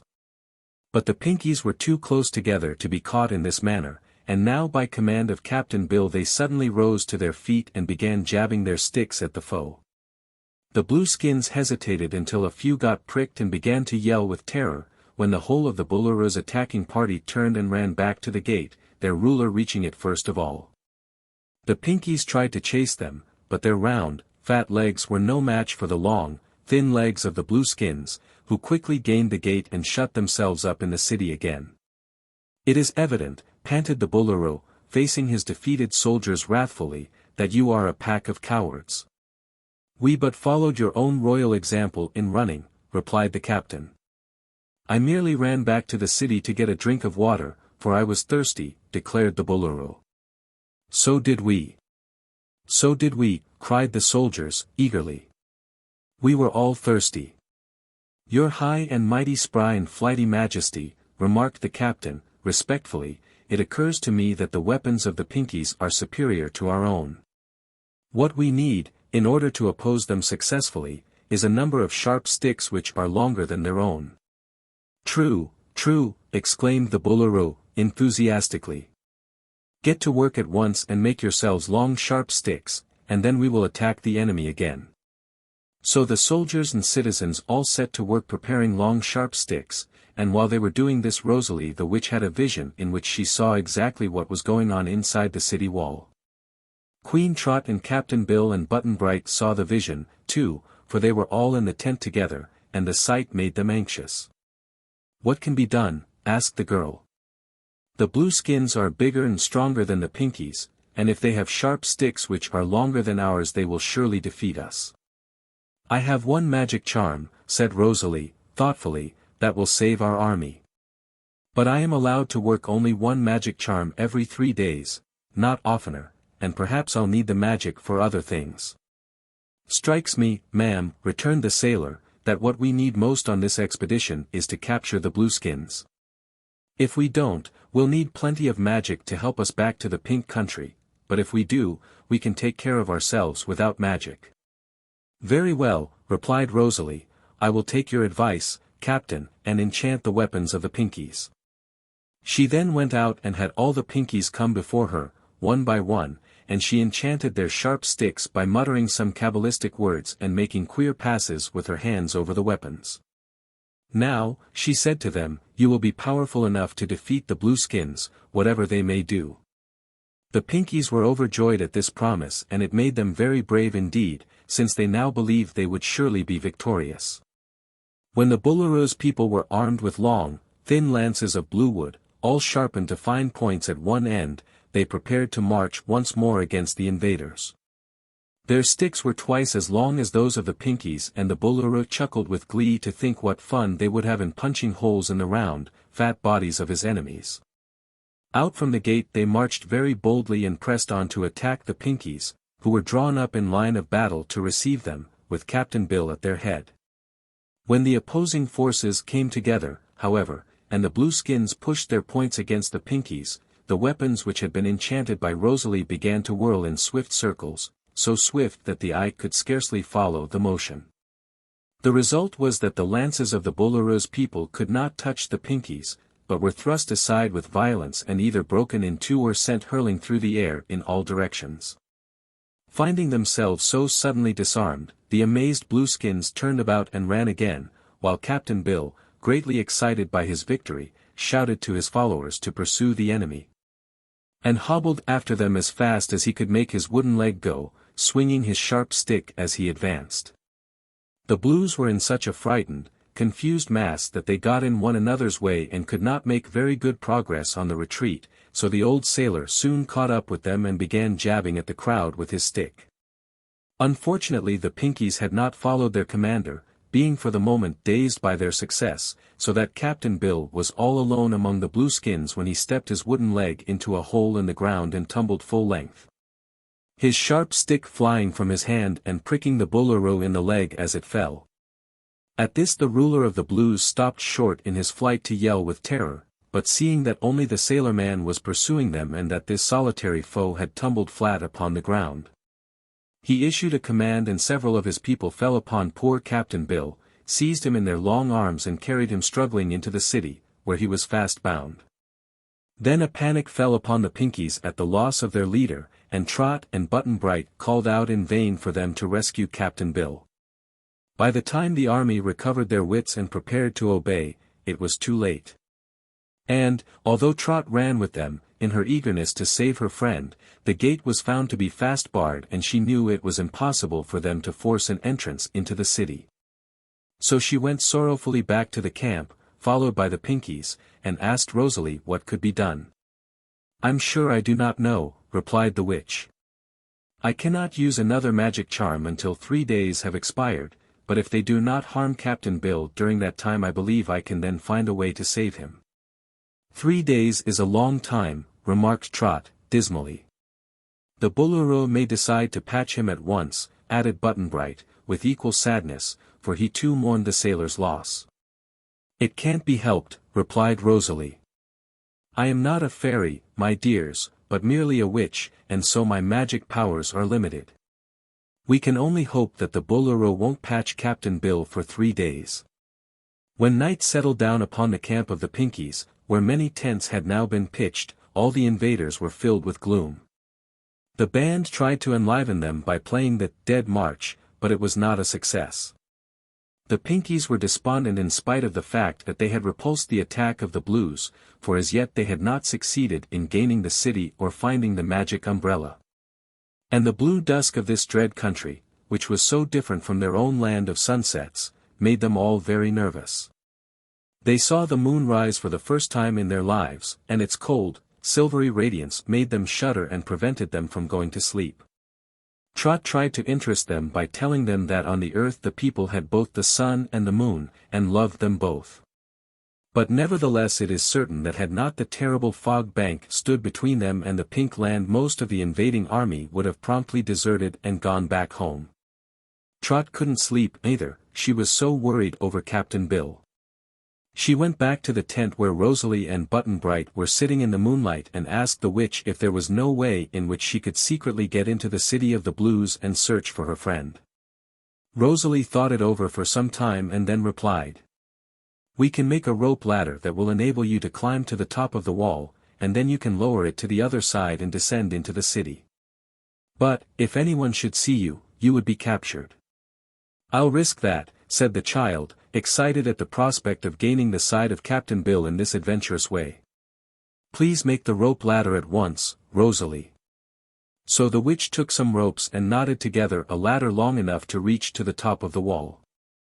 When it was finished, the three, Rosalie, Trot and Button-Bright, stole out into the moonlight and crept unobserved into the shadow of the wall.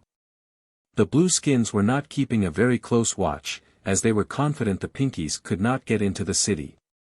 The hardest part of Rosalie's task was to toss up one end of the rope ladder until it would catch on some projection on top of the wall.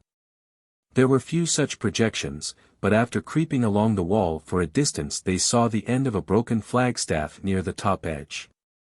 The witch tossed up the ladder, trying to catch it upon this point, and on the 7th attempt she succeeded. "Good," cried Trot, "now I can climb up." "Don't you want me to go with you?" asked Button-Bright, a little wistfully. No, said the girl, you must stay to lead the army. And, if you can think of a way, you must try to rescue us. Perhaps I'll be able to save Captain Bill myself, but if I don't it's all up to you, Button-Bright. I'll do my best, he promised. And here, keep my Polly till I come back, added Trot, giving him the bird. I can't take it with me, for it would be a bother, and, if it tried to spout patry I'd be discovered in a jiffy. As the beautiful witch kissed the little girl goodbye she slipped upon her finger a curious ring. At once Button-Bright exclaimed. Why, where has she gone? I'm right here, said Trot's voice by his side. Can't you see me? No, replied the boy, mystified. Rosalie laughed. It's a magic ring I've loaned you, my dear, said she, and as long as you wear it you will be invisible to all eyes, those of Blueskins and Pinkies alike. I'm going to let you wear this wonderful ring, for it will save you from being discovered by your enemies. If at any time you wish to be seen, take the ring from your finger, but as long as you wear it, no one can see you, not even Earth people. Oh, thank you, cried Trot. That will be fine. I see you have another ring on your hand, said Rosalie, and I perceive it is enchanted in some way. Where did you get it? The Queen of the Mermaids gave it to me, answered Trot. But Sky Island is so far away from the sea that the ring won't do me any good while I'm here. It's only to call the mermaids to me if I need them, and they can't swim in the sky, you see. Rosalie smiled and kissed her again. Be brave, my dear, she said, and I am sure you will be able to find Captain Bill without getting in danger yourself. But be careful not to let any Blueskin touch you, for while you are in contact with any person you will become visible. Keep out of their way and you will be perfectly safe. Don't lose the ring, for you must give it back to me when you return. It is one of my witchcraft treasures and I need it in my business. Then Trot climbed the ladder, although neither Button-Bright nor Rosalie could see her do so, and when she was on top the broad wall she pulled up the knotted ropes and began to search for a place to let it down on the other side. A little way off she found a bluestone seat, near to the inner edge, and attaching the ladder to this she easily descended it and found herself in the Blue City. A guard was pacing up and down near her, but as he could not see the girl he of course paid no attention to her. So, after marking the place where the ladder hung, that she might know how to reach it again, Trot hurried away through the streets of the city. Chapter 22. Trot's Invisible Adventure. All the Blueskins except a few sentries had gone to bed and were sound asleep. A blue gloom hung over the city, which was scarcely relieved by a few bluish, wavering lights here and there, but Trot knew the general direction in which the palace lay and she decided to go there first. She believed the Boolooroo would surely keep so important a prisoner as Captain Bill locked up in his own palace. Once or twice the little girl lost her way, for the streets were very puzzling to one not accustomed to them, but finally she sighted the great palace and went up to the entrance. There she found a double guard posted. They were sitting on a bench outside the doorway and both stood up as she approached. We thought we heard footsteps, said one. So did we, replied the other, yet there is no one in sight. Trot then saw that the guards were the two patched men, Jim Fred Jones Jinks and Fred Jim Jinks Jones, who had been talking together quite cheerfully. It was the first time the girl had seen them together and she marveled at the queer patching that had so strongly united them, yet so thoroughly separated them. You see, remarked Jim Fred, as they seated themselves again upon the bench, the Boolooroo has ordered the patching to take place tomorrow morning after breakfast.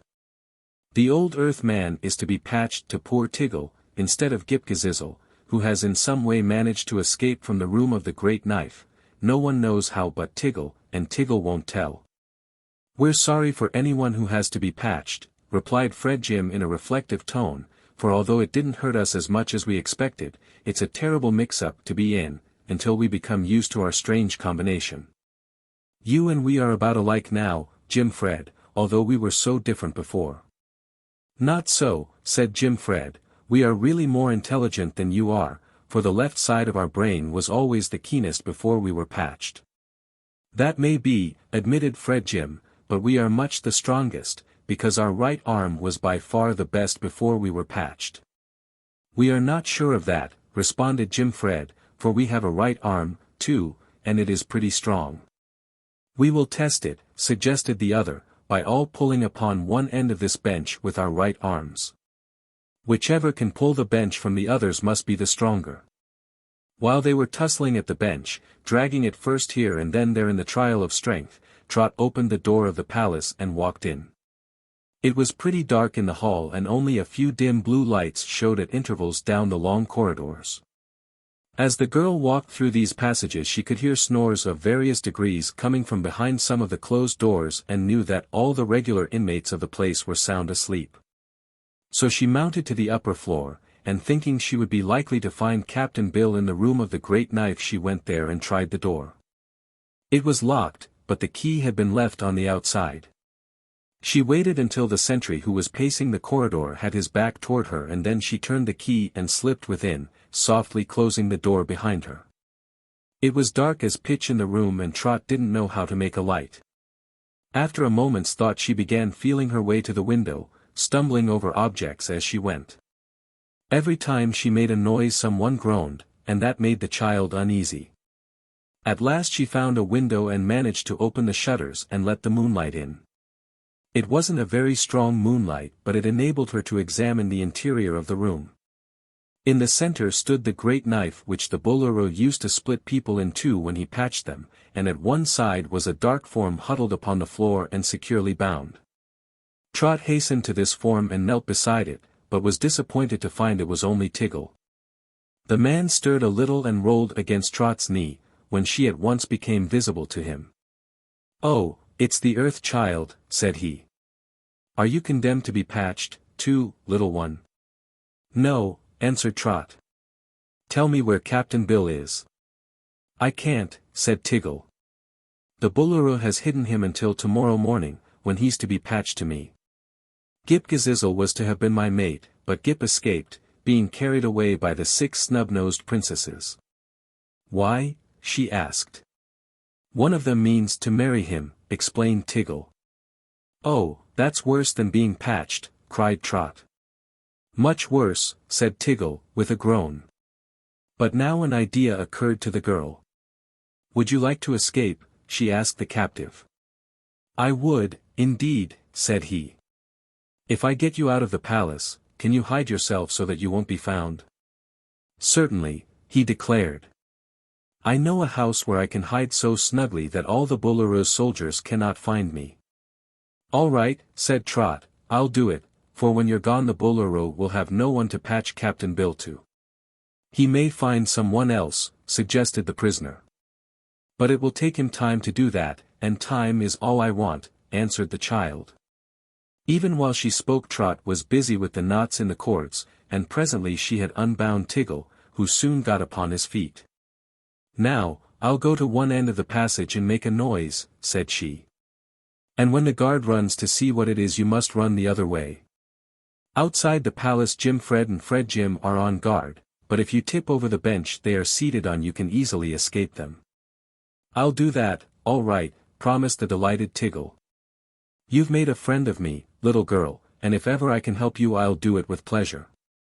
Then Trot started for the door and Tiggle could no longer see her because she was not now touching him. The man was much surprised at her disappearance, but listened carefully and when he heard the girl make a noise at one end of the corridor he opened the door and ran in the opposite direction, as he had been told to do. Of course the guard could not discover what made the noise and Trot ran little risk, as she was careful not to let him touch her. When Tiggle had safely escaped, the little girl wandered through the palace in search of Captain Bill, but soon decided such a quest in the dark was likely to fail and she must wait until morning. She was tired, too, and thought she would find a vacant room, of which there were many in the big palace, and go to sleep until daylight.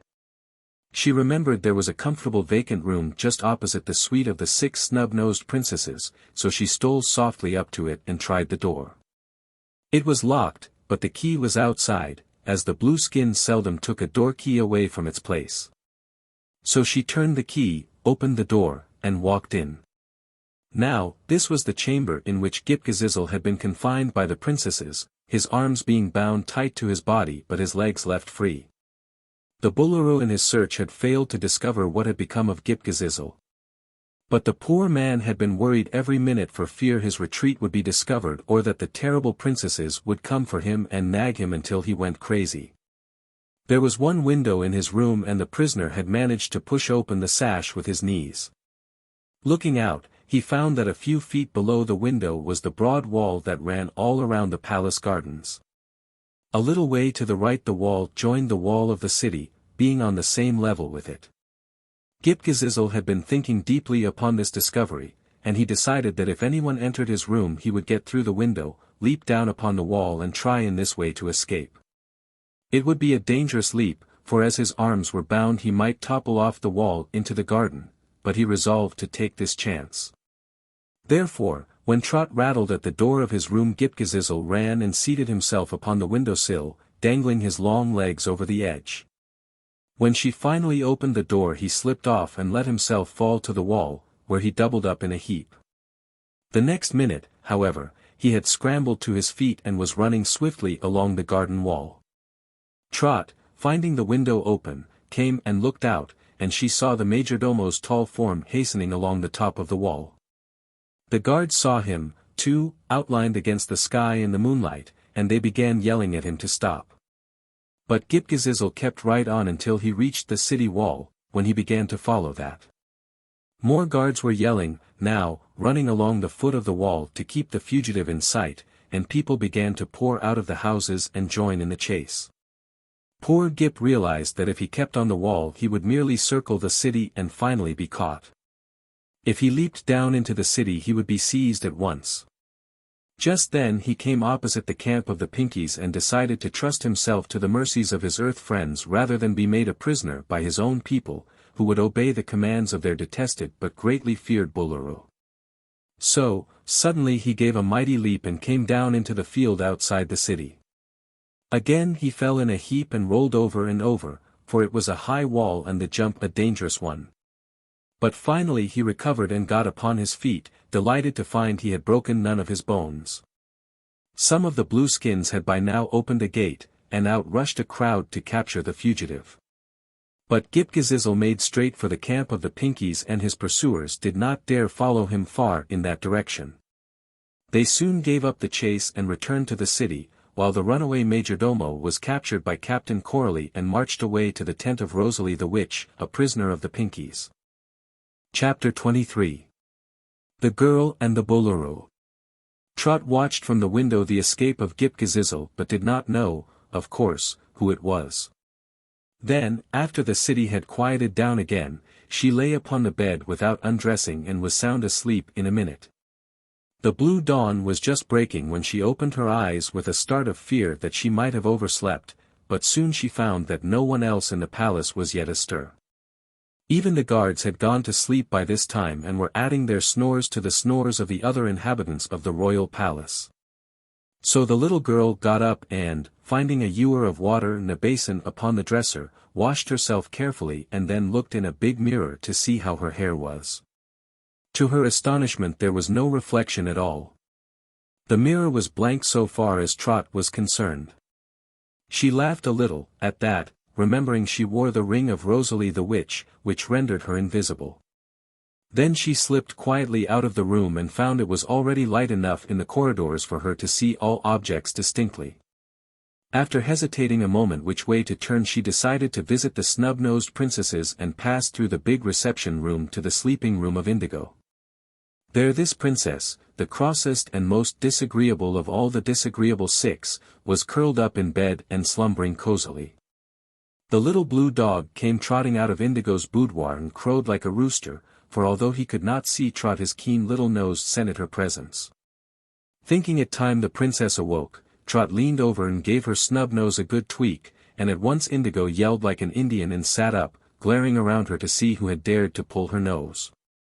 Trot, standing back in the room, threw a sofa pillow that caught the princess on the side of her head.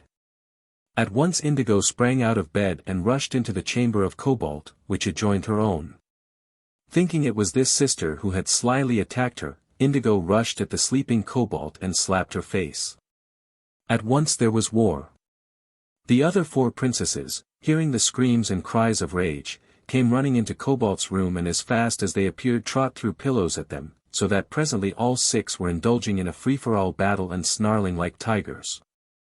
The blue lamb came trotting into the room, and Trot leaned over and patted the pretty little animal, but as she did so she became visible for an instant, each pat destroying the charm of the ring while the girl was in contact with a living creature. These flashes permitted some of the princesses to see her, and at once they rushed toward her with furious cries. But the girl realized what had happened, and leaving the lamb she stepped back into a corner, and her frenzied enemies failed to find her. It was a little dangerous, though, remaining in a room where 6 girls were feeling all around for her, so she went away and left them to their vain search while she renewed her hunt for Captain Bill. The sailor man did not seem to be in any of the rooms she entered, so she decided to visit the Boolooroo's own apartments. In the room where Rosalie's vision had shown them the magic umbrella lying under a cabinet, Trot attempted to find it, for she considered that next to rescuing Captain Bill this was the most important task to accomplish. But the umbrella had been taken away and was no longer beneath the cabinet. This was a severe disappointment to the child, but she reflected that the umbrella was surely some place in the Blue City, so there was no need to despair. Finally she entered the king's own sleeping chamber and found the Boolooroo in bed and asleep, with a funny nightcap tied over his egg-shaped head. As Trot looked at him she was surprised to see that he had 1 foot out of bed, and that to his big toe was tied a cord that led out of the bedchamber into a small dressing room beyond. Trot slowly followed this cord and in the dressing room came upon Captain Bill, who was lying asleep upon a lounge and snoring with great vigor. His arms were tied to his body and his body was tied fast to the lounge. The wooden leg stuck out into the room at an angle, and the shoe on his 1 foot had been removed so that the end of the cord could be fastened to the sailor's big toe. This arrangement had been a clever thought of the Boolooroo. Fearing his important prisoner might escape before he was patched, as Ghip-Ghisizzle had done, the cruel king of the Blues had kept Captain Bill in his private apartments and had tied his own big toe to the prisoner's big toe, so that if the sailor made any attempt to get away he would pull on the cord, and that would arouse the Boolooroo. Trot saw through this cunning scheme at once, so the first thing she did was to untie the cord from Captain Bill's big toe and retie it to a leg of the lounge. Then she unfastened her friend's bonds and leaned over to give his leathery face a smacking kiss. Captain Bill sat up and rubbed his eyes. He looked around the room and rubbed his eyes again, seeing no one who could have kissed him. Then he discovered that his bonds had been removed and he rubbed his eyes once more to make sure he was not dreaming. The little girl laughed softly. "Trot," exclaimed the sailor, recognizing her voice. Then Trot came up and took his hand, the touch at once rendering her visible to him. "Dear me," said the bewildered sailor, "however did you get here, mate, in the Boolooroo's own den? Is the Blue City captured?" "Not yet," she replied. "But you are, Captain, and I've come to save you." "All alone, Trot?" "All alone, Captain Bill. But it's got to be done, just the same." And then she explained about the magic ring Rosalie had lent her, which rendered her invisible while she wore it, unless she touched some living creature. Captain Bill was much interested. "I'm willing to be saved, mate," he said, "for the Boolooroo is set on patchin' me right after breakfast, which I hope the cook'll be late with." "Who are you to be patched with?" she asked. "A feller named Tiggle, who's in disgrace 'cause he mixed the royal necktie for me." "That was nectar, not necktie," corrected Trot. "But you needn't be 'fraid of bein' patched with Tiggle, 'cause I've set him loose. By this time he's in hiding, where he can't be found." "That's good," said Captain Bill, nodding approval, "but the blamed old Booloroo's sure to find someone else. What's to be done, mate?" Trot thought about it for a moment. Then she remembered how some unknown man had escaped from the palace the night before, by means of the wall, which he had reached from the window of the very chamber in which she had slept. Captain Bill might easily do the same. And the rope ladder she had used would help the sailor down from the top of the wall. "Could you climb down a rope ladder, Captain?" she asked. "Like enough," said he. "I've done it many a time on shipboard." But you hadn't a wooden leg then, she reminded him. The wooden leg won't bother much, he assured her. So Trot tied a small sofa cushion around the end of his wooden leg, so it wouldn't make any noise pounding upon the floor. And then she quietly led the sailor through the room of the sleeping Boolooroo and through several other rooms until they came to the passage. Here a soldier was on guard, but he had fallen asleep for a moment, in order to rest himself. They passed this blue skin without disturbing him and soon reached the chamber opposite the suite of the 6 snub-nosed princesses, whom they could hear still quarreling loudly among themselves. Trot locked the door from the inside, so no one could disturb them, and then led the sailor to the window. The garden was just below. But, good gracious me! It's a drop 10 feet, Trot, he exclaimed. And you've only 1 foot to drop, Captain, she said, laughing. Couldn't you let yourself down with one of the sheets from the bed? I'll try, he rejoined. But, can you do that circus act, Trot? Oh, I'm goin' to stay here and find the magic umbrella, she replied. Be invisibly, Captain, I'm safe enough. What I want to do is to see you safe back with the Pinkies, and then I'll manage to hold my own all right, never fear. So they brought a blue sheet and tied one end to a post of the blue bed and let the other end dangle out the blue window. Goodbye, mate, said Captain Bill, preparing to descend, don't get reckless. I won't, Captain. Don't worry. Then he grasped the sheet with both hands and easily let himself down to the wall. Trot had told him where to find the rope ladder she had left and how to fasten it to the broken flagstaff so he could climb down into the field outside the city. As soon as he was safe on the wall, Captain Bill began to hobble along the broad top toward the connecting wall that surrounded the entire city, just as Ghip-Ghisizzle had done, and Trot anxiously watched him from the window. But the blue city was now beginning to wake into life. One of the soldiers came from a house, sleepily yawning and stretching himself, and presently his eyes lit upon the huge form of Captain Bill hastening along the top of the wall. The soldier gave a yell that aroused a score of his comrades and brought them tumbling into the street. When they saw how the Boolooroo's precious prisoner was escaping, they instantly became alert and wide awake, and every one started in pursuit along the foot of the wall. Of course the long-legged blueskins could run faster than poor Captain Bill.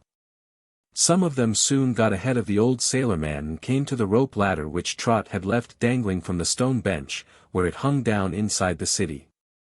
The blue soldiers promptly mounted this ladder and so gained the wall, heading off the fugitive. When Captain Bill came up, panting and all out of breath, the blueskins seized him and held him fast. Captain Bill was terribly disappointed at being recaptured, and so was Trot, who had eagerly followed his every movement from her window in the palace. The little girl could have cried with vexation, and I think she did weep a few tears before she recovered her courage, but Captain Bill was a philosopher, in his way, and had learned to accept ill fortune cheerfully. Knowing he was helpless, he made no protest when they again bound him and carried him down the ladder like a bale of goods. Others were also disappointed by his capture. Button-Bright had heard the parrot squawking. Oh, there's Captain Bill. There's Captain Bill. I see him still, up on that hill. It's Captain Bill. So the boy ran out of his tent to find the sailor hurrying along the top of the wall as fast as he could go. At once Button-Bright aroused Coralie, who got her Pinkies together and quickly marched them toward the wall to assist in the escape of her commander-in-chief. But they were too late. Before they could reach the wall, the blueskins had captured Trot's old friend and lugged him down into the city, so Coralie and Button-Bright were forced to return to their camp discomfited. Their Ghip-Ghisizzle and Rosalie were awaiting them, and they all went into the witch's tent and held a council of war. Tell me, said Ghip-Ghisizzle to Button-Bright, did you not take the royal record book from the treasure chamber of the Boolooroo? I did, replied the boy. I remember that you wanted it, and so I have kept it with me ever since that night. Here it is, and he presented the little blue book to the majordomo, the only friend the adventurers had found among all the blueskins. Ghip-Ghisizzle took the book eagerly and at once began turning over its leaves. Ah! He exclaimed, presently, it is just as I suspected. The wicked Boolooroo had already reigned over the Blue Country 300 years last Thursday, so that now he has no right to rule at all. I, myself, have been the rightful ruler of the Blues since Thursday, and yet this cruel and deceitful man has not only deprived me of my right to succeed him, but he has tried to have me patched, so that I could never become the Boolooroo. Does the book tell how old he is? Asked Button-Bright. Yes, he is now 500 years old, and has yet another 100 years to live. He planned to rule the Blue Country until the last, but I now know the deception he has practiced and have the royal record book to prove it. With this I shall be able to force him to resign, that I may take his place, for all the people will support me and abide by the law. The tyrant will perhaps fight me and my cause desperately, but I am sure to win in the end. If we can help you, said Button-Bright, the whole Pink Army will fight for you. Only, if you win, you must promise to give me back my magic umbrella and let us fly away to our own homes again. I will do that most willingly, agreed Ghip-Ghisizzle. And now let us consult together how best to take the Blue City and capture the Boolooroo. As I know my own country much better than you or the Pinkies do, I think I can find a way to accomplish our purpose. Chapter 24. The Amazing Conquest of the Blues. The shouting and excitement in the city following upon the recapture of Captain Bill aroused the sleeping Boolooroo. He found the cord still tied to his big toe and at first imagined his prisoner was safe in the dressing room. While he put on his clothes, the king occasionally gave the cord a sudden pull, hoping to hurt Captain Bill's big toe and make him yell. But as no response came to this mean action, the Boolooroo finally looked into the room, only to find he had been pulling on a leg of the couch and that his prisoner had escaped. Then he flew into a mighty rage and running out into the hall he aimed a blow at the unfaithful guard, knocking the fellow off his feet. Then he rushed downstairs into the courtyard, shouting loudly for his soldiers and threatening to patch everybody in his dominions if the sailorman was not recaptured. While the Boolooroo stormed and raged, a band of soldiers and citizens came marching in, surrounding Captain Bill, who was again firmly bound. "So ho," roared the monarch, "you thought you could defy me, earth-clod, did you? But you were mistaken. No one can resist the mighty Boolooroo of the Blues, so it is folly for you to rebel against my commands. Hold him fast, my men, and as soon as I've had my coffee and oatmeal I'll take him to the room of the Great Knife and patch him." "I wouldn't mind a cup o' coffee myself," said Captain Bill. "I've had considerably exercise this mornin' and I'm all ready for breakfast." "Very well," replied the Boolooroo, "you shall eat with me, for then I can keep an eye on you. My guards are not to be trusted, and I don't mean to let you out of my sight again until you are patched." So Captain Bill and the Boolooroo had breakfast together, 6 blueskins standing in a row back of the sailor-man to grab him if he attempted to escape. But Captain Bill made no such attempt, knowing it would be useless. Trot was in the room, too, standing in a corner and listening to all that was said while she racked her little brain for an idea that would enable her to save Captain Bill from being patched. No one could see her, so no one, not even Captain Bill, knew she was there. After breakfast was over, a procession was formed, headed by the Boolooroo, and they marched the prisoner through the palace until they came to the room of the Great Knife. Invisible Trot followed soberly after them, still wondering what she could do to save her friend. As soon as they entered the room of the Great Knife, the Boolooroo gave a yell of disappointment. "What's become of Tiggle?" he shouted. "Where's Tiggle? Who has released Tiggle? Go at once, you dummies, and find him, or it will go hard with you."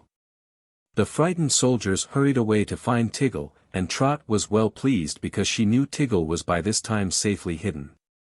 The Boolooroo stamped up and down the room, muttering threats and declaring Captain Bill should be patched whether Tiggle was found or not, and while they waited Trot took time to make an inspection of the place, which she now saw for the first time in broad daylight. The room of the Great Knife was high and big, and around it ran rows of benches for the spectators to sit upon. In one place, at the head of the room, was a raised platform for the royal family, with elegant throne chairs for the king and queen and 6 smaller but richly upholstered chairs for the snub-nosed princesses. The poor queen, by the way, was seldom seen, as she passed all her time playing solitaire with a deck that was one card short, hoping that before she had lived her entire 600 years she would win the game. Therefore Her Majesty paid no attention to anyone and no one paid any attention to her. In the center of the room stood the terrible knife that gave the place its name, a name dreaded by every inhabitant of the Blue City. The knife was built into a huge framework, like a derrick, that reached to the ceiling, and it was so arranged that when the Boolooroo pulled a cord the great blade would drop down in its frame and neatly cut into the person who stood under it. And, in order that the slicing would be accurate, there was another frame, to which the prisoner was tied so that he couldn't wiggle either way. This frame was on rollers, so that it could be placed directly underneath the knife. While Trot was observing this dreadful machine, the door opened and in walked the 6 snub-nosed princesses, all in a row and with their chins up, as if they disdained everyone but themselves. They were magnificently dressed and their blue hair was carefully arranged in huge towers upon their heads, with blue plumes stuck into the tops. These plumes waved gracefully in the air with every mincing step the princesses took. Rich jewels of blue stones glittered upon their persons and the royal ladies were fully as gorgeous as they were haughty and overbearing. They marched to their chairs and seated themselves to enjoy the cruel scene their father was about to enact, and Captain Bill bowed to them politely and said, "Mornin', girls, hope ye feel as well as ye look." "Papa," exclaimed Turquoise, angrily, "can you not prevent this vile earth being from addressing us? It is an insult to be spoken to by one about to be patched." "Control yourselves, my dears," replied the Boolooroo. "The worst punishment I know how to inflict on anyone, this prisoner is about to suffer. You'll see a very pretty patching, my royal daughters." "When?" inquired Cobalt. "When? As soon as the soldiers return with Tiggle," said he. But just then in came the soldiers to say that Tiggle could not be found anywhere in the city, he had disappeared as mysteriously as had Ghip-Ghisizzle. Immediately the Boolooroo flew into another towering rage. "Villains!" he shouted, "go out and arrest the first living thing you meet, and whoever it proves to be will be instantly patched to Captain Bill." The captain of the guards hesitated to obey this order. "Suppose it's a friend," he suggested. "Friend!" roared the Boolooroo, "I haven't a friend in the country. Tell me, sir, do you know of anyone who is my friend?" The captain shook his head. "I can't think of anyone just now, your spry and flighty high and mighty majesty," he answered. "Of course not," said the Boolooroo. "Everyone hates me, and I don't object to that because I hate everybody. But I'm the ruler here, and I'll do as I please. Go and capture the first living creature you see, and bring him here to be patched to Captain Bill." So the captain took a file of soldiers and went away very sorrowful, for he did not know who would be the victim, and if the Boolooroo had no friends, the captain had plenty, and did not wish to see them patched. Meantime Trot, being invisible to all, was roaming around the room and behind a bench she found a small coil of rope, which she picked up. Then she seated herself in an out-of-the-way place and quietly waited. Suddenly there was a noise in the corridor and evidence of scuffling and struggling. Then the door flew open and in came the soldiers dragging a great blue billygoat, which was desperately striving to get free. "Villains!" howled the Boolooroo. "What does this mean?" "Why, you said to fetch the first living creature we met, and that was this billygoat," replied the captain, panting hard as he held fast to one of the goat's horns. The Boolooroo stared a moment and then he fell back in his throne, laughing boisterously. The idea of patching Captain Bill to a goat was vastly amusing to him, and the more he thought of it the more he roared with laughter. Some of the soldiers laughed, too, being tickled with the absurd notion, and the 6 snub-nosed princesses all sat up straight and permitted themselves to smile contemptuously. This would indeed be a severe punishment.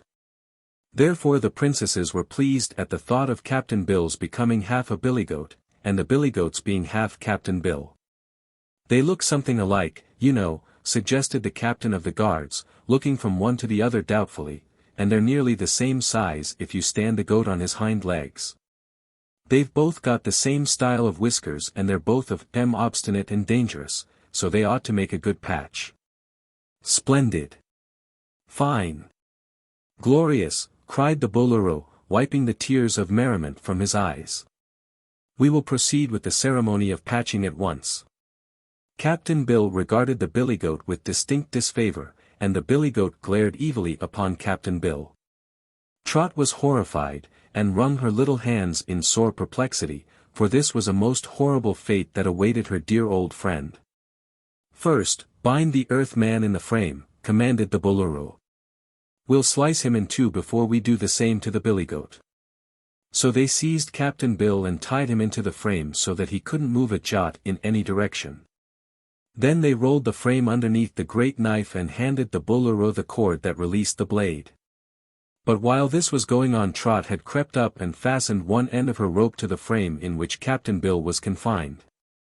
Then she stood back and watched the Boolooroo, and just as he pulled the cord she pulled on her rope and dragged the frame on its rollers away, so that the great knife fell with a crash and sliced nothing but the air. "Ha!" exclaimed the Boolooroo, "that's queer. Roll him up again, soldiers." The soldiers again rolled the frame in position, having first pulled the great knife once more to the top of the derrick. The immense blade was so heavy that it took the strength of 7 blueskins to raise it. When all was in readiness the king pulled the cord a second time and Trot at the same instant pulled upon her rope. The same thing happened as before. Captain Bill rolled away in his frame and the knife fell harmlessly. Now, indeed, the Boolooroo was as angry as he was amazed. He jumped down from the platform and commanded the soldiers to raise the great knife into position. When this had been accomplished the Boolooroo leaned over to try to discover why the frame rolled away, seemingly of its own accord, and he was the more puzzled because it had never done such a thing before. As he stood, bent nearly double, his back was toward the billygoat, which, in their interest and excitement, the soldiers were holding in a careless manner. At once the goat gave a leap, escaped from the soldiers and with bowed head rushed upon the Boolooroo. Before any could stop him he butted his majesty so furiously that the king soared far into the air and tumbled in a heap among the benches, where he lay moaning and groaning. The goat's warlike spirit was roused by this successful attack.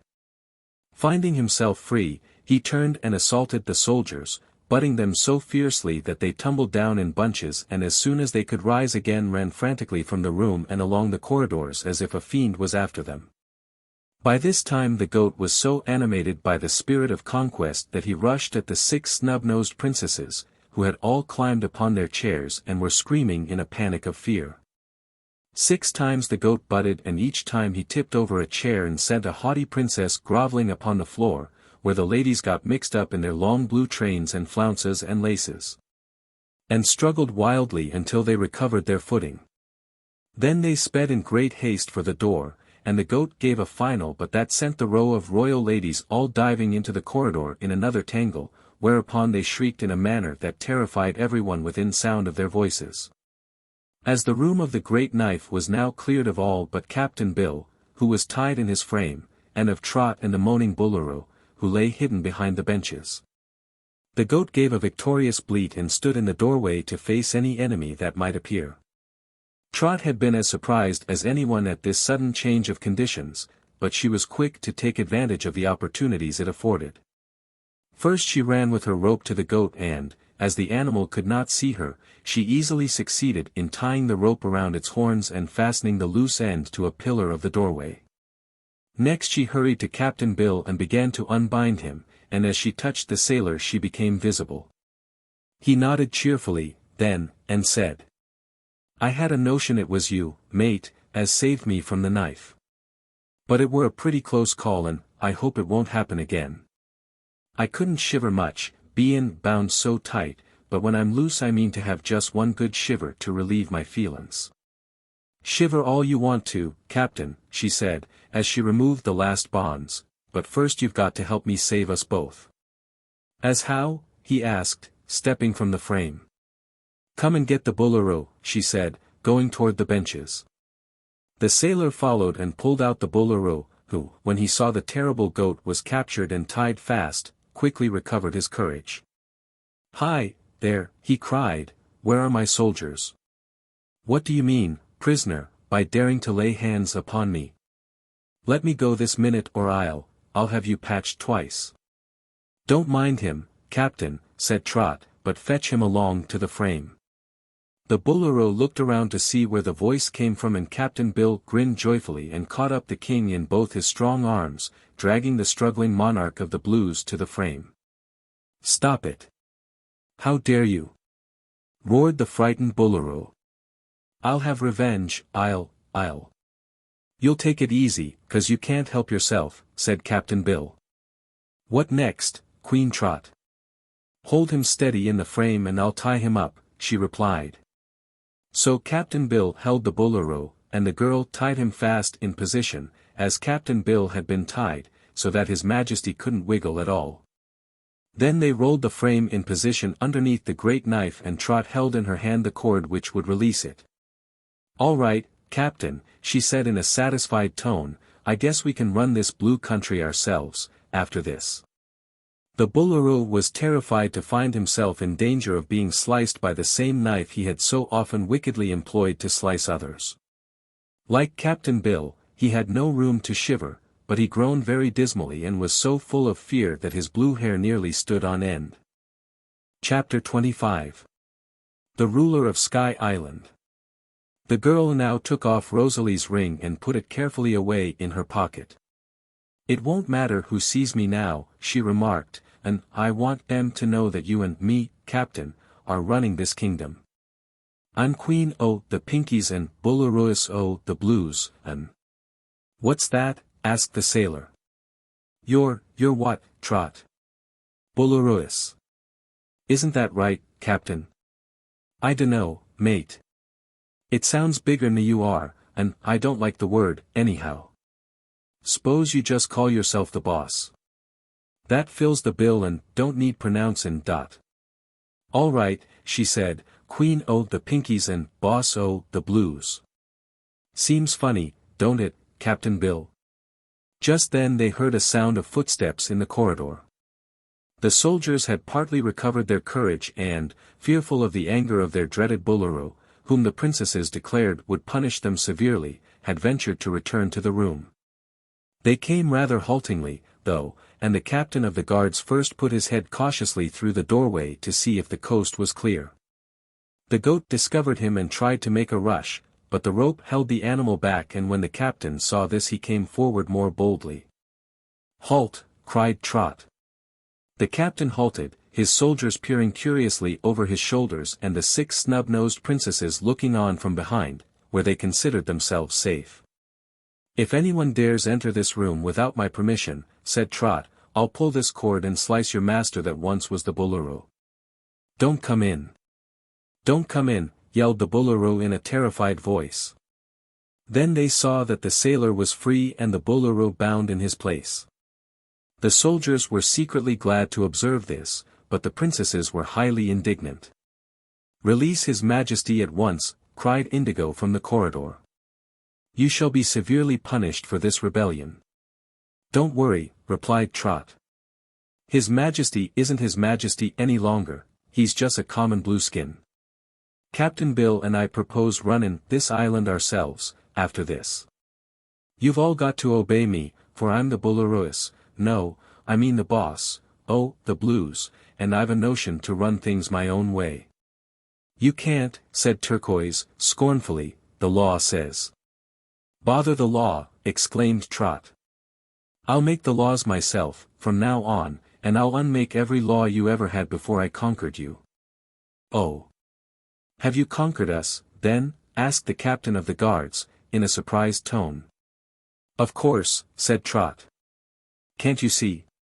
It looks like it, admitted the captain. Captain Bill is goin' to be my general o' the army and the royal manager o' the blue country, continued Trot, so you'll mind what he says. Nonsense, shouted Indigo. March in and capture them, Captain. Never mind if they do slice the Boolooroo. I'm his daughter, and I'll rule the kingdom. You won't, screamed Cobalt. I'll rule it. I'll rule it myself, cried Cerulean. No, no, yelled Turquoise. I'll be the ruler. That shall be my privilege, shouted Sapphire. Cobalt began to say. I'm the... Be quiet, said Trot, sternly. Would you have your own father sliced, so that you could rule in his place? Yes, yes, of course. Rejoined the 6 princesses, without a second's hesitation. Well, well. What do ye think o' that, Mr. Boolooroo? Asked Captain Bill. They're undutiful daughters, don't pay any attention to them, replied the frightened Boolooroo. We're not going to, said Trot. Now, you blue captain, who are you and your soldiers going to obey, me or the snub-nosed ones? You, declared the captain of the guards, positively, for he hated the princesses, as did all the blueskins. Then escort those girls to their rooms, lock them in, and put a guard before the door. At once the soldiers seized the princesses and, notwithstanding their snarls and struggles, marched them to their rooms and locked them in. While they were gone on this errand, the Boolooroo begged to be released, whining and wailing for fear the knife would fall upon him. But Trot did not think it safe to unbind him just then. When the soldiers returned, she told their leader to put a strong guard before the palace and to admit no one unless either she or Captain Bill gave the order to do so. The soldiers obeyed readily, and when Trot and Captain Bill were left alone, they turned the goat loose in the room of the great knife and then locked the animal in with the Boolooroo. The billy goat is the very best guard we could have, for everybody's 'fraid o' him, remarked Captain Bill, as he put the key of the room in his pocket. So now, Queen Trot, what's next on the program? Next, said Trot, we're goin' to hunt for that umbral, Captain. I don't mean to stay in this dismal blue country long, even if I am the queen. Let's find the umbral and get home as soon as we can. That suits me, the sailor joyfully exclaimed, and then the two began a careful search through the palace.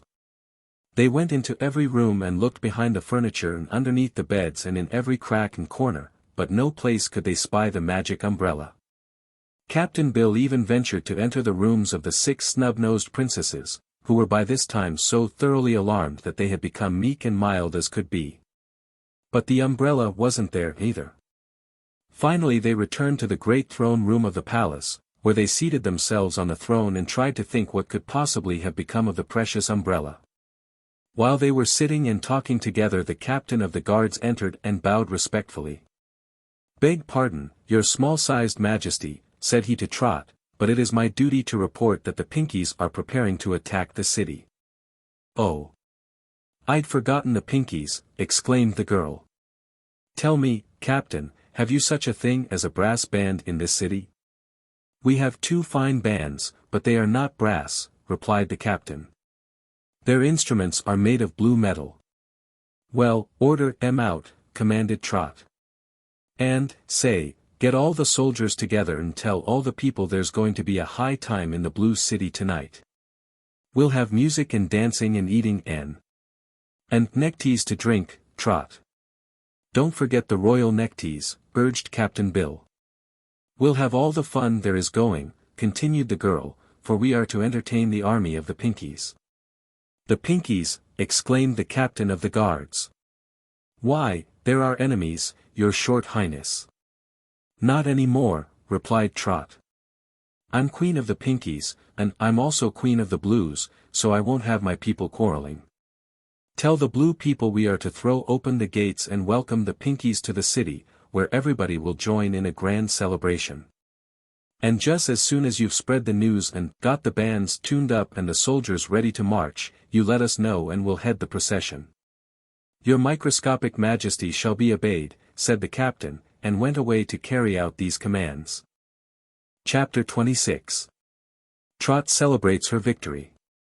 The blue people were by this time dazed with wonder at all the events that had transpired that eventful day, but they still had wit enough to be glad the war was over. For in war someone is likely to get hurt, and it is foolish to take such chances when one can remain quietly at home. The Blues did not especially admire the Pinkies, but it was easier to entertain them than to fight them, and, above all, the Blueskins were greatly rejoiced that their wicked Boolooroo had been conquered and could no longer abuse them. So they were quite willing to obey the orders of their girl queen, and in a short time the blasts of trumpets and roll of drums and clashing of cymbals told Trot and Captain Bill that the blue bands had assembled before the palace. So they went down and found that a great crowd of people had gathered, and these cheered Trot with much enthusiasm, which was very different from the scowls and surly looks with which they had formerly greeted their strange visitors from the earth. The soldiers wore their best blue uniforms and were formed before the palace in marching order, so Trot and Captain Bill headed the procession, and then came the soldiers, all keeping step, and then the bands, playing very loud noises on their instruments, and finally the crowd of blue citizens waving flags and banners and shouting joyfully. In this order they proceeded to the main gate, which Trot ordered the guards to throw wide open. Then they all marched out a little way into the fields and found that the army of Pinkies had already formed and was advancing steadily toward them. At the head of the Pinkies were Ghip-Ghisizzle and Button-Bright, who had the parrot on his shoulder, and they were supported by Captain Coralie and Captain Tint-Tint and Rosalie the witch. They had decided to capture the Blue City at all hazards, that they might rescue Trot and Captain Bill and conquer the Boolooroo, so when from a distance they saw the Blueskins march from the gate, with banners flying and bands playing, they supposed a most terrible fight was about to take place. However, as the two forces came nearer together, Button-Bright spied Trot and Captain Bill standing before the enemy, and the sight astonished him considerably. "Welcome, friends," shouted Captain Bill in a loud voice, and "Welcome," cried Trot. And "Welcome," roared the blue soldiers and the people of the Blue City. "Hooray!" yelled the parrot. "Welcome to our happy home, from which no longer will we roam." And then he flapped his wings and barked like a dog with pure delight, and added as fast as his bird's tongue could speak, "One army's pink and one is blue, but neither one is in a stew, because the naughty Boolooroo is out of sight. So what we'll do is try to be a jolly crew, and dance and sing our tooraloo, and to our friends be ever true, and to our foes stop it," said Button-Bright. "I can't hear myself think." The Pinkies were amazed at the strange reception of the Blues and hesitated to advance, but Trot now ran up in front of them and made a little speech. "Pinkies," said she, "your queen has conquered the Boolooroo and is now the queen of the Blues. All of Sky Island, except the Fog Bank, is now my kingdom, so I welcome my faithful Pinkies to my Blue City, where you are to be royally entertained and have a good time. The war is over and everybody must be sociable and happy, or I'll know the reason why." Now, indeed, the Pinkies raised a great shout of joy and the Blues responded with another joyful shout, and Rosalie kissed the little girl and said she had performed wonders. And everybody shook hands with Captain Bill and congratulated him upon his escape, and the parrot flew to Trot's shoulder and screeched, "The Pinkies are pink, the Blues are blue, but Trot's the queen, so tooraloo." When the Blueskins saw Ghip-Ghisizzle they raised another great shout, for he was the favorite of the soldiers and very popular with all the people. But Ghip-Ghisizzle did not heed the shouting. He was looking downcast and sad, and it was easy to see he was disappointed because he had not conquered the Boolooroo himself.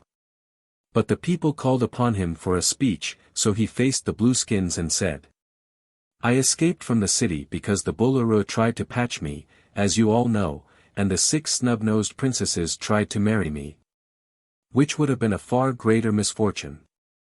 But I have recovered the Book of Royal Records, which has long been hidden in the treasure chamber, and by reading it I find that the Boolooroo is not your lawful Boolooroo at all, having reigned more than his 300 years. Since last Thursday, I, Ghip-Ghisizzle, have been the lawful Boolooroo of the Blue Country, but now that you are conquered by Queen Trot I suppose I am conquered, too, and you have no Boolooroo at all." "Hooray!" cried the parrot. "Here's a pretty howdy-do. You haven't any Boolooroo." Trot had listened carefully to the majordomo's speech. When he finished she said cheerfully, "Don't worry, Sizzle dear, it'll all come right pretty soon. Now, then, let's enter the city and enjoy the grand feast that's being cooked. I'm nearly starved, myself, for this conquerin' kingdoms is hard work." So the Pinkies and the Blues marched side by side into the city, and there was great rejoicing and music and dancing and feasting and games and merrymaking that lasted for 3 full days. Trot carried Rosalie and Captain Coralie and Ghip-Ghisizzle to the palace, and of course Button-Bright and Captain Bill were with her. They had the royal chef serve dinner at once, and they ate it in great state, seated in the royal banquet hall, where they were waited on by 100 servants. The parrot perched upon the back of Queen Trot's chair, and the girl fed it herself, being glad to have the jolly bird with her again. After they had eaten all they could, and the servants had been sent away, Trot related her adventures, telling how, with the assistance of the billygoat, she had turned the tables on the wicked Boolooroo. Then she gave Rosalie back her magic ring, thanking the kind witch for all she had done for them. "And now," said she, "I want to say to Ghip-Ghisizzle that just as soon as we can find Button-Bright's umbrel we're going to fly home again. I'll always be Queen of Sky Island, but the pink and blue countries must each have a ruler. I think I'll make Sizzle the Boolooroo of the Blues. But I want you to promise me, Ghip, that you'll destroy the great knife and its frame and clean up the room and turn it into a skating rink and never patch anyone as long as you rule the Blueskins." Ghip-Ghisizzle was overjoyed at the prospect of being Boolooroo of the Blues, but he looked solemn at the promise Trot exacted. "I'm not cruel," he said, "and I don't approve of patching in general, so I'll willingly destroy the great knife. But before I do that I want the privilege of patching the Snubnosed princesses to each other, mixing the 6 as much as possible, and then I want to patch the former Boolooroo to the billygoat." Which is the same punishment he was going to inflict upon Captain Bill. "No," said Trot, positively, "there's been enough patching in this country and I won't have any more of it.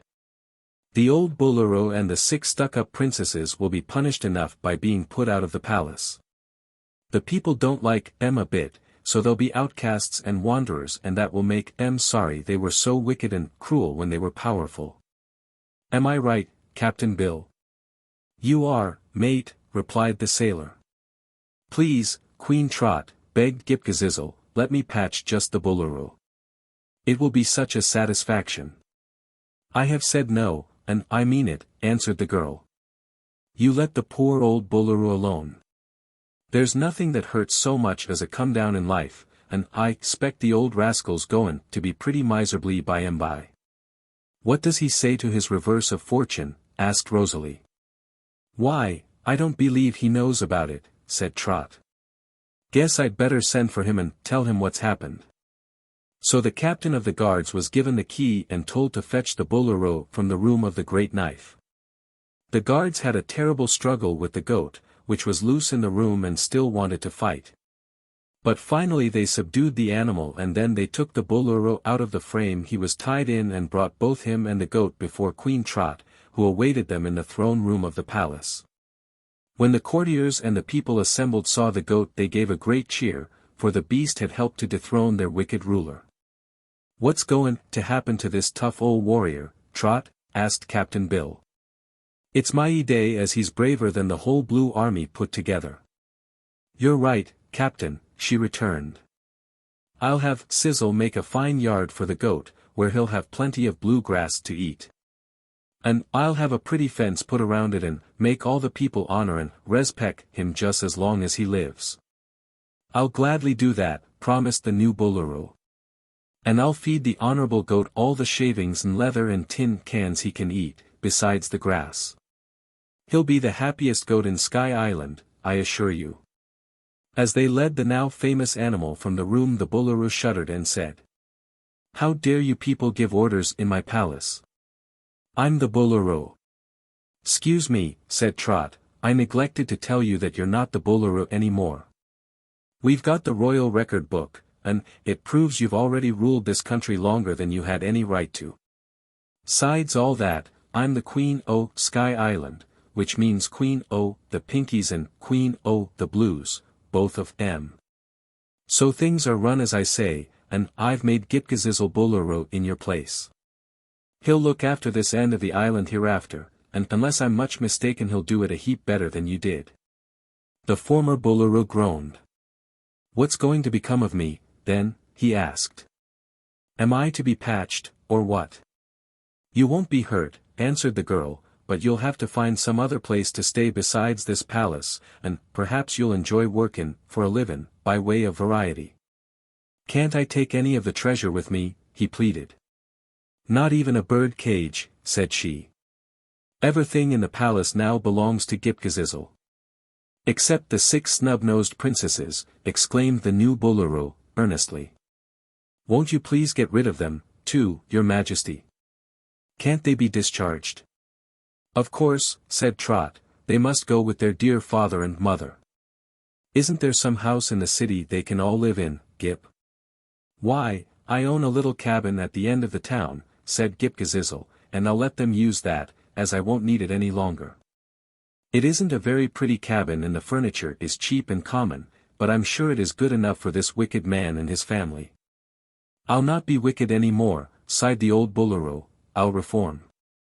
It's always best to reform when it is no longer safe to remain wicked. As a private citizen I shall be a model of deportment, because it would be dangerous to be otherwise. Trot now sent for the princesses, who had been weeping and wailing and fighting among themselves ever since they learned that their father had been conquered. When first they entered the throne room they tried to be as haughty and scornful as ever, but the Blues who were assembled there all laughed at them and jeered them. For there was not a single person in all the Blue country who loved the princesses the least little bit. Trot told the girls that they must go with their father to live in Ghip-Ghisizzle's little old cabin, and when they heard this dreadful decree the 6 snub-nosed ones began to scream and have hysterics. And between them they managed to make so much noise that no one could hear anything else. So Ghip-Ghisizzle ordered the captain to take a file of soldiers and escort the raving beauties to their new home. This was done, the once royal family departing from the palace with shamed and downcast looks. Then the room of the great knife was cleared of its awful furniture. The frames were split into small pieces of blue wood, and the benches chopped into kindling, and the immense sharp knife broken into bits. All the rubbish was piled in the square before the palace and a bonfire made of it. While the Blue people clustered around and danced and sang with joy as the blue flames devoured the dreadful instrument that had once caused them so much unhappiness. That evening Trot gave a grand ball in the palace, to which the most important of the Pinkies and the Blueskins were invited. The combined bands of both the countries played the music and a fine supper was served. The Pinkies would not dance with the Blues, however, nor would the Blues dance with the Pinkies. The two nations were so different in all ways that they were unable to agree at all, and several times during the evening quarrels arose and there was fighting between them, which Trot promptly checked. I think it will be best for us to go back to our own country as soon as possible, suggested Rosalie the witch, for, if we stay here very long, the Blueskins may rise against us and cause the Pinkies much trouble. Just as soon as we find that umbral, promised Trot, we'll dive into the fog bank and make tracks for the land of sunrise and sunset. Chapter 27. The Fate of the Magic Umbrella. Next morning the search for the magic umbrella began in earnest. With many to hunt for it and the liberty of the whole palace to aid them, every inch of the great building was carefully examined. But no trace of the umbrella could be found. Captain Bill and Button-Bright went down to the cabin of the former Boolooroo and tried to find out what he had done with the umbrella, but the old Boolooroo said, I had it brought from the treasure chamber and tried to make it work. But there was no magic about the thing. So I threw it away. I haven't any idea what became of it.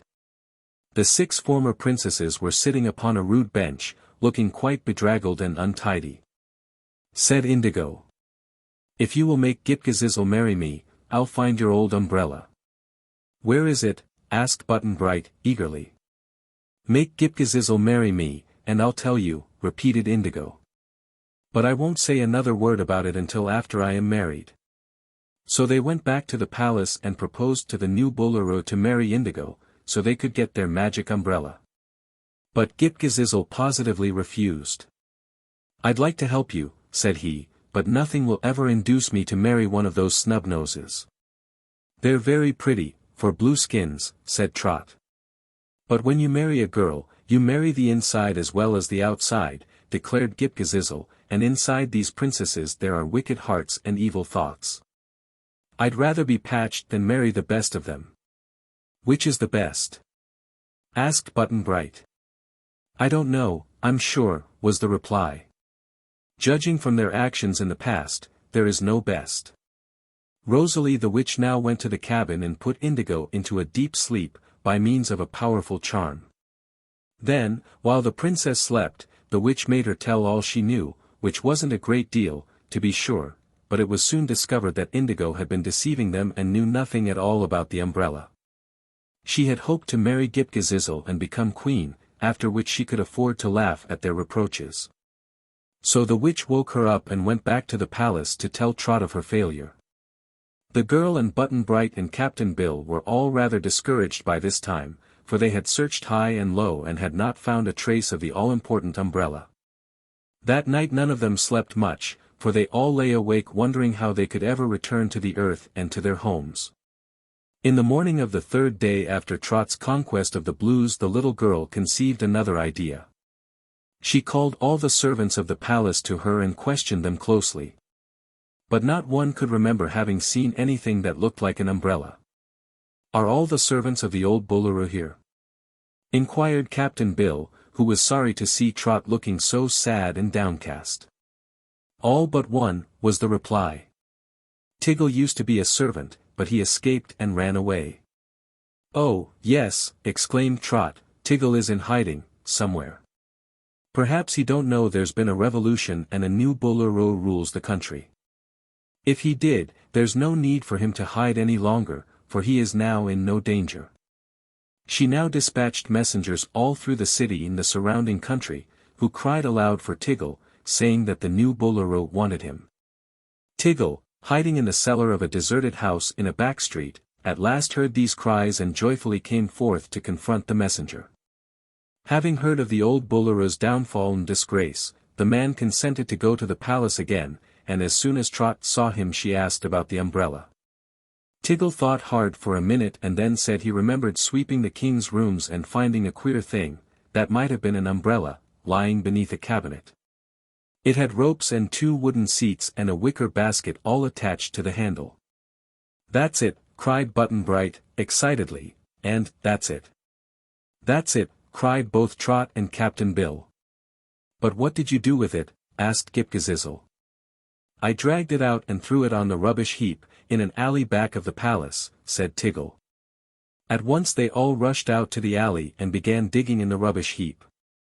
By and by Captain Bill uncovered the lunch basket, and pulling on this he soon drew up the 2 seats and, finally, the magic umbrella. Hurrah! Shouted Button-Bright, grabbing the umbrella and hugging it tight in his arms. Hooray! Shrieked the parrot. Captain Bill's a lucky fella. 'Cause he found the old umbrella. Trot's face was wreathed in smiles. This is just the best luck that could have happened to us, she exclaimed, 'cause now we can go home whenever we please. Let's go now, this minute, before we lose the umbrella again, said Button-Bright. But Trot shook her head. Not yet, she replied. We've got to straighten out things in Sky Island, first of all. A queen has some duties, you know, and as long as I'm queen here I've got to live up to the part. What has to be did, mate? Inquired Captain Bill. Well, we've fixed the blue country pretty well, by makin' Sizzle the Boolooroo of it.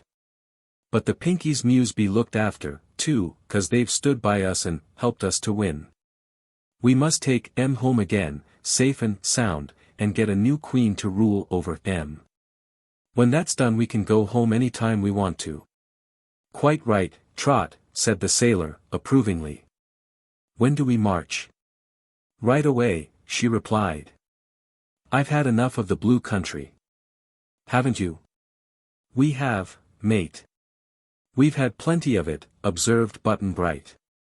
And the Pinkies are anxious to get home, added Rosalie, who was present. So Captain Bill unhooked the seats from the handle of the umbrella and wound the ropes around the 2 boards and made a package of them, which he carried under his arm. Trot took the empty lunch basket and Button-Bright held fast to the precious umbrella. Then they returned to the palace to bid goodbye to Ghip-Ghisizzle and the Blues. The new Boolooroo seemed rather sorry to lose his friends, but the people were secretly glad to get rid of the strangers, especially of the Pinkies. They maintained a sullen silence while Coralie and Captain Tintint formed their ranks in marching order, and they did not even cheer when Trot said to them in a final speech, "I'm the Queen of Sky Island, you know. And the new Boolooroo has got to carry out my orders and treat you all nicely while I'm away. I don't know when I'll come back, but you'd better watch out and not make any trouble, or I'll find a way to make you sorry for it. So now, goodbye.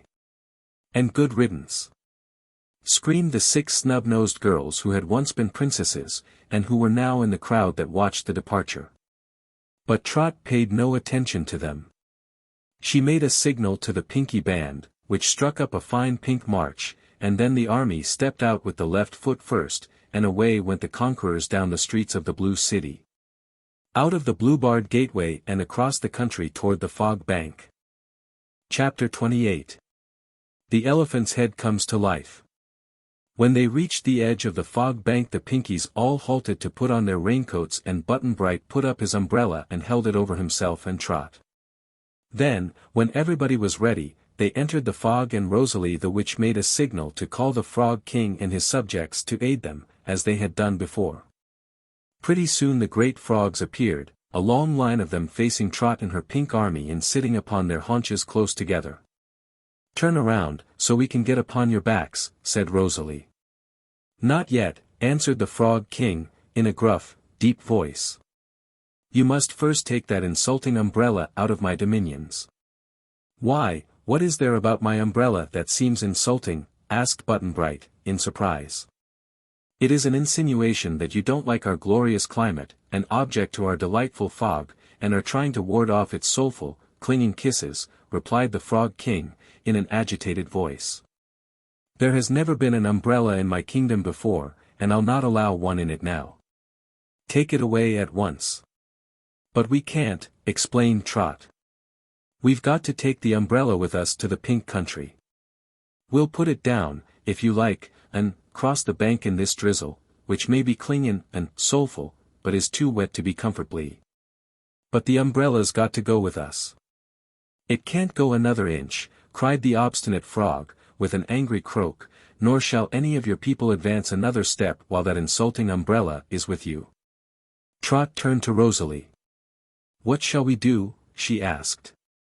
"I really do not know," replied the witch, greatly perplexed. "Can't you make the frogs let us through?" inquired the boy. "No, I have no power over the frogs," Rosalie answered. "They carried us before as a favor, but if the king now insists that we cannot pass with the umbrella, we must go back to the Blue Country or leave your umbrella behind us." "We won't do that," said Button-Bright, indignantly. "Can't we fight the frogs?" "Fight," cried Trot, "why, see how big they are. They could eat up our whole army, if they wanted to." But just then, while they stood dismayed at this unfortunate position, a queer thing happened. The umbrella in Button-Bright's hand began to tremble and shake. He looked down at the handle and saw that the red eyes of the carved elephant's head were rolling fiercely and sending out red sparks of anger in all directions. The trunk swayed from side to side and the entire head began to swell and grow larger. In his fright the boy sprang backward a step and dropped the umbrella to the ground, and as he did so it took the form of a complete elephant, growing rapidly to a monstrous size. Then, flapping its ears and wagging its tail, which was merely the covered frame of the umbrella, the huge elephant lifted its trunk and charged the line of astonished frogs. In a twinkling the frogs all turned and made the longest leaps their powerful legs enabled them to. The king jumped first of all, and in a panic of fear the others followed his example.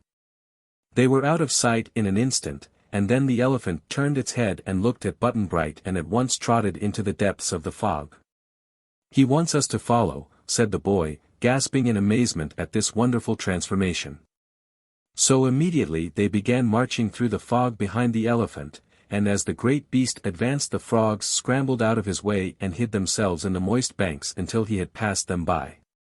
Captain Bill had to mind his wooden leg carefully, and the old sailor was so excited that he mumbled queer sentences about Caribbean nights, and ding-donged magic, and the foolishness of fussin' with witches and sich. Until Trot wondered whether her old friend had gone crazy or was only badly scared. It was a long journey, and all the Pinkies were dripping water from their raincoats, and their little fat legs were tired and aching, when the pink glow showing through the fog at last announced the fact that they were nearing the Pink Country. At the very edge of the fog bank the elephant halted, winked at Button-Bright, lowered its head and began to shrink in size and dwindle away.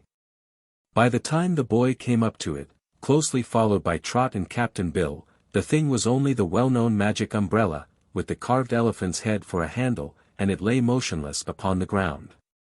Button-Bright cautiously picked it up, and as he examined it he thought the tiny red eyes still twinkled a little, as if with triumph and pride. Trot drew a long breath. "That was some magic, I guess," she exclaimed. "Don't you think so, Rosalie?" "It was the most wonderful thing I ever saw," admitted the witch. "The fairies who control Button-Bright's umbrella must be very powerful, indeed." Chapter 29. Trot regulates the Pinkies. The Pinkies were rejoiced to find themselves again in their beloved land of sunrises and sunsets. They sang and shouted with glee, and the band uncovered its pink instruments and played the national pink anthem, while the parrot flew from Trot's shoulder to Captain Bill's shoulder and back again, screaming ecstatically. "Hooray! We're through the wetful fogs. Where the elephants scared the fretful frogs." There was a magnificent sunset in the sky just then, and it cheered the Pinkies and gave them renewed strength. Away they hastened across the pink fields to the Pink City, where all the pink people who had been left behind ran out to welcome them home again.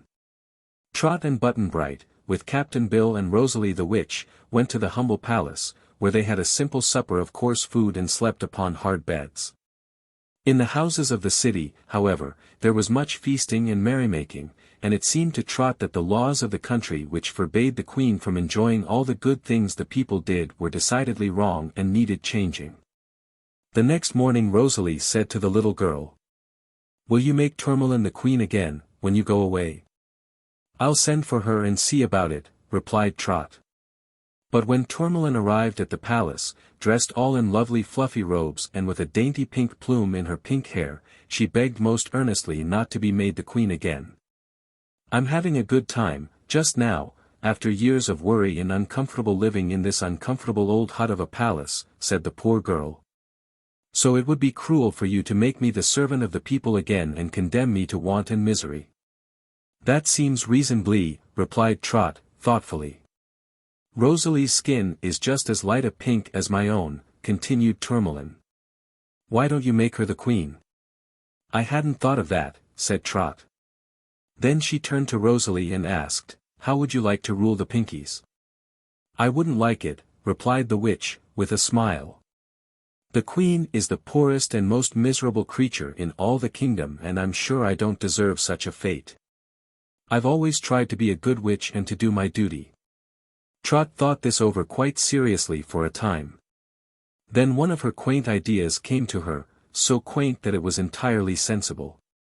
"I'm the Queen of the Pinkies just now, am I not?" she asked. "Of course," answered Rosalie, "none can dispute that." "Then I've the right to make new laws, haven't I?" "I believe so." "In that case," said the girl, "I'm goin' to make a law that the Queen shall have the same food and the same dresses and the same good times that her people have. And she shall live in a house just as good as the houses of any of her people, and have as much money to spend as anybody. But no more. The Queen can have her share of everything, 'cordin' to the new law, but if she tries to get more than her share I'll have the law say she shall be taken to the edge and pushed off.' What do you think of that law, Rosalie?"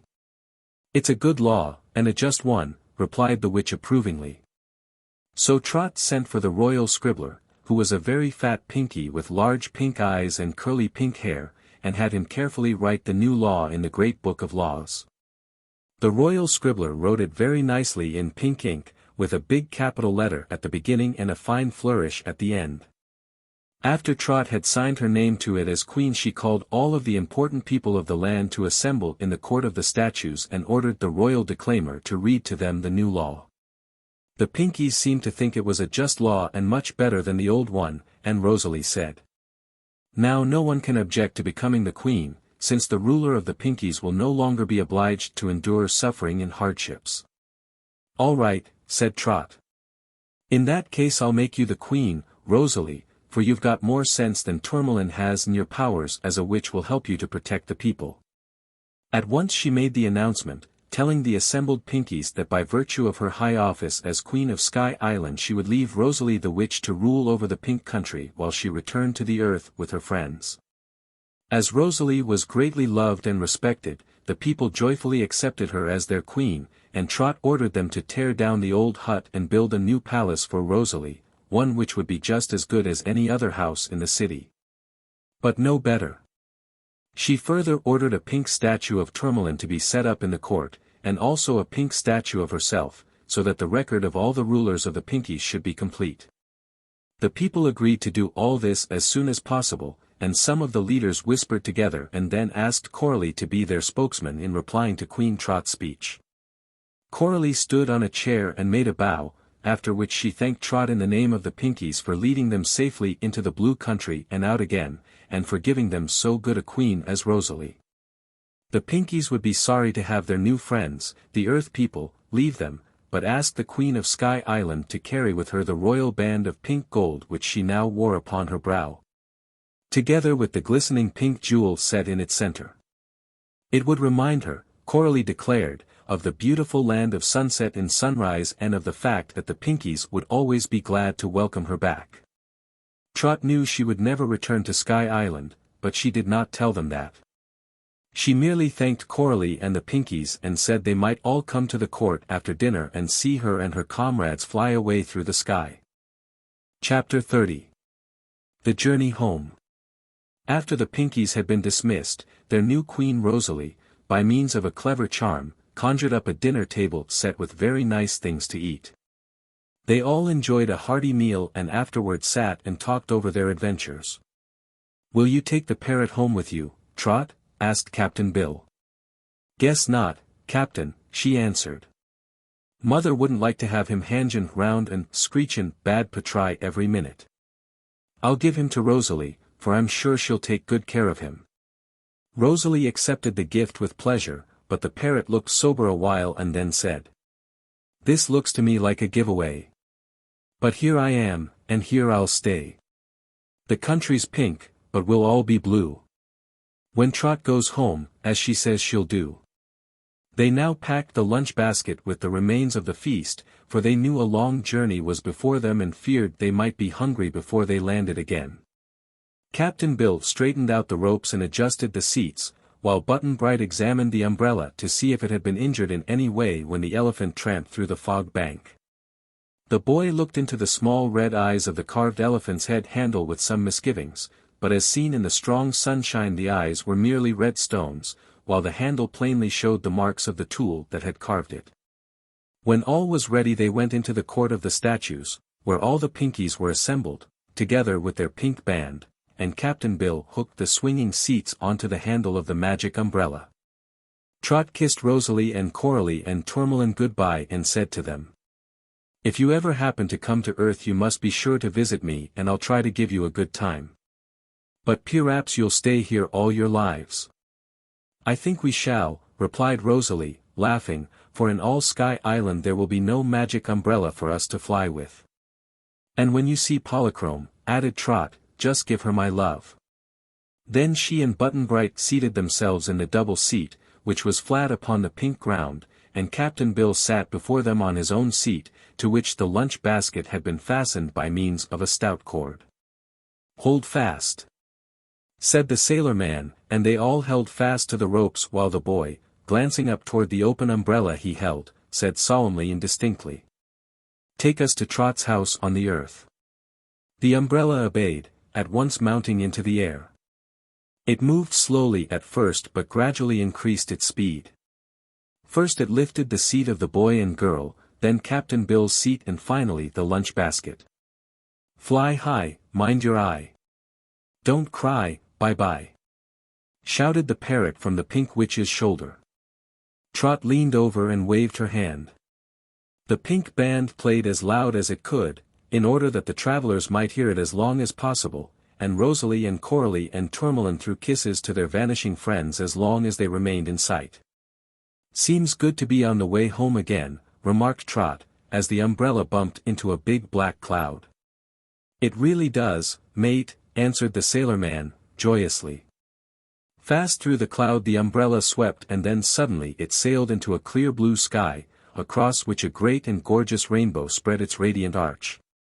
Upon the bow danced the dainty daughters of the rainbow, and the umbrella passed near enough to it for the passengers to observe Polychrome merrily leading her sisters, her fleecy robes waving prettily in the gentle breeze. "Goodbye, Polly!"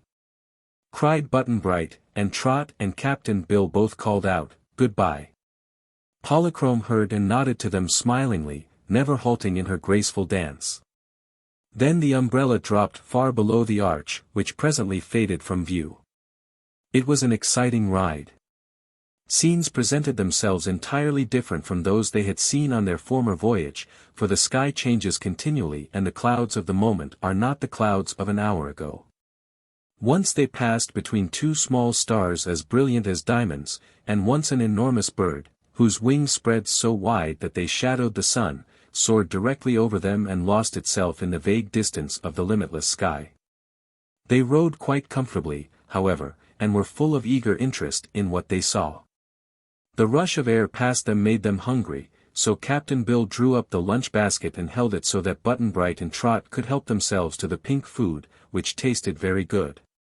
And, finally, a dark rim appeared below them, which the sailor declared must be the earth. He proved to be correct, and when they came nearer they found themselves flying over the waves of the ocean. Pretty soon a small island appeared, and Trot exclaimed, "That's the Sky Island we thought we were going to, only we didn't." "Yes, and there's the mainland, mate," cried Captain Bill excitedly, pointing toward a distant coast. On swept the magic umbrella. Then its speed gradually slackened, the houses and trees on the coast could be seen, and presently, almost before they realized it, they were set down gently upon the high bluff near the giant acacia. A little way off stood the white cottage where Trot lived. It was growing dusk as Captain Bill unhooked the seats and Button-Bright folded up the umbrella and tucked it under his arm. Trot seized the lunch basket and ran to the house, where she found her mother busy in the kitchen. "Well, I'm back again," said the little girl. "Is supper ready, Mama?" Button-Bright stayed all night with them, but next morning, bright and early, he hooked one of the seats to his magic umbrella, said goodbye to Trot and Captain Bill and flew into the air to begin his journey to Philadelphia. Just before he started Trot said, "Let me know if you get home safe, Button-Bright, and come and see me again as quick as you can." "I'll try to come again," said the boy.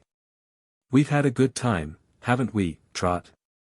"The best time I ever had," she replied, enthusiastically.